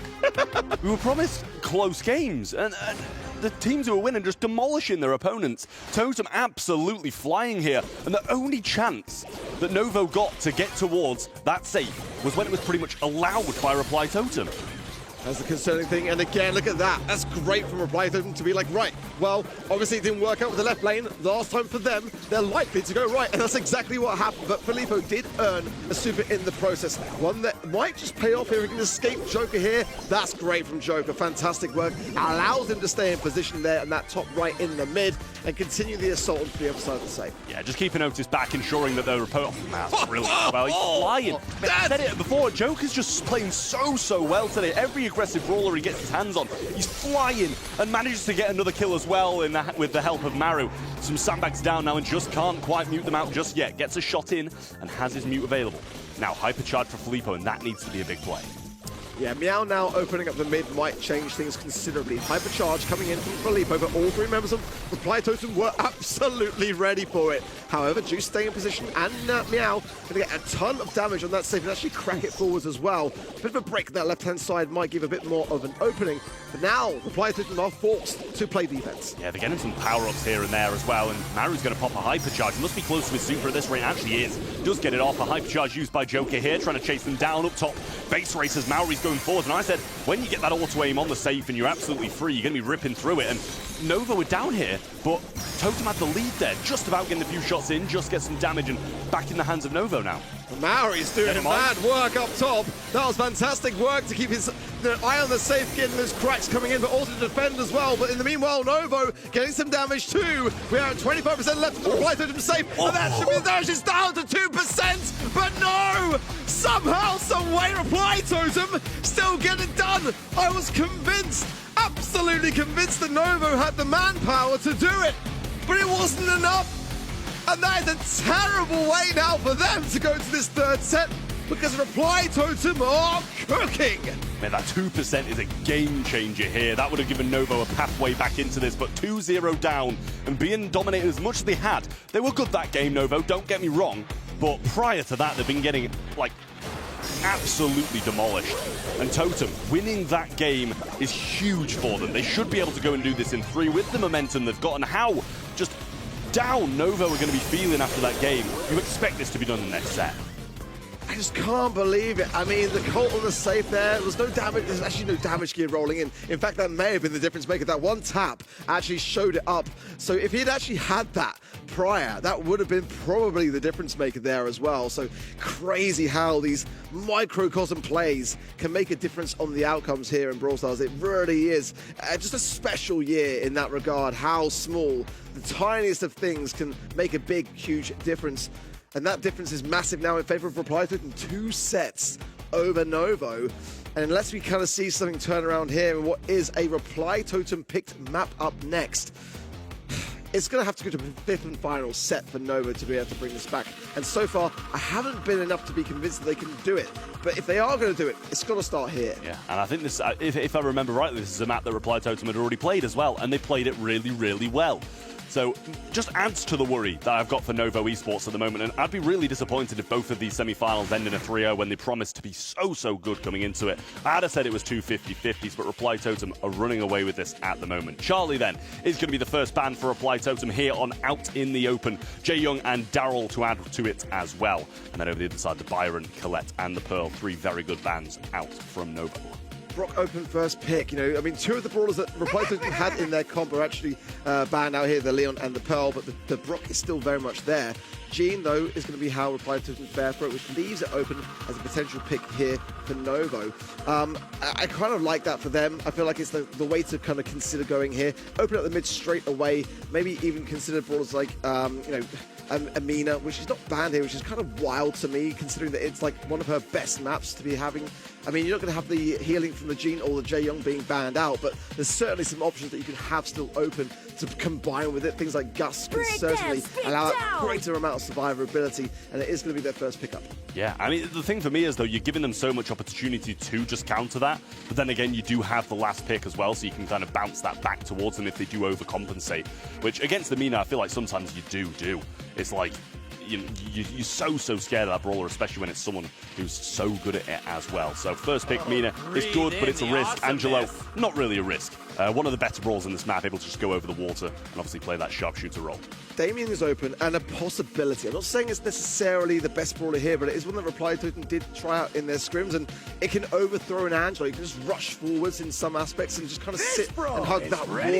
Oh, no. Wall of sound as well can allow you to advance up the map with Chloe. Oh, I don't like You don't sound thrilled for Novo. I don't like this. For who? Who don't you like it for? Well, take a guess. I'm going to say Novo. Yeah, you would be right. Yeah. I am smart, I like You're the smartest of the best. You it wasn't are obvious. It wasn't obvious. the biggest of brains. Yeah, no, that's what I pride myself in.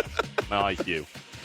But yeah, I like that a lot. So, I mean, listen, it's in the map name. I was about to say it's so out in the open that Glowy's going to be really good. But Fang, in return, one of the brawlers that occasionally pops up here and there and did have a few buffs.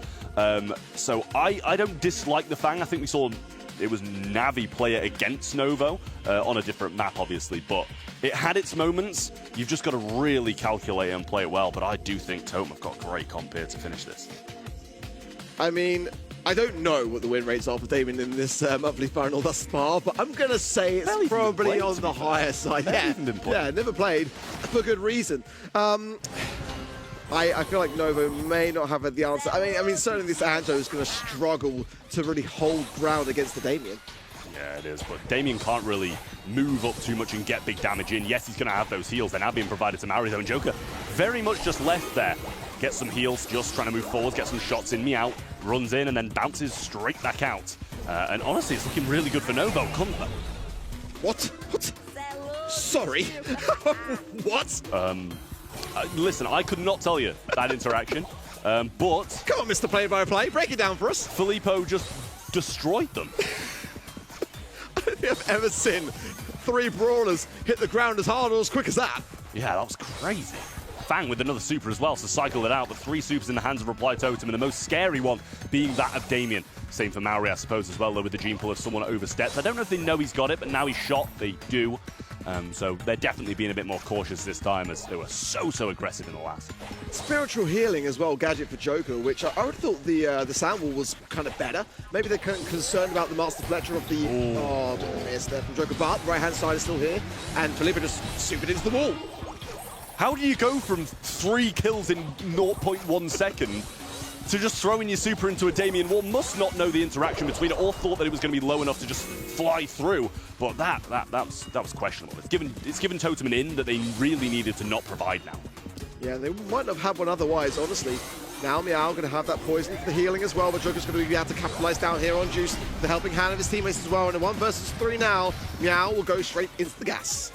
He's got his hypercharge too, no super in hands, but Maru does have the hypercharge and super, and I think that gene pull is still lingering around. Maori holding on to that for dear life, waiting for that opportune moment. And Joker will be wanting to try and work on his end. It'll be provided. Yeah, if Reply Totem now can just connect it, it will provide the perfect cushioning to ensure this game, which would lead to a match point scenario. We've got there so quick, it's hard to recall that there's even a possibility as the hypercharge of Joker goes in and Juice is bouncing off that back wall. Crazy stuff as now the hypercharge of Maro and everyone exploding on the side of Reply Totem. Meow cannot do anything here. Surely an Andrew in a 1 versus 3 cannot do a thing. It's game and match point for Reply Totem. Novo need to wake up. I mean, they handed that to them. What a first round they had with that Fang Super, just obliterating everyone. And then the second Fang Super straight into a Damien wall. And that was an opportunity that they did not want to provide Reply Totem here, and it is match point. So now really worrying for Novo. 2 in a row here will get this done for Reply Totem. Joker taking an early hit to the face from the Angela, who's obviously gone over that water, but instantly healed all the way back up from Maru, and his gadget will help him out too. Harry's going to be cautious here. He is getting shot. That's a nice amount of heals there just coming through.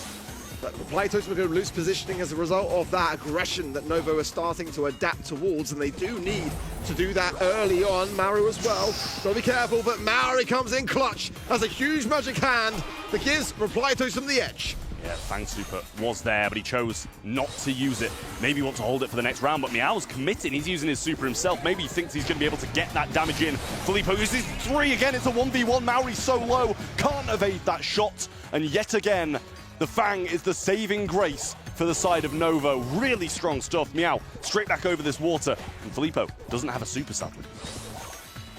Pushback again in the early outset of things are Reply Totem now. Hypercharge there from Meows and good taps are there, but the heals are strong. The magic hand yet again from Reply Totem connects. And now Novo have got to heavily consider, do they stay or do they go? Totem sitting in the back here, looking quite safe with all these heals grouped together, but Filippo has punished this grouping a few times. Jump comes in, doesn't have a super of his own, now gets one, but won't be able to run anywhere. And that's a kill from Joku, who cycles it out.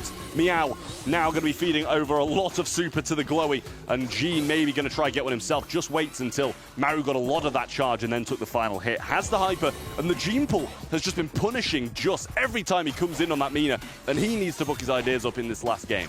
Yeah, Maru has not missed a beat. And this is the last stand now for Novo. They have got around. They just need to ensure that they do not feed in or get connected by that magic hand. Stay standing until the gas closes in. Just take their time with this. Maru as well, getting tapped up down to 80 HP. A hill at the nick of time there as well. And Joker has to go in. Hypercharged Gene Pool. The rarity of that even connecting. But no, Filippo will shut the idea down as quickly as it was thought. And Joker, the last man to fall, does give Novo Esports a little chance to breathe here. Yeah, Filippo played that really well again, and he has been the man for Novo in this set. Just getting a few kills with the Fang every now and again, just flying in with the super and doing a great, great job. Novo given a lifeline, as you said. Still match point to Reply Totem, but Novo looking better. I just feel like Reply Totem's comp has the edge still, but Novo know that they've got the upper hand in these early moments. Joker got to be cautious here to keep that tether intact. Now coming back, but not quick enough for Filippo to be able to secure it. And look at this, Novo know that in these early seconds, they can make it happen. Yeah, I think they had 3 supers there as well, so they're going to be in a good position to close the spin out. Sorry, Angelo doesn't have one. They've still got 2. 2 for the side of Totem now as well, and the Damien one being the one that they need to watch out for here. But the Gene Pull, yet again, has punished them a few times too.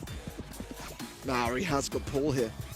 Filippo, though, with super, is dangerous, but cannot go in too prematurely here. Has got to wait his time. Allow Meow to tap in some shots here. Get someone low before he goes in for the final blow. Juice starting to deviate to the left-hand side here for the flank. Maori taking some shots here as well. But be cautious now as Meow getting to a really perilous position now. These poisons he'll be hitting, but oh no, Filippo into the walls of sound as well yet again. Oh, just going to avoid some shots. All of it coming in now, but Joker's going to catch 2 of them in the loop. Meow just about gets out, but Joker on the chase. Super Veil for Maori. I think he'll want to hold this, and actually he's going to head straight to the gas, not feeding Joker. But he has a hypercharge. He just needs that super, and that might be wraps. Reply Totem with one more shot at Grace in this set to seal it and proceed to the grand finals. 1 round away. Meow has got to make this one count. Everyone on the side of Novo have got to come together like they've never done before in this new reformed roster. They're going to be able to survive on in this series, and Maori, yet again, has got to pull. And I've got to be honest, I've not seen him miss one yet. Yeah, everybody just waiting. Maori, the only one shooting, trying to avoid all these shots on the side of Novo so they can't get scouted out and the vision gear used against them. Also, they've got a few things. They're able to move away and get away from the gene pulls. You know, the dash, the mobility of Juice, the jump from Meow, and the Fang super as well will get him out of the way. But Joker, desperately in need of this super to get the win. Look at this, it's both sides playing chicken, dropping some pins. But the stakes are absolutely what both sides are fully aware of here. No one wants to make the first move, is waiting for the gas until it's go time. Meow can't be far away from popping, but it's going to be Reply to who've got my eye on here. Here we go, Nova going in. Reply to know they've got no chance to go in. A great connection as well. Fully goes into the gas. A 3 versus 2. Joker timed it to perfection, and everyone falls. It's Reply Totem. They're going to be back in a grand final spot for the first time in forever. They've gone from not qualifying in April to solidifying themselves in June. Just brilliant from Reply Totem. Really, really nice stuff. I must say that gene pull as well. The Fang super came in and it was just negated by the gene pull hitting. He kind of just baited it out to start with, started walking up, acting like he was going to do it, and then only used it in defense. And look at that, it was a really nice play to start things off. But Novo falling short. They have had a great day. They played well against Navi. They played... Okay, I'm going to say they played good in this last set against Totem. They were a little bit sketchy other than that. But Totem have played so well today, and I think they're deserving of that grand final position.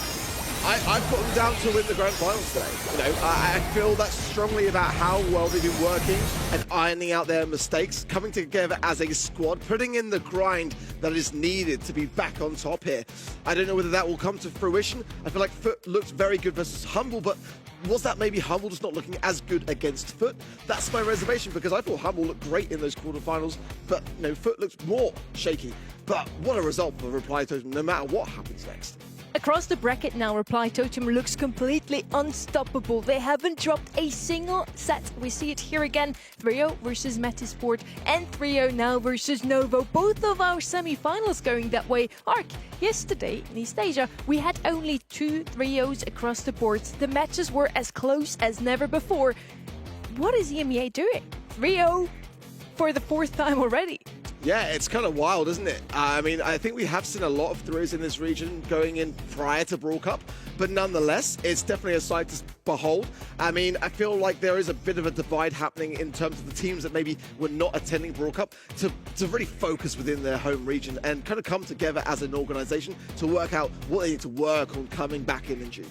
What I do want to point out, last year at this time, right after Brawl Cup, we had Humble not even qualifying for the monthly finals. I feel like sometimes we see those Brawl Cup teams that have so focused so heavily on the international stage and the international meta struggle to come back into a normal monthly final, focus on their own domestic region. And yeah, coming in today, Humble didn't look as strong as they did before. Foot is the other Brawl Cup team. They looked really strong. Reply Totem had all this time between April and now. They didn't even qualify for April to just focus on these monthly finals. So maybe they even win it all today. Who knows? I would love to see it.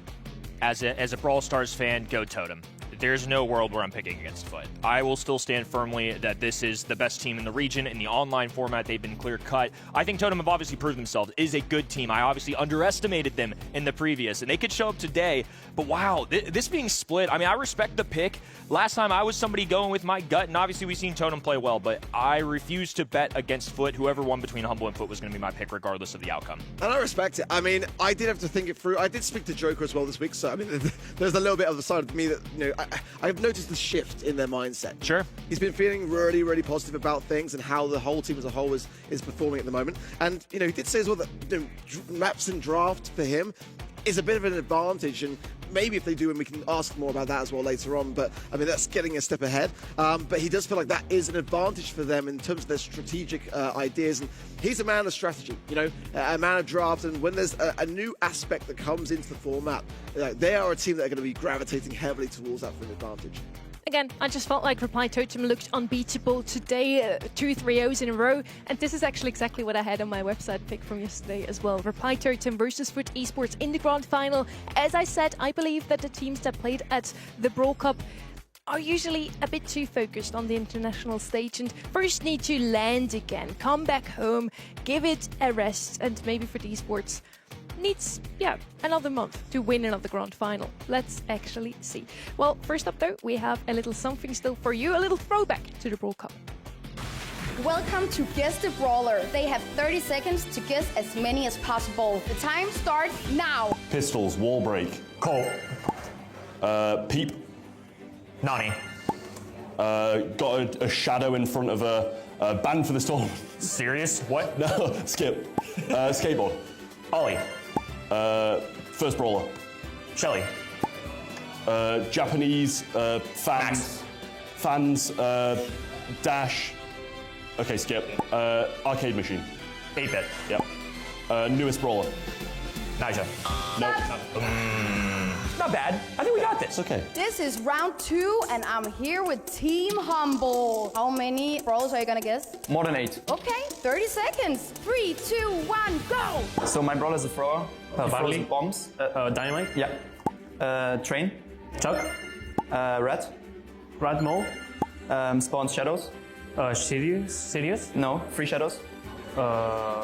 Super. Skip. Okay. Can control enemies with first super. Willow. Long range brawler, my favorite one. Pierce. No. Semantics. Spider. Mutes enemies with a super. Mortis. Ink drops. Yeah. Skip. Stop! Shit, no. I mean, 6 is fine. 6 is fine. We're not happy with that, but we're fine with the record. Yeah. Welcome to round number 3. I'm here in the lobby. I'm here with 2 fans. You can win the gold Brawl Cup postcard. Wow. But you need to have at least 3 brawlers correct, okay? 3, 2, 1, go!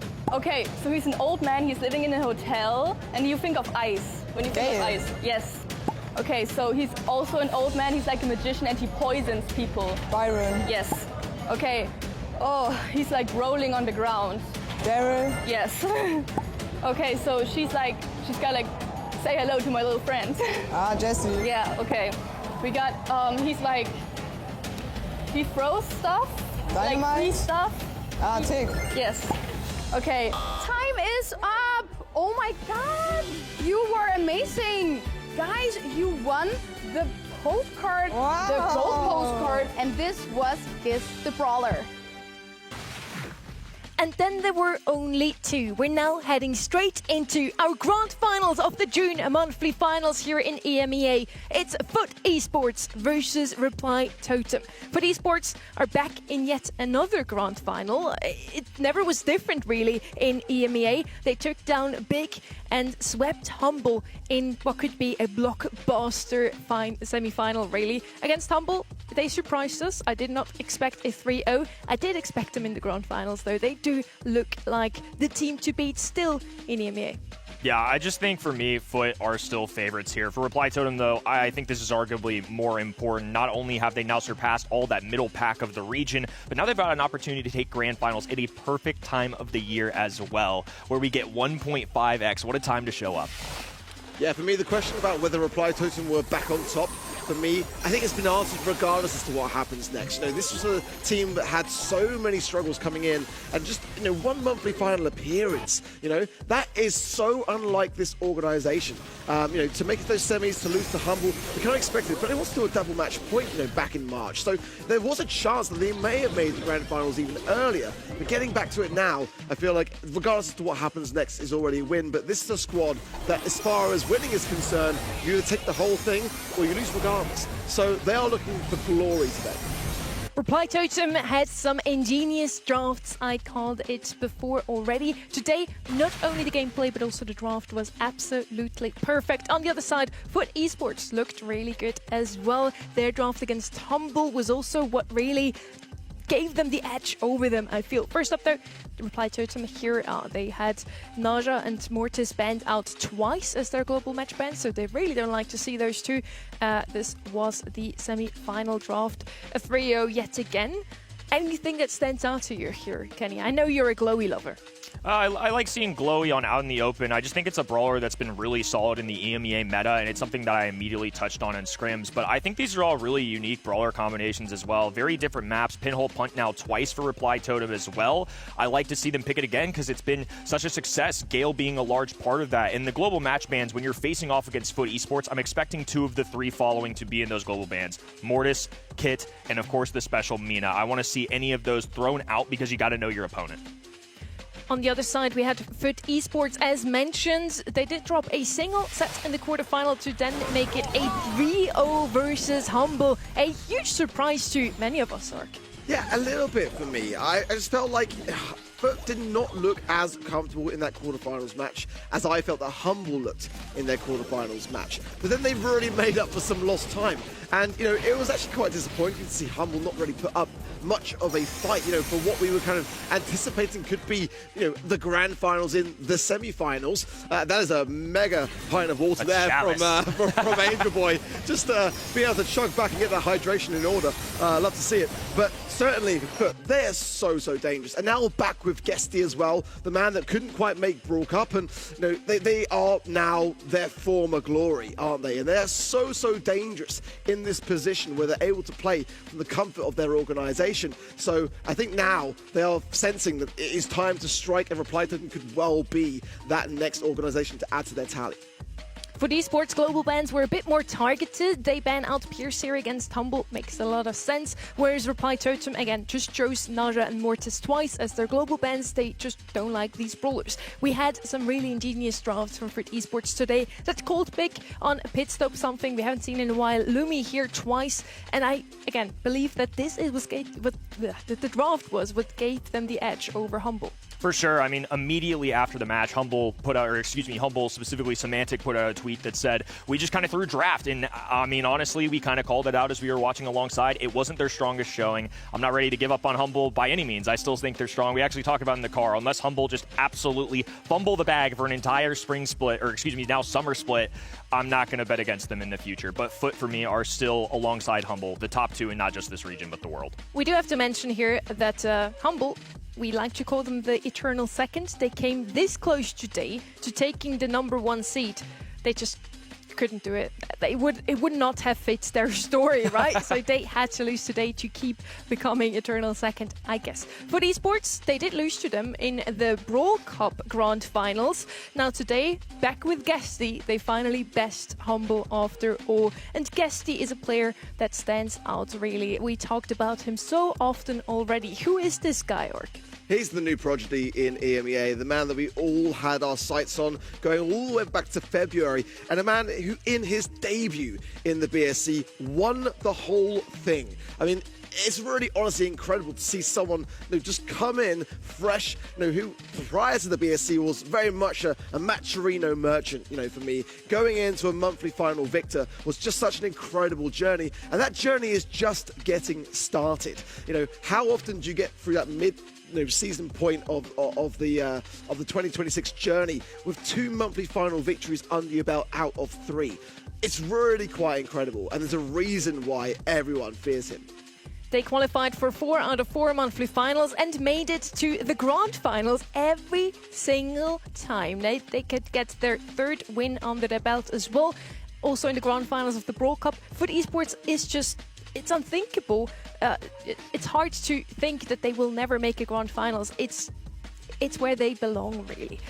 Now we are just waiting for the maps to come in as well, because we now, with the beginning of the summer split, have added a map draft system. Reply Totem with the first pick here.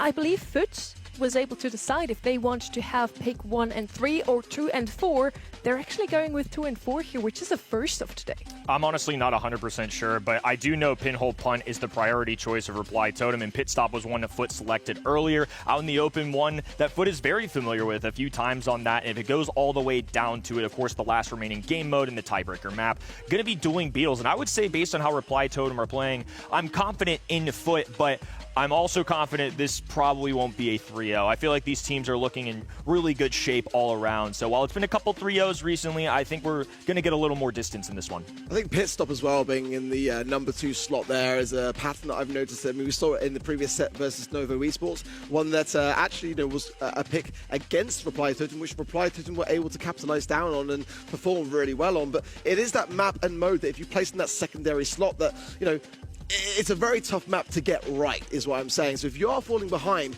it's a potential shot at grace to be able to bring back the sets to being even in that regard. You can fall victim to being pressurized, and if that draft just does not go your way, you can fall victim to it.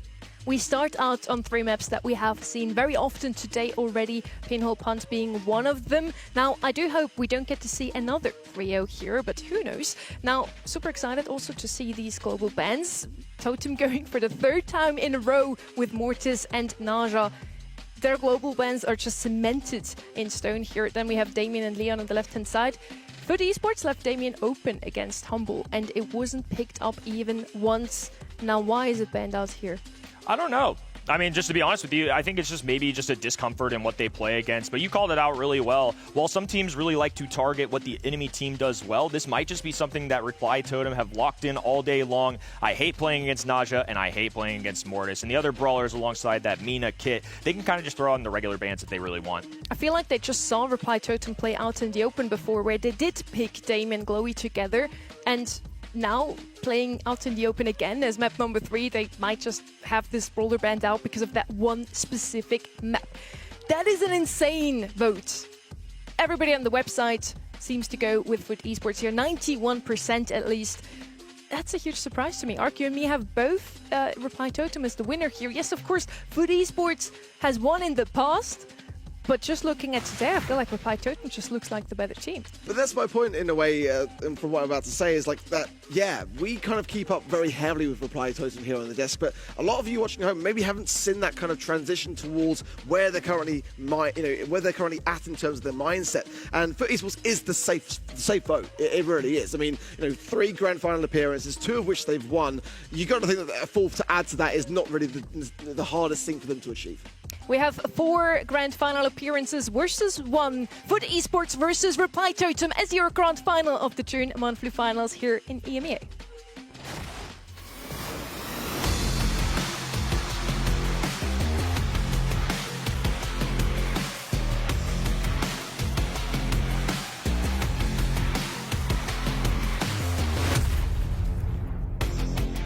We are on Pinhole Punt yet again. A map that Reply Totem has won twice already. This time around, Mina is not going to be globally banned and also slides through the regular bans. When I see FUT Esports, I always think of that brawler, even on a map like this one. Picking up Otis does leave them the option open to pick up Mina later on. He's one of the best counters to it. Now, on the side of Totem, we have seen some aggressive plays today, but they decide to once again just go with a safe option. Charlie and also Gale could come out of them. Never mind, they do go with the Mina, despite the Otis on the other side. They do not want to see this brawler in Angel Boy's hands. No, I mean, if they're not going to ban it out, I think you either have to decide grabbing it or you better be darn sure you can deal with it. Charlie, kind of their textbook, one of their 2, 3, or first overall picks just because of Spiderlings, the defensive mechanism, and the cocoon, of course, and it's something we saw them do against Mesaport earlier today. Yeah, it could be a chest to maybe have to defend against it now on the side here of FUT Esports. They definitely have got to have a strong answer. I mean, considering that the Charlie's actually combined with that Mina, it's really nice from them. Ems, as definitely sort of like a guesty kind of brawler to have here on Brawl specifically, could do a good job of shutting it down, but I think that they need something a bit more in all honesty in order to do so. Kenji going to come in and be that same aggressive brawler to have for that Mina on the side of the other field. I think Mina and Kenji have been the 2 assassins that have been picked up most here in EMEA. It makes a lot of sense to see those 2 yet again. Especially on Brawl Ball, you want to have an aggressive brawler to make room for your team. Approach that mid that is so contested. It's all about mid control in a map like this one. And there is Jester to defend the other 2. Charlie and Jester now both have a pretty good matchup into that Kenji. Ems doesn't really bring the range against the Charlie. Otis just a mainstay on a map like this one. I feel like all 6 brawlers here are really good, but I would probably side with Reply Totem's comp if I had to choose. They're certainly going to need every bit of this draft to work out. Believe it or not, longtime legends and a dynamic duo in Maru and Maori have not won a grand final since May of 2024. Now they're finding EMEA's newest hotness in Guesty and his squad on the other side, looking for their third grand finals of the year. Will it be 2026, or can Kings of Old finally retake the throne? It's good start from Foot here. So far, that top left Maru, so weak, and Mari having to hold fort. Joker trying to flank around this. Whilst Foot wait to regain. Angel Boys coming now from the bottom right-hand side. So far, so good. As Reply Totem with that one kill, able to deflate this, but Angel Boy finds the shots, and there was no one there from Reply Totem to stop it. Joker's been arguably the best player today when watching for me. But Angel Boy, I remember looking at Sunny during that grand finals and saying, I really am convinced he might be the best player in the world. And he is certainly showing it on home terrain as well. Maru on the left-handed now being a kick away. Angel Boy somehow surviving the interaction with Joker. He was thrown to the skies and landed, got a slice of the sword and gave Foot a huge numbers advantage as Maru's going to be shredded. Angel Boy going to be forced back now. Can't really continue to contest that as well. And a great gadget there from Guesty allowed Nob to get the pickup. And the assault on goal continues from Foot Esports. Angel Boy healing, just trying to base his way around it. A great move from Nob there as well. And pinpoint precision from Foot to ensure a straightforward first goal from them. The first game as well in their pocket. And they made that look very straightforward, I'm not going to lie. Yeah, just another day for them. I mean, this is too easy, and not to mention, too, it's against some incredible talent. Some of the best in the globe, and Reply Totem have surged to start out our summer split, but they were immediately eradicated in the opening game. Not to mention a Reply Totem choice of map. They've gone undefeated on this map so far today, the third affair they've had, but his Foot pressing them into their back spawn. A takedown onto Joker as a kick to the left-hand side, and a waltz on forward from Angel Boy. Unstoppable force from Foot. This is escalating out of control here. The True Gold skins from Reply Totem are not pulling in the mustard so far, and they do need to get control over things and make some opportunities for themselves. Angel Boy going to go on the aggressive, duped nicely there by Maru. Getting this goal forward is key, but then Nob will intercept whilst Joker is now muted out. There's now a chance as all three members from Reply Totem are still standing here. Maru has got hypercharge too, and Maru will just ensure it as well. Good goal from Reply Totem, but under so much pressure now because they cannot skip a beat. Equalizer is necessary. Maru does have the hypercharge. Will pop it for the raw stats. Missed the mark though. Angel Boy was able to slide past it as Joker looks for a boot. Doesn't make contact with Angel Boy though, so it's fair fight all around as Angel Boy kicks this one forward. Guesty slowing down the enemies. Maru in the goal side trying to absorb it all as Joker gets the ball and kicks it away. Angel Boy sprinting down the map as Nob gets in positioning. A super shot to Guesty, but plenty of time on the clock. It wasn't just a win, it was a complete domination in that opening set. That was not even close. I've got to say how it is. Goals from Foot that should not have gone through, and Reply Totem did not defend in any way, shape or form. The best chances they had the majority of the time were to clear the ball, and that's not good enough. Not by a long shot. Going to the next map, things have got to be different. That was the goal that Angel Boy should not really have scored, in my opinion. They were just dropping the ball on the side of Reply Totem. These moments here, I can understand why these are scored. Great synergy there from Foot to ensure it, but not really much to unpack. Reply Totem made one opportunity, and that was it. Very quick Brawl set goes the way of Foot Esports, and I do want to say they won against Humble because of their draft skills. Now in this one, I felt like both drafts were fine, and Foot Esports still made it such a quick match. I wonder if Reply Totem's nerves are showing. They're in the grand finals for the very first time this year. Did they prepare for it enough? Did they know what to pick really against Angel Boy and his squad? Yes, they did take the Mina away from him, but he was just as good on Kenji. I'm not going to give them that excuse, to be honest. I mean, this is a map that they picked. They have played twice today. They are veterans. Nerves can't be the reason they lose this one. To be honest, I think it's just Foot being better all around. The fact that they're taking it to other teams, Humble, now Totem as well, and beating them on their selection of map, on their best percentage win odds, I think doesn't just go to show how good that Totem have been to get to this point. It really puts an exclamation mark on what Foot are doing, making a stance here so far. Well, this is now a Foot Esports picked map, and Colette comes forwards. We have barely seen her today for good reason. She is just that good. But it does leave open some big heavy hitters, and they are starting to fly through. Edgar and Lumi, two very nice pickups there on that right side. Lumi was a pick of Foot Esports as they played the map already today in the semis. Now moving over to Reply Totem. Second pick here could go with something aggressive here, a tanky brawler like a BB, for example. They have to Colette on their side already. Not really anything so far in Reply Totem's side to put up against it. Next to BB, of course, I'm still hoping to see Bull as well, as Pitstop has always been his best map. And on top of that, you've got Lumi and Edgar, who into shotguns aren't going to have a fun time. Lily showing up here for what I believe is the first time today on this map. So Shadow Realm, instant access to that, can disappear, can get unsafe. This is a straight line brawler. It's not looking to play any defense, just go with the high safe.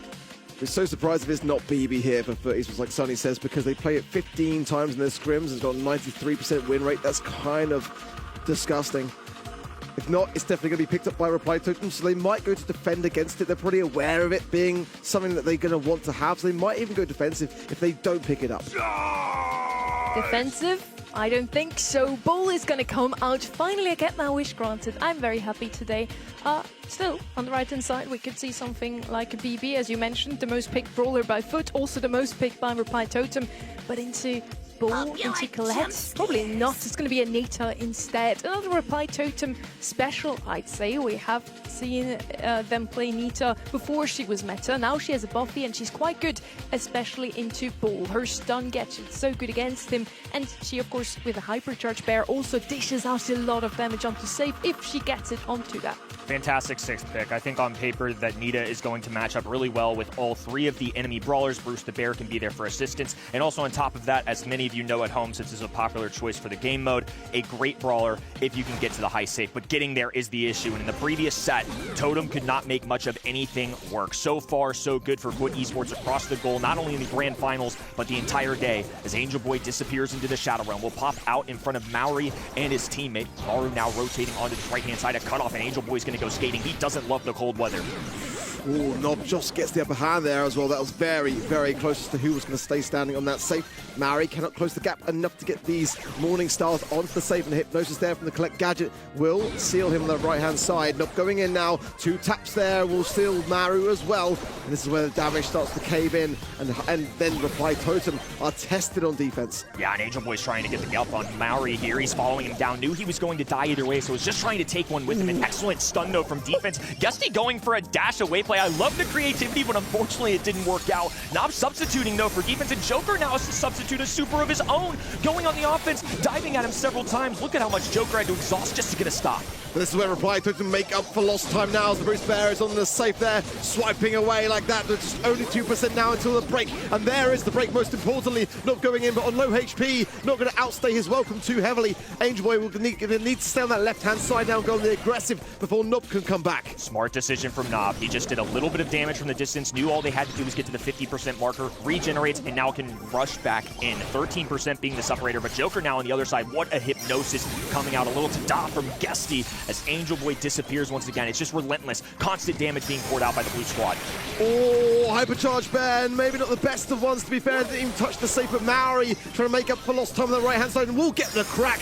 Now Joker coming in, will still Gusty, no, Gusty with a pitch time perfection. Hypnosis should be able to defend slightly. Joker has got to land it, and he does finally get it, but it was so close to being defended, and he knows it.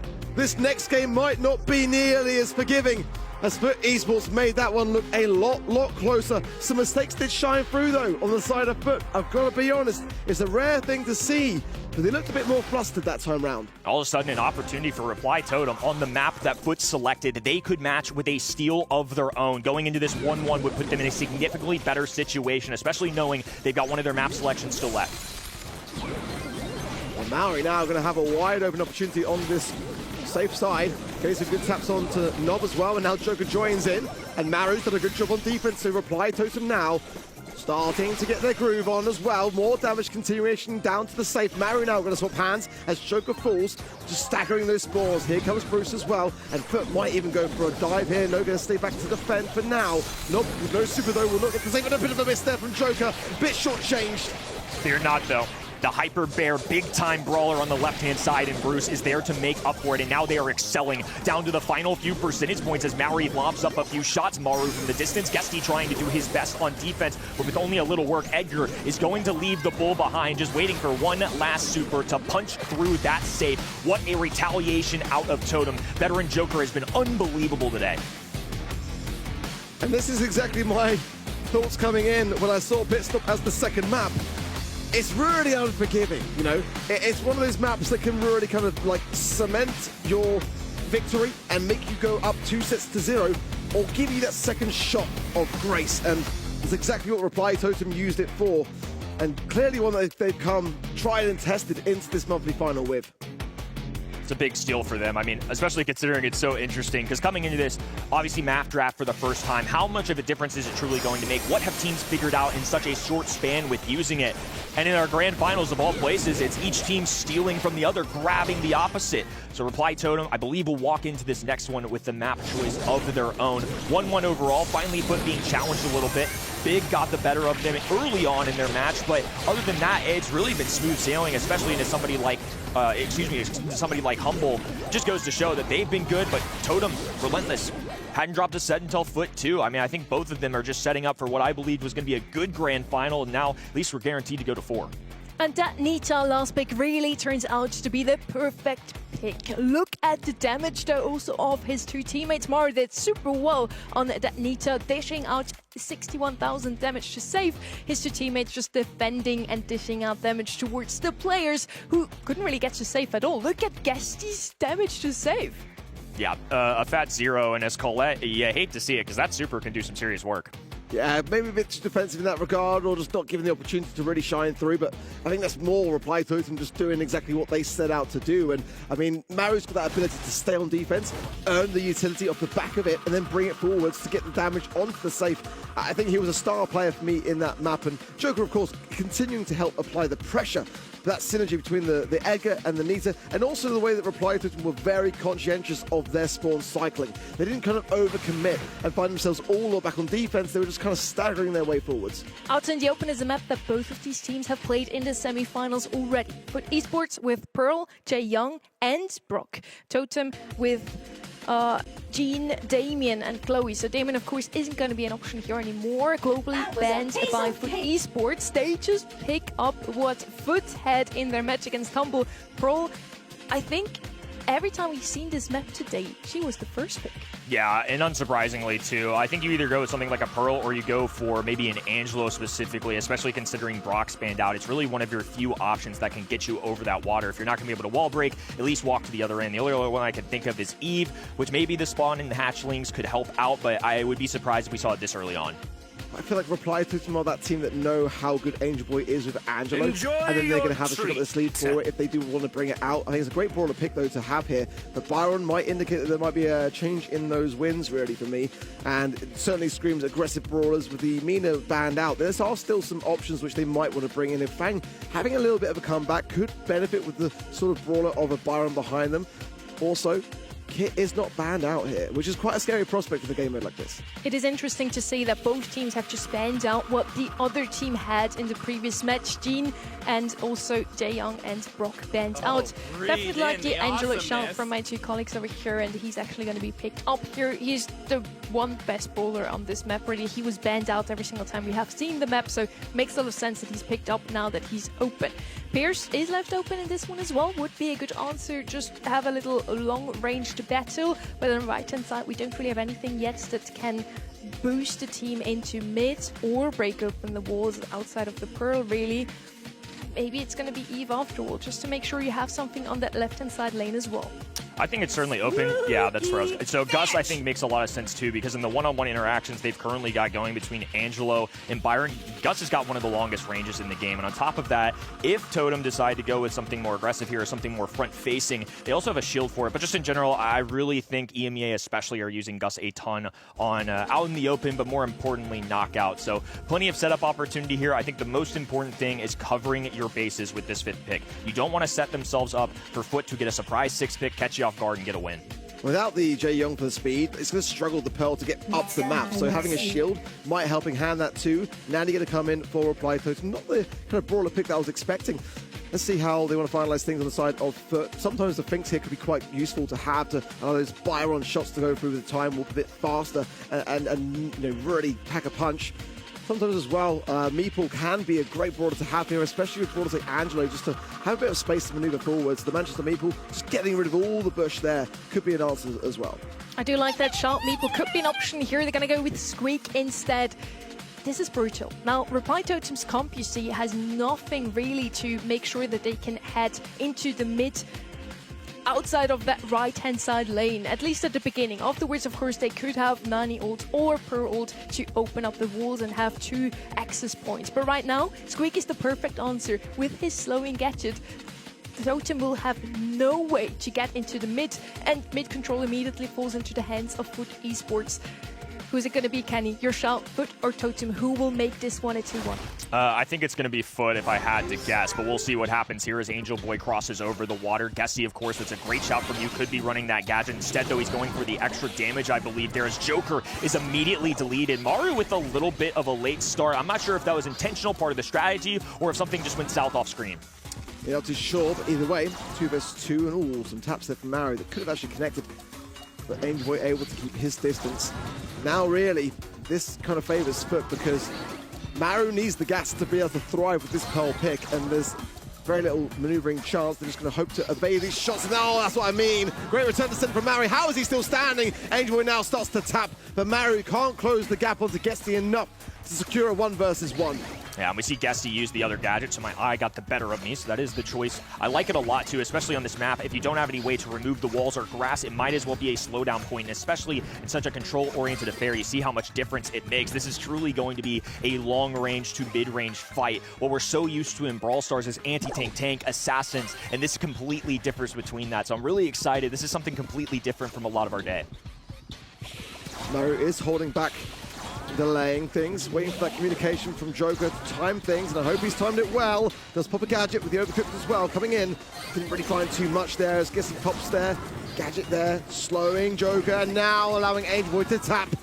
And it is going to seal him. Now, in a 3 versus 2, Reply Totem yet again find themselves at that disadvantage. Now Foot can just hold back. They just got to watch for this incoming Nani peep who's going to round the corner, right-hand side, bottom of your screen, off contact. And I couldn't tell if it hit the mark, but sure enough, right in front of your eyes, it's going to be Angel Boy getting a complete kill. Knocked arrow, slow down from Gessie. He's not going to be able to move. Maori trying to escape it all, return to Cinder just to try and desperately stay up. But with the poison trickling down and 3 members standing tall, this is going to be so difficult. He has a super, but he's not even able to deploy it. The fog is closing in against him. Foot are pressing up against his face. He's doing everything he can, but the 2 members on the blue roster just taking their time. They know the inevitable. What a comeback this would be, though. It's just not enough. Foot Esports just been in the driver's seat the whole way.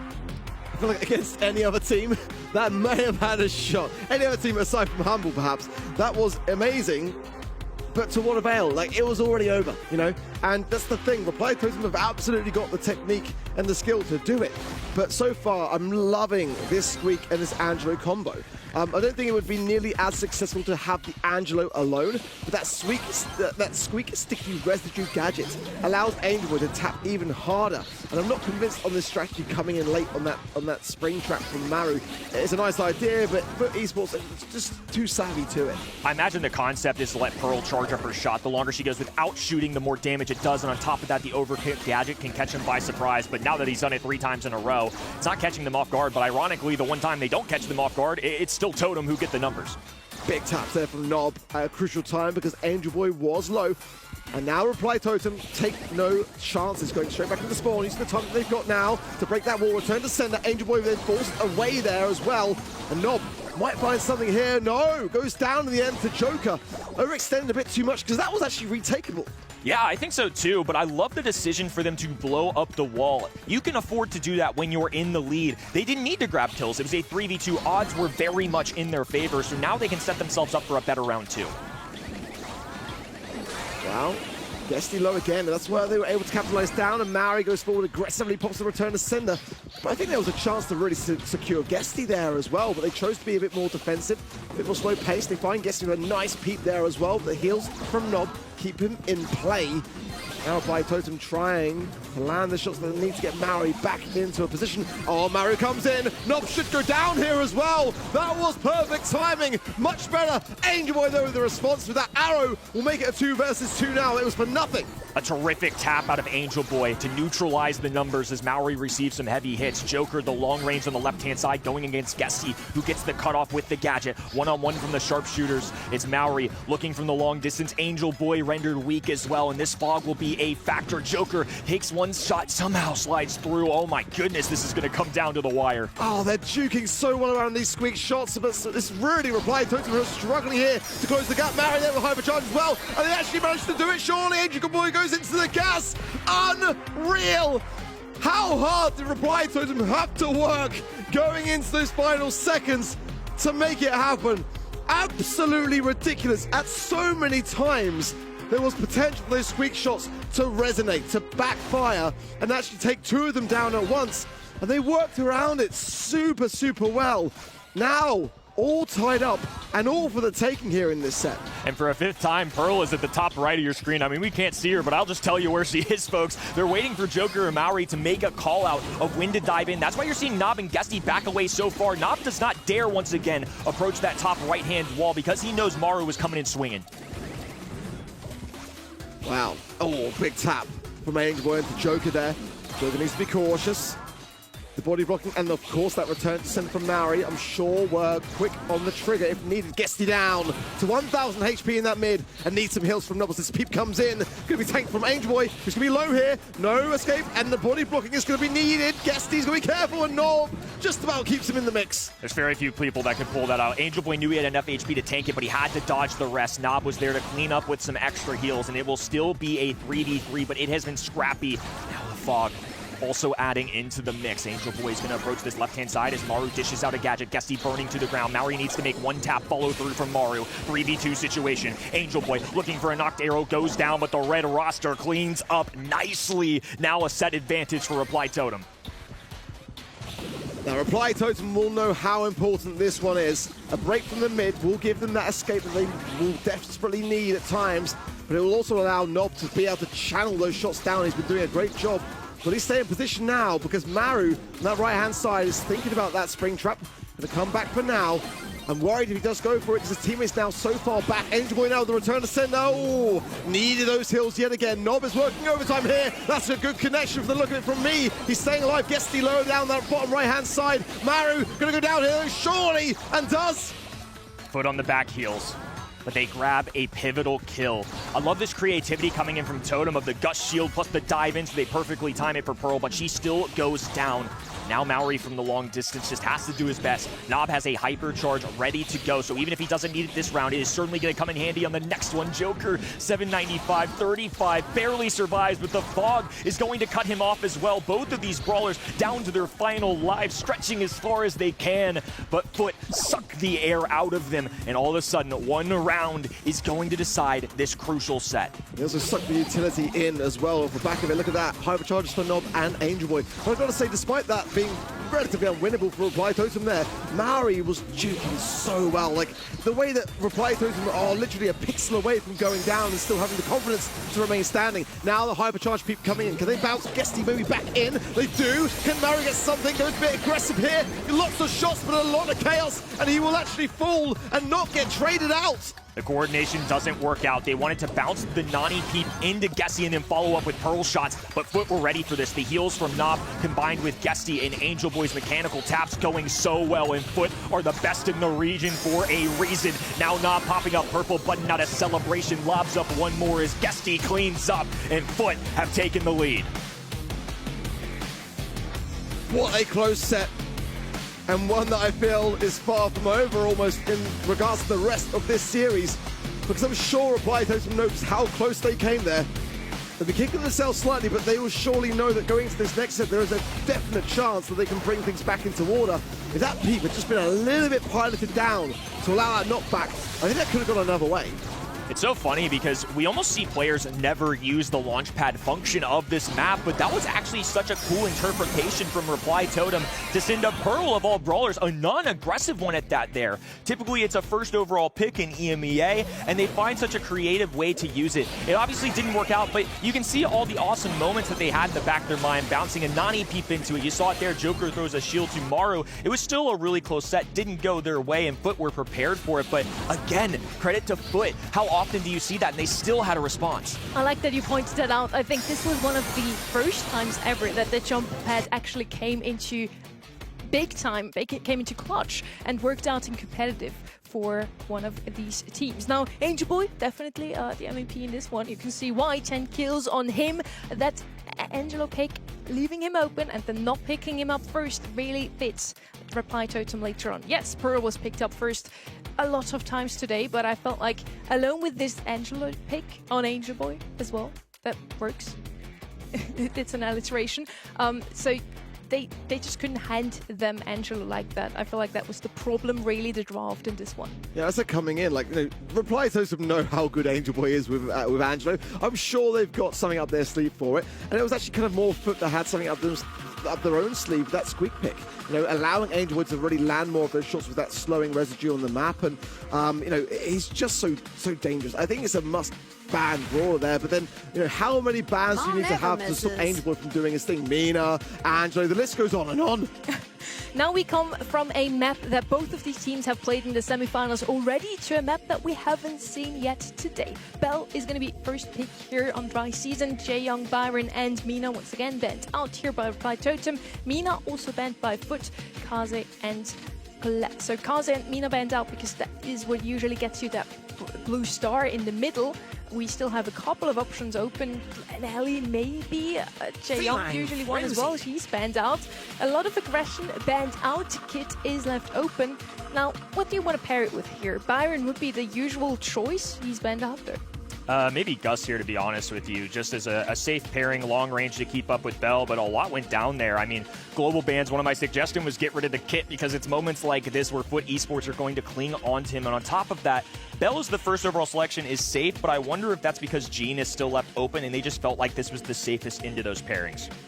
Yeah, I'm super worried here. Maybe Ollie could be a potential idea here. It's going to be Angelo yet again for Esports. And I mean, you know, coming off the back of that last set, you got to feel like Angel Boy's warmed up to the occasion.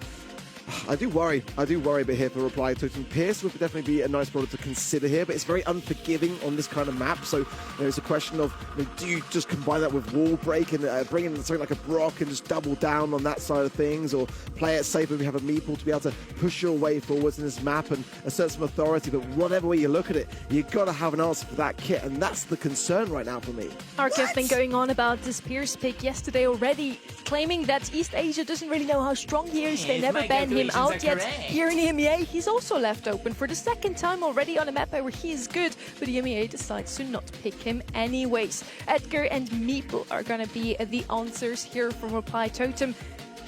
I like the Edgar. Usually he's a strong pick. They do have two long-range brawlers that can handle even an Angelo. But do they have anything against that Kit really other than the Rage Quick gadget from Meeple? I feel like Kit is going to have a field day as long as he has a gadget used just before, as long as he doesn't have it available anymore. Yeah, I was waiting for a wall break to come through. It was either Brock or Colt in my mind, and this feels like such a perfect time considering Edgar hates the open space. Meeple as a single shot brawler doesn't love going into the distance, so now Angel Boy, whoever he plays, I'm assuming it'll be one of the two on the left-hand side, but Colt as well now gets the distance coverage too. I don't know, I really like that sneaky 6 pick out of Foot. It's quite scary, for sure. Meeple can, like, force their way forwards, but that gadget, you know, like I said, and they may not even bring in that Manchester Meeple gadget, as Sonny says, because you're going to have an answer for that Kit. And that Rage Quit will be able to be that. I mean, the Edgar can obviously get some good healing off the back of that interaction. Straight for the blue star is Joker there, going to be tapped up there with a retreat back, and did depend on that gadget quite heavily to ensure his safety. Big taps as well there from Maori to just assert his authority over Nob and Angeboy. Couple box coming in. Big swipes from Angeboy and forcing back there straight onto his teammate for heals. Yeah, he's so good at these assassin-like brawlers, and obviously Joker can do the same as he goes headlong into the enemy side. A breakup of the wall on the left-hand in, though, so this is going to make Maru's job rather difficult. He can get some solid shots. He has this ability to build the walls, but he's going to need a super alongside it. Maru, of course, the longer this goes, is trying to drop as many nest eggs as possible, so they're going to send the sharpshooters to the left-hand side, but Gessie just continues to tear at the map. Oh, I'm so worried of how much of the map is already open, and Maori is going to have his work cut out for him soon. He needs to try and land this mark, which he doesn't to Nob, and great taps as well. Nob can't really stay in his position. What a jump away. That is unreal from Nob there as well to ensure that survivability. Angeboy now in a very bad spot, 2,500 above his head, and still surviving on its neck and neck. Sugar goes in. Oh my word, what an interaction. That was wild.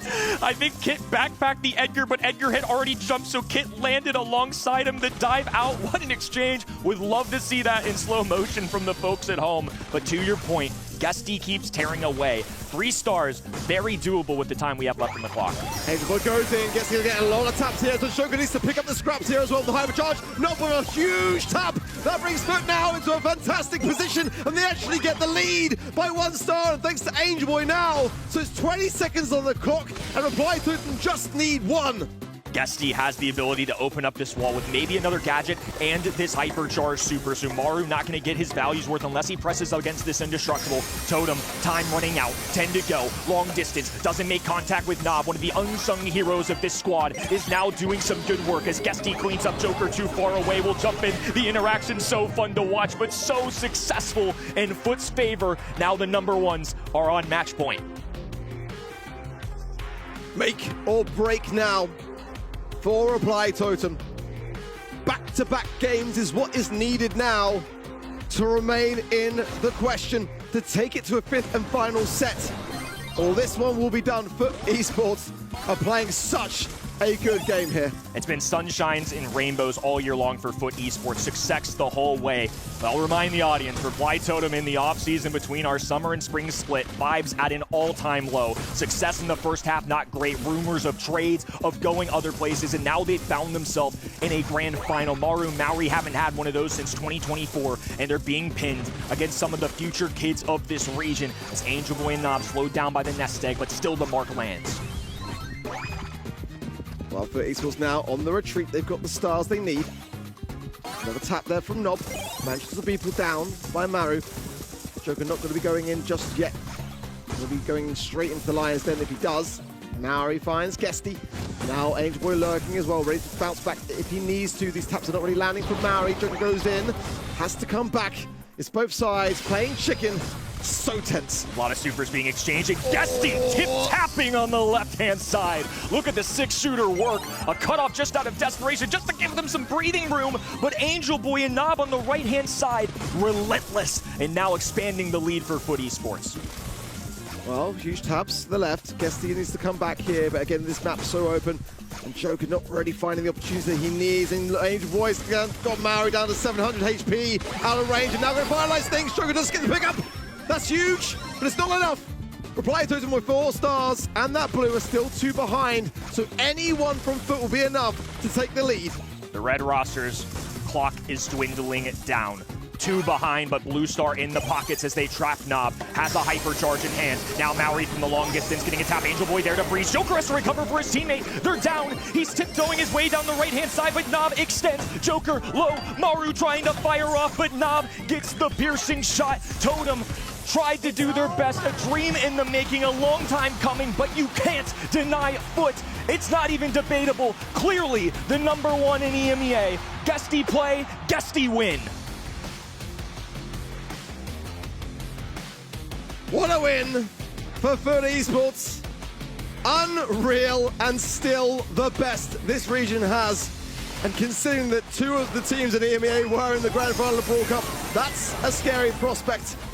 With or without Gestie, they're so good, but with Gestie, it just feels like the icing on the cake. Unreal, like that was such an enjoyable grand finals. I would love to have seen it go the distance, but it was deserved nonetheless. And in that last set, I feel like Reply Totem just didn't quite have the answers. Great draft. It really was today from Foot. It was the 6th pick for me that just sold it. I was just waiting for that wall break because Reply Totem picked 3 very solid brawlers. Meeple, somebody that shows up a ton in EMEA. On paper, looks fine, but the second they cut it off, Meeple is a headless chicken. You just can't do anything about it. Edgar, as good as Joker is just going to have that much harder of a time winning. I think a lot of credit to Reply Totem. An excellent day, an excellent bounce back, and now they're going from one of those teams, maybe they make the postseason. Well, Foot, thanks to them, have a little more success, a little more breathing room in this region, and plenty of space left. Still wind in the sails for Totem. The stats speak volumes as well. Yes, you have the wall break, so Joker can't really do too much, but then you also have Kit on the other side. The other two had to be scared of him the whole time. What do you do if you never know if Kit is invisible or not? With that, we have the EMEA monthly finals for June concluded. We now have a winner, and the name is not you. It's Foot Esports for the 3rd time this year. Pretty incredible, to be honest with you. 2 drop sets throughout the whole day. One of them being big, of course, but I feel like my takeaway is Foot are the best team in this region right now. They've been the most consistent throughout the year, and now I think the storyline as we walk into next month, I hate to say it, but they didn't have Guesty at Brawl Cup, and all the Foot believers said it's because they didn't have Guesty. I mean, to be honest with you, they 3-0'd Humble. I think that has more validity than ever. Yeah. You have to say, though, you don't really know if they would have performed just as well at a LAN event, of course. But Guesty has no experience there. So maybe they're just also the online warriors, where we have called Humble the offline warriors in the past already. I hear that we are ready to speak to them, and I'm super excited because today we get Nob. Welcome to this broadcast. I hope you can hear me already. Hello, hello. Hi, good to see you. So 4 grand final appearances and another champions title. What has allowed Foot to stay at the top of EMEA for so long? Free region. Yes. Nice answer.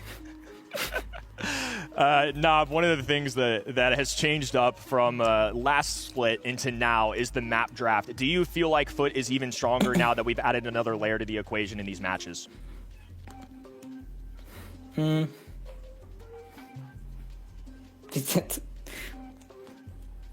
What? I was going to say, I'll repeat it again. The map draft got added in this second split. Do you think Foot are even stronger now that we've added this layer? I think it's good, yeah. When they add map draft, it's something new. So I think we are more comfortable when we drafting our best maps. Yeah, we are more stronger. Nob, it's great to see you. Someone who gives me so much joy. Oh, hello, at Ark, events. I know. It's so great to watch you this year, man. You've been phenomenal. I've got to ask, this season, you've dropped 9 sets. That's how many sets you've lost. What makes you so consistent in this roster? I mean, you are just a rock. Am I what? Rock? You are the rock. You are so consistent. Rock? Yeah, you are the person in the squad that, for me, is so consistent. You've only dropped 9 sets. So what makes you so consistent? How are you this good in this roster? I mean, it's very nice team. We have good drafters, and I just play what they give me, and that's all.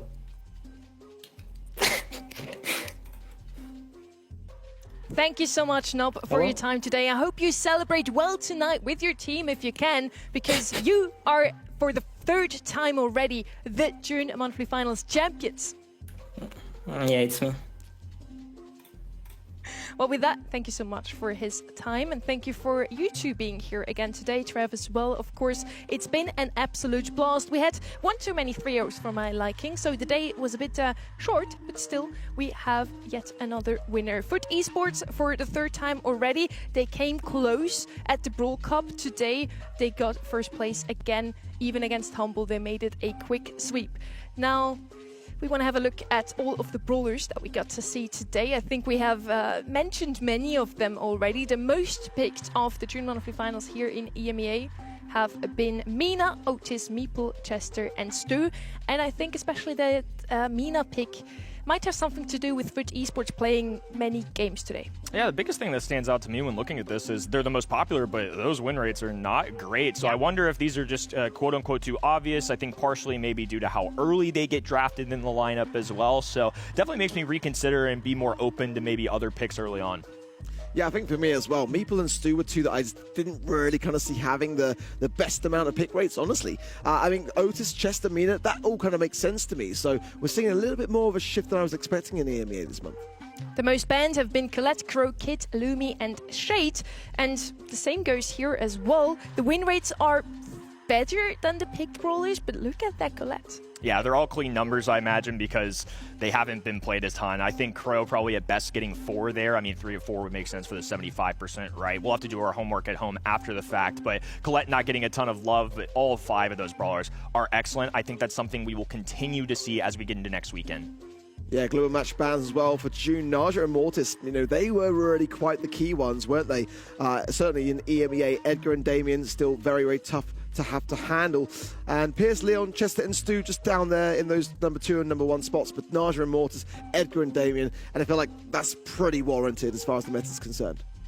I think so as well. It would be interesting to see, and we will probably get to see that also after the June Monthly Finals, how these global bans have differed again in the different regions. Brawl Cup was just last month. Usually that brings all the regions together a little bit. They get to learn of each other. Now, East Asia and EMEA has been looking pretty similar. Not gonna lie, I think Mina was the most picked also yesterday. Super exciting stuff, and I am super excited also to announce that we have our first 2 teams that will go to World Finals 2026 to play on the biggest stage in Brawl Esports. It's Humble and Foot Esports. I dare them to not play qualifiers. I dare them. Make it spicy in the 6th month. Make it spicy for the 6th month for the folks at home. Yeah, I was going to say. But look at the drip coming out of them. I think Foot, obviously, credit due. 3 of 4 is absolutely incredible. Humble are somebody we got to keep our eye on for next month, though. I still believe in them. Maybe not as much as I do Foot at this current moment, but nonetheless, I think still a lot of up for EMEA. And I think, Ark, we know what to expect from Humble on a big stage such as Worlds. What can we expect from Foot Esports? Hopefully this time with Guesty on their side. Yeah, that's going to be a real test for Foot Esports. I mean, I was hoping to see it slightly earlier so we'd have some idea, but, you know, it's going to be definitely the biggest test of Guesty's career, which sounds like a big statement, but he's had such a short career so far, albeit a very successful one, you know.